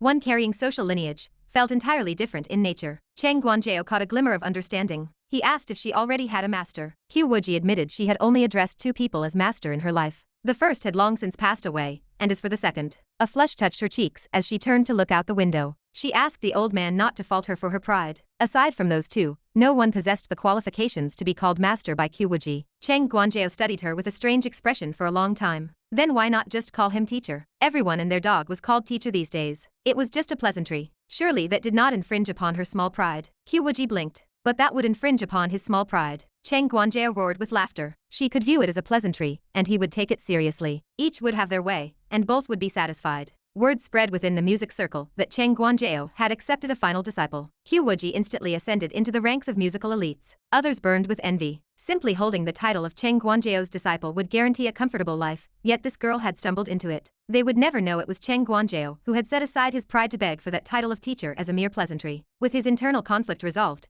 Cheng Guanjiao made his calls. He told an old friend to provide lyrics for his disciple's animation theme song. The friend agreed readily. He called another to find a singer, and the friend agreed without question. It was simple. It was prestigious. Watching the master cling to his dignity with such determination, Wuji could not help but chuckle. Did all old men and women possess such master-level pride? She grumbled to herself. She was certainly not a 10,000-year-old grandmother. The animation progress moved like a raging fire, clearly nearing its launch. Chu Ge left everything in the hands of Wuji and slipped away to the coast again. Hundreds of nautical miles from the place where the azure dragon's bones rested, a small island now hosted a base. A group of ability users stood guard, watching the horizon, to prevent any hidden figures from sneaking into the depths. Since the exact location stood revealed, guarding it was necessary. Heroine waited on the island. She showed surprise at seeing him fly in, yet she asked no questions. She stepped forward and handed him an identification document. Chu Ge tossed it in the air. He asked about his level of authority. Heroine paused to consider. She told him he could effectively be considered the owner of the island. Chu Ge froze. Seeing his reaction, Heroine struggled to suppress a grin. She told him to be happy about the document. It provided immense convenience when he traveled, and it came with no obligations or assigned duties. Even she felt a pang of envy. Chu Ge inspected the temporary station on the island. The construction moved quickly. He asked how many people were there. Guvurian explained that many workers were currently installing infrastructure and fiber optic cables, but they would leave soon. The group truly stationed on the island were. She smiled with an unreadable expression. They were his acquaintances. Chu Ge guessed the identity immediately. Soon enough, he spotted Panda, huddled into the shape of a ball, watching the construction work. He heard him muttering about the internet. Panda insisted that as long as the internet existed, he could stay stationed there until the end of time, whether it was a mountain or an island. Guvurian asked if he was satisfied. Chu Ge twitched his lips and lowered his voice to ask if they had all been recruited. He expressed doubt that this group of free-spirited individuals, who shared his own bird-like nature, would ever consent to government work. Guvurian corrected him. No, he was an external consultant, and so were they. External matched with external seemed quite appropriate. Chu Ge asked how they had been convinced to come to such a desolate, god-forsaken place. Guvurian folded her arms. She told him that she had merely mentioned that Zhu Mengmeng had been on the boat throughout the East Sea incident and might frequently visit to inspect the site. They had agreed instantly. She sighed with sympathy for the nature of men. Chapter 348. Chu Ge squinted at her for a long time. He lacked the energy to argue. He simply asked if Zhongyi was hiding somewhere nearby, because Zhongyi hardly seemed like the type to follow orders and stand guard. Guvurian shook her head. Zhongyi went abroad. He has his own business to attend to. Chu Ge pressed for details, asking if she was responsible for all the contacts and what her actual position was. She explained that she acted as an investigator for a certain bureau. Her ability functioned best during investigations. Editing and recording information on ability users served as only a part of that work. To the outside world, she held the title of deputy president at a state-owned information agency. Outsiders had no idea what that agency did, usually assuming she was just a journalist or an editor. That made things much easier. Chu Ge asked if she could speak so openly with him now. Guvurian nodded. Although he held an external status, the two of them needed to cooperate on many tasks. Frankness served them better than secrets, especially since he had likely guessed most of it already. She sighed. She pointed out that her ability, as he had witnessed, rarely served a practical purpose in high-stakes situations due to severe limitations. Chu Ge countered that it worked well enough on ordinary people. Reading their thoughts and discerning their abilities provided an advantage in information gathering. Guvurian looked helpless. Higher-level enemies remained hidden from her sight. Even when she caught a glimpse, they often sensed her intrusion. Once this mission ended, she intended to begin special training. She could not fall behind the times. Chu Ge remained silent, his expression unreadable. He knew Guvurian used him as an example, though her assessment regarding the growth of others held true. Ability levels never remained static. The government rated people based on their potential, or the highest level an ability could reach, rather than their current strength. As time passed, current levels meant nothing if they could not adapt. Chu Ge thought of her rating. A grade of S seemed impressive, as reading minds fit the category of supernatural perception, yet her current performance did not match that rank. She traveled constantly, perhaps missing updates to her training regimen. Special training was indeed necessary. Guvurian promised to leave the true combat personnel on the island. Yue Ying would remain under his command for the time being. She offered a playful, knowing smirk, warning him not to harbor any untoward intentions while working with his neighbor again. Chu Ge ignored the joke. He stared at the East Sea for a long time, whispering that he dared to tease her, but she should not joke about Yue Ying. Guvurian stiffened, dropping the playful tone. She warned him that if a situation arose beyond his capabilities, he should use his credentials to contact the department on the shore for support, rather than always trying to solve it alone. Chu Ge agreed. Guvurian left without lingering, likely feeling embarrassed by the errors in the mission. Panda scuttled over like a ball. He told Chu Ge not to listen to that woman nonsense about Zhu Mengmeng. They only came here because he took the lead. Chu Ge cleared his throat and asked Panda to address him as leader. Panda straightened his face. He asked if Chu Ge knew why they agreed to come just because he was the leader. Chu Ge suggested it was because of their familiarity. Panda roared with laughter. He shouted that it was because he was the leader of the alliance, then commanded Chu Ge to lift his buttocks. Chu Ge complied in silence. The others erupted in laughter, stepping out from the temporary tents. They teased that Sanwa remained the same person, never letting his status go to his head. Chu Ge acknowledged that he had plenty of work to do here, and having his own people made things much more comfortable than working with strangers. He commented on the poor environment, surprised they were willing to come. Wan Zaijian explained that they had been allocated a plot of land to farm. Once water and electricity were connected,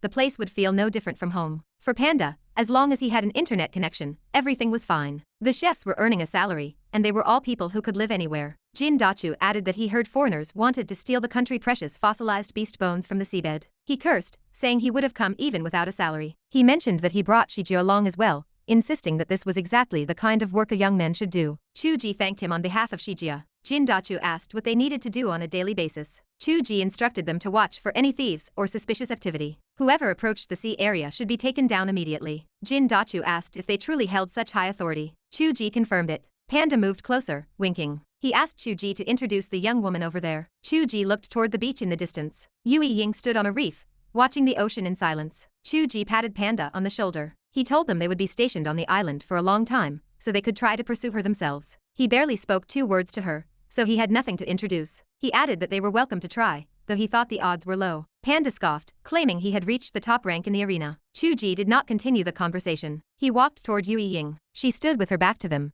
Yet the moment Chu Ge approached the reef, Yue Ying turned her head with a smile and greeted him. Chu Ge expressed surprise, noting that he had purposely held his breath. Yue Ying laughed, explaining that the shadows were everywhere, whispering their voices and the sounds of their previous conversation to her. Chu Ge felt a little awkward. He told her the others were just joking and had no real courage behind their words. Yue Ying shook her head. She thought they were quite nice. Chu Ge remarked on how much more she smiled these days compared to the pale, expressionless girl from the past. Yue Ying scratched her head. Nobody had talked to her before. Now, the team members showed great enthusiasm. Sister Wujian treated her with such kindness, just like a younger sister. Chu Ge remained silent. Yue Ying explained that she volunteered for the island assignment to help Brother Chu, having always felt indebted to him and Sister Q. Her smile shone brilliantly. She finally had a chance to repay the favor. Chu Ge felt infected by her smile and laughed along. He told her not to take those minor matters to heart, as they were working together for official business now. Yue Ying tilted her head, her smile turning mischievous. She questioned if it was truly just official business. Even the guards were his own people,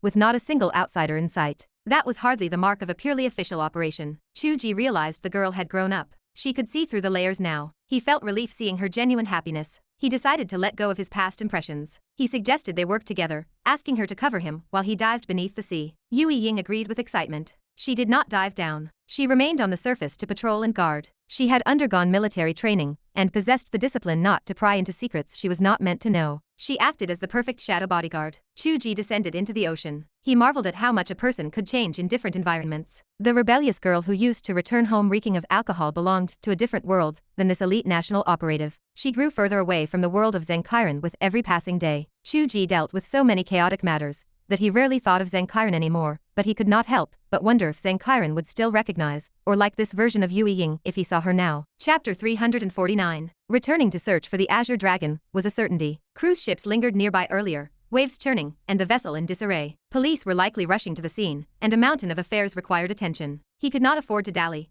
so he sealed the beast and left. Now that matters had settled, he had to return for a thorough investigation. His mother had arranged this island master authority for him, giving him command of the entire island, precisely to make such matters easier. It was neither public business nor private. It was a perfect blend of both. Once sealed, the creature remained undetectable. Since his father had no desire to make the Azure Dragon feel imprisoned, achieving a perfect seal was difficult. This method could not entirely isolate everything. Sounds could still penetrate, and perhaps the dragon emitted faint traces of spiritual energy. The effect remained subtle, almost impossible to detect. The spiritual pearl he discovered in the sea likely originated from this very leakage. Others inferred that something existed in the ocean, and their confirmation probably followed countless similar discoveries. Everything left a trail. Chu Ge considered Old Chu's mine. The spiritual energy there had to possess an origin. His father had dropped a fake stone there for observation, and that choice was no accident. He arrived at the underwater seal. Nothing stood visible, but he knew it existed within the mirror space. Chu Ge hesitated to enter the mirror. He feared the Azure Dragon might go berserk and crush him instantly. He halted outside, pressed his hand against the void, and extended his divine sense. The Azure Dragon remained in a deep slumber. The rampage of the previous 2 days had clearly taxed its soul,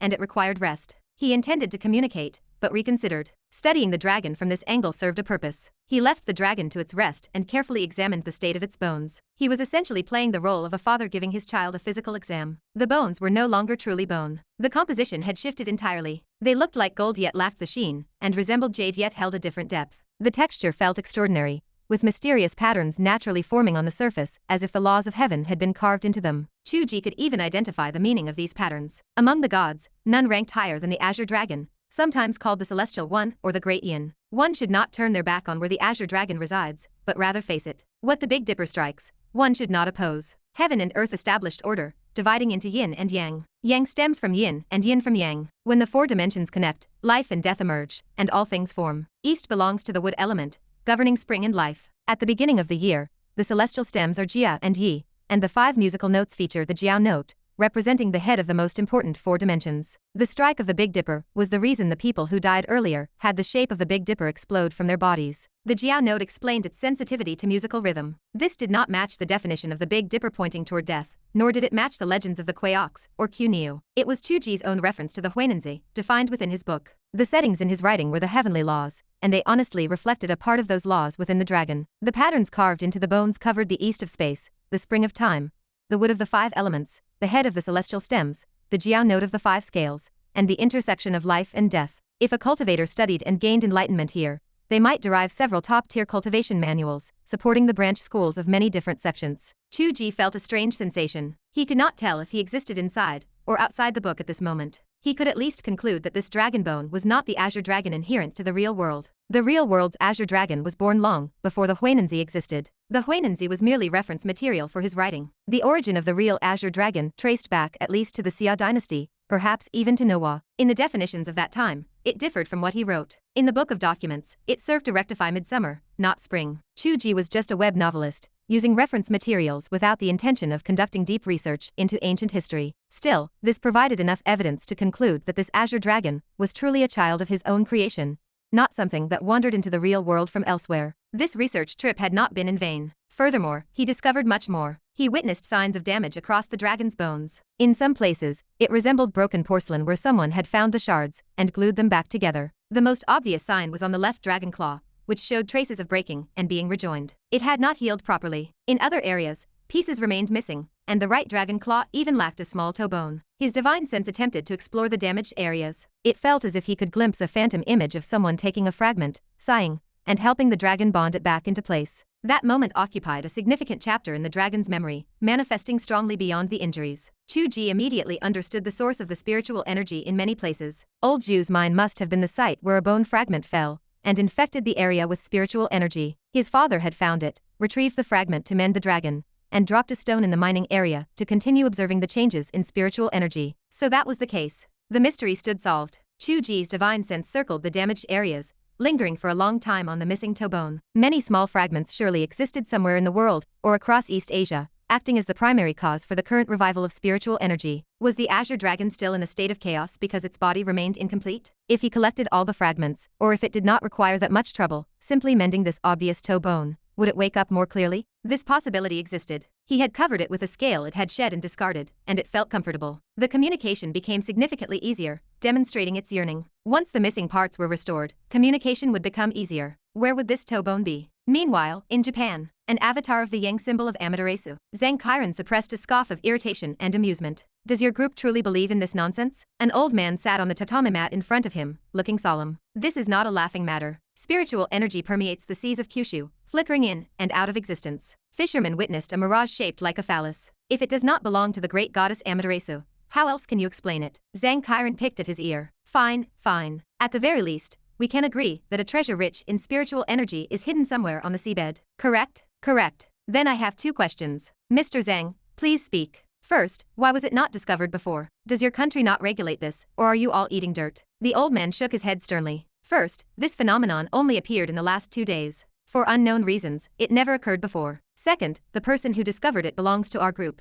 and we have sealed the information. Zhang Qiren finally grew serious. Then we arrive at the second question. Why would you leak such important information to me? The old man revealed a trace of a smile. When a divine object emerges from the sea, who does not want it? Why must only our group leader possess it? Zhang Qiren clapped his hands and laughed. Excellent. Treasures have no owner, and only the virtuous may reside with them. In my eyes, Mr. Matsuda is a virtuous person. Matsuda laughed. Mr. Zhang is a clever man. There will be no shortage of benefits once the matter succeeds. Zhang Qiren smiled and raised his cup in a toast. Mr. Matsuda has made a correct decision. His heart sneered. He knew clearly why the other party sought him out. He was just a discarded child of a Chinese family, fighting for survival abroad. He acted as an assistant, but lacked the strength to bite back. Was he not the perfect blade? Perhaps when the time came, he would end up buried in the Kyushu Sea with no one to collect his corpse. You want to use me, Zhang Qiren, as a blade to be discarded after use. You, Matsuda, a leader of a second-tier gang, lack the qualifications. When do we act? Zhang Qiren asked. No rush. We still require a specific investigation. During this time, we can allow everyone to become better acquainted and discuss the details of the operation.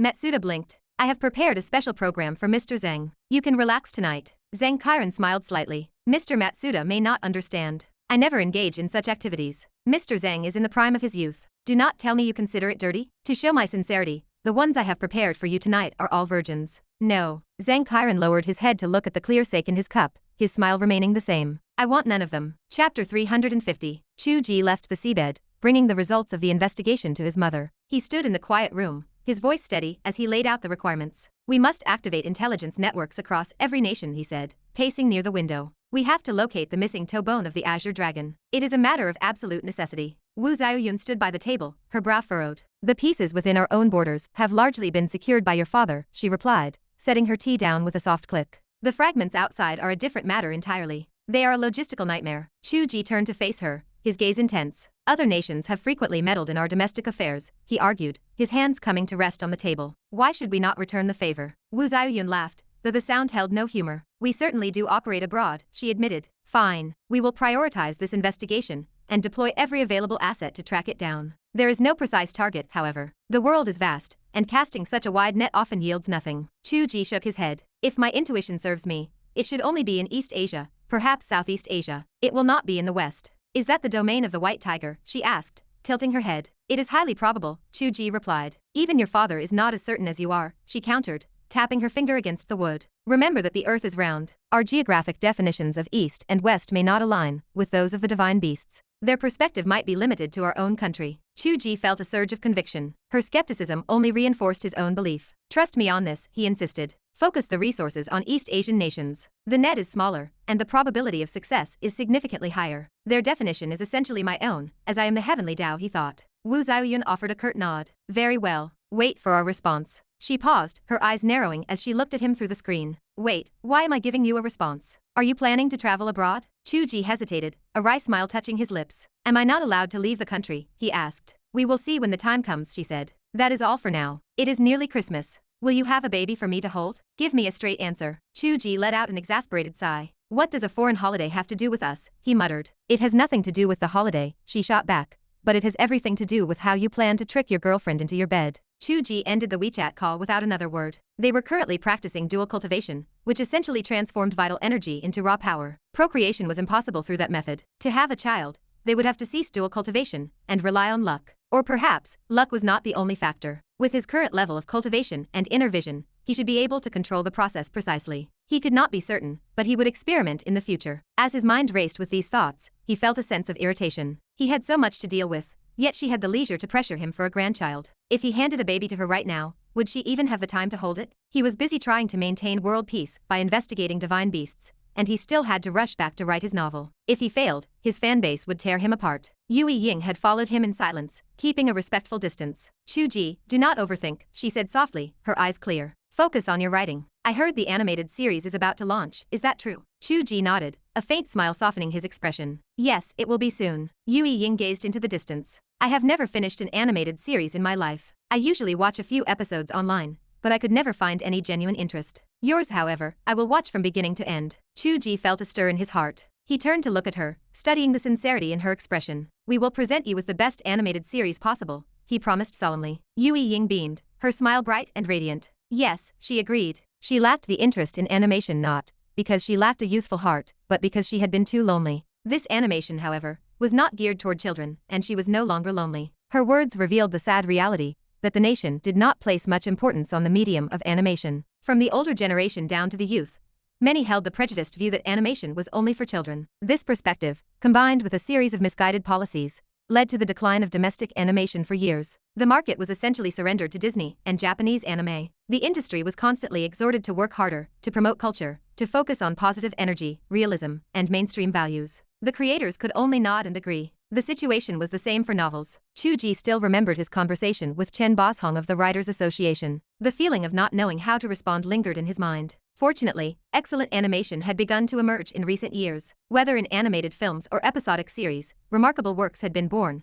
and public acceptance continued to rise. More people realized that animation did not have to be aimed at children. It could carry the same weight as live-action films, and in some aspects, it was even more effective. The animated adaptation of Chu Tiange was a ripple in the tide of this era, even if it had been rushed. Chu Ge still did not understand why the project felt so hurried, yet the craftsmanship remained high. It did not suffer from the slapdash quality one might expect from a rushed production. It was as if Xia Wenyuan had poured all his energy into this specific endeavor. It was strange, but since it perfectly aligned with Chu Ge's own needs, he was happy to accept it. It would have been far more troublesome if they had dragged their feet. Several days passed as all parties continued their work. His mother offered no further response, and Chu Ge refrained from disturbing the Azure Dragon, choosing to stay home and focus on his writing. Infrastructure on the small island was nearly complete, and the Black Room had officially stationed personnel there to guard the sea. In late December, on Christmas Eve, the animated theme song, Thousands of Miles of Clear Autumn, was finalized after intense collaboration. The original melody by Wuji, the arrangement by Chang Guanjiao, and the lyrics and vocals provided by the national team were all handled without charge. To complement the theme song, the production team released a second promotional music video. The content of this video was far richer than the earlier promotional material. The imagery was no longer limited to Yunji Mountain, and the characters were not confined to Chu Tiange and Wuji. The world began to expand. In the vast East Sea, exotic beasts flickered in and out of sight. In the 100,000 mountains, demons and witches ran rampant. Beneath the Bodhi tree, an old monk struck a wooden fish. Within the burning flames of the fire prison, the cruel and arrogant laughter of Yan Qianli erupted. Wuji merged with her sword, shooting like a bolt of lightning toward the overwhelming flames. The final plot of the first season was the battle between Q and Qian. Yan Qianli had a significant presence in this music video, and the music accompanying his scenes featured the most intense and explosive sections. More importantly, Yan Qianli, as the boss of the first season, appeared handsome and charismatic. Chu Ge had to force himself to bury his mental image of the character as a small, fumbling spark of fire before he could truly appreciate the music video. The more he watched, the more impressed he became with the character's design. Everything was perfect. The music and lyrics, the vocals, the refined background of the music video, and the explosive special effects of the battle. Even Chu Ge, who knew the real world, and was the most likely to be distracted by technical flaws, found himself completely immersed. He watched it again and again, unable to tear his gaze away. Other viewers, encountering this for the first time, would be even more captivated. The animation had not yet aired, but the promotional video had already set the internet ablaze. Its popularity dwarfed the previous short, and it became an instant hit on the short video platforms. Whether the trend was good or bad was a matter of opinion, but everyone knew the heat had exploded. Even the song itself, released as a standalone track without the animation video on major music platforms, rocketed up the charts. It was a bit of a cheat, as the animation belonged to the company behind the platforms, so the song hung prominently on every recommendation feed. It captured everyone's attention, and the data surged frantically, reaching the top of the charts within a single day. Chu Ge stood there, utterly stunned. He felt the familiar sensation wash over him once more. I have spent an entire year writing a book, he thought, and it has never reached this many people. The reach and infection of music were truly a glitch in the system. It was no wonder the production team believed a New Year release would be better. It was the perfect time to strike while the iron was hot. The door clicked open. I am home, a voice called out. Wuji poked her head in from outside. Oh, listening to the music, she asked. Chu Ge turned to look at her. Wuji smiled, her eyes crinkling at the corners. Her spirit and energy seemed slightly different from before, and she wore a look of immense pride. Chu Ge could not help but laugh. Yes, listening to your song. That was the reason for Wuji's pride. The song currently playing on every street corner was written by her. It was her song. The feeling was no different from Chu Ge overhearing people talk about his book. It was as exhilarating as it was satisfying. Wuji had enjoyed thousands of things in her 10,000 years of life, but this was a unique experience. Compared to people praising her strength or her battle records, this felt entirely different. She walked in, swaying back and forth with her hands behind her back, nodding along to the rhythm. The singing in this line is quite skilled, she remarked, and the enunciation of the angry tone is handled beautifully. Chu Ge barely suppressed a laugh as he pulled her down onto the bed. My handling of tones is even better, he teased. Would you like to try it? Wuji broke character instantly. Oh, she exclaimed. We are talking about music. What a bore you are. Is it not the height of elegance, he whispered,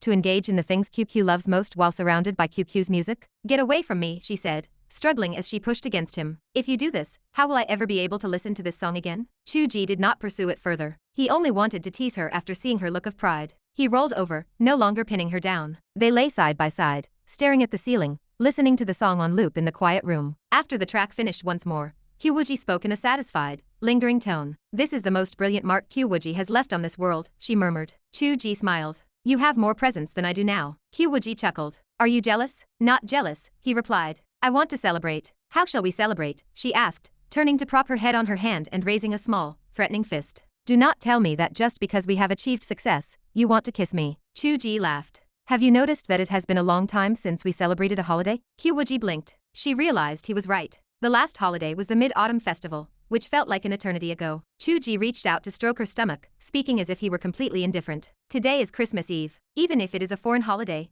it is still a holiday. Shall we go out for a walk and listen to the singing filling the streets? To be continued. Hope you liked today's video. Join the community by subscribing and dropping a like. I'll be back with another update as soon as possible. See you then.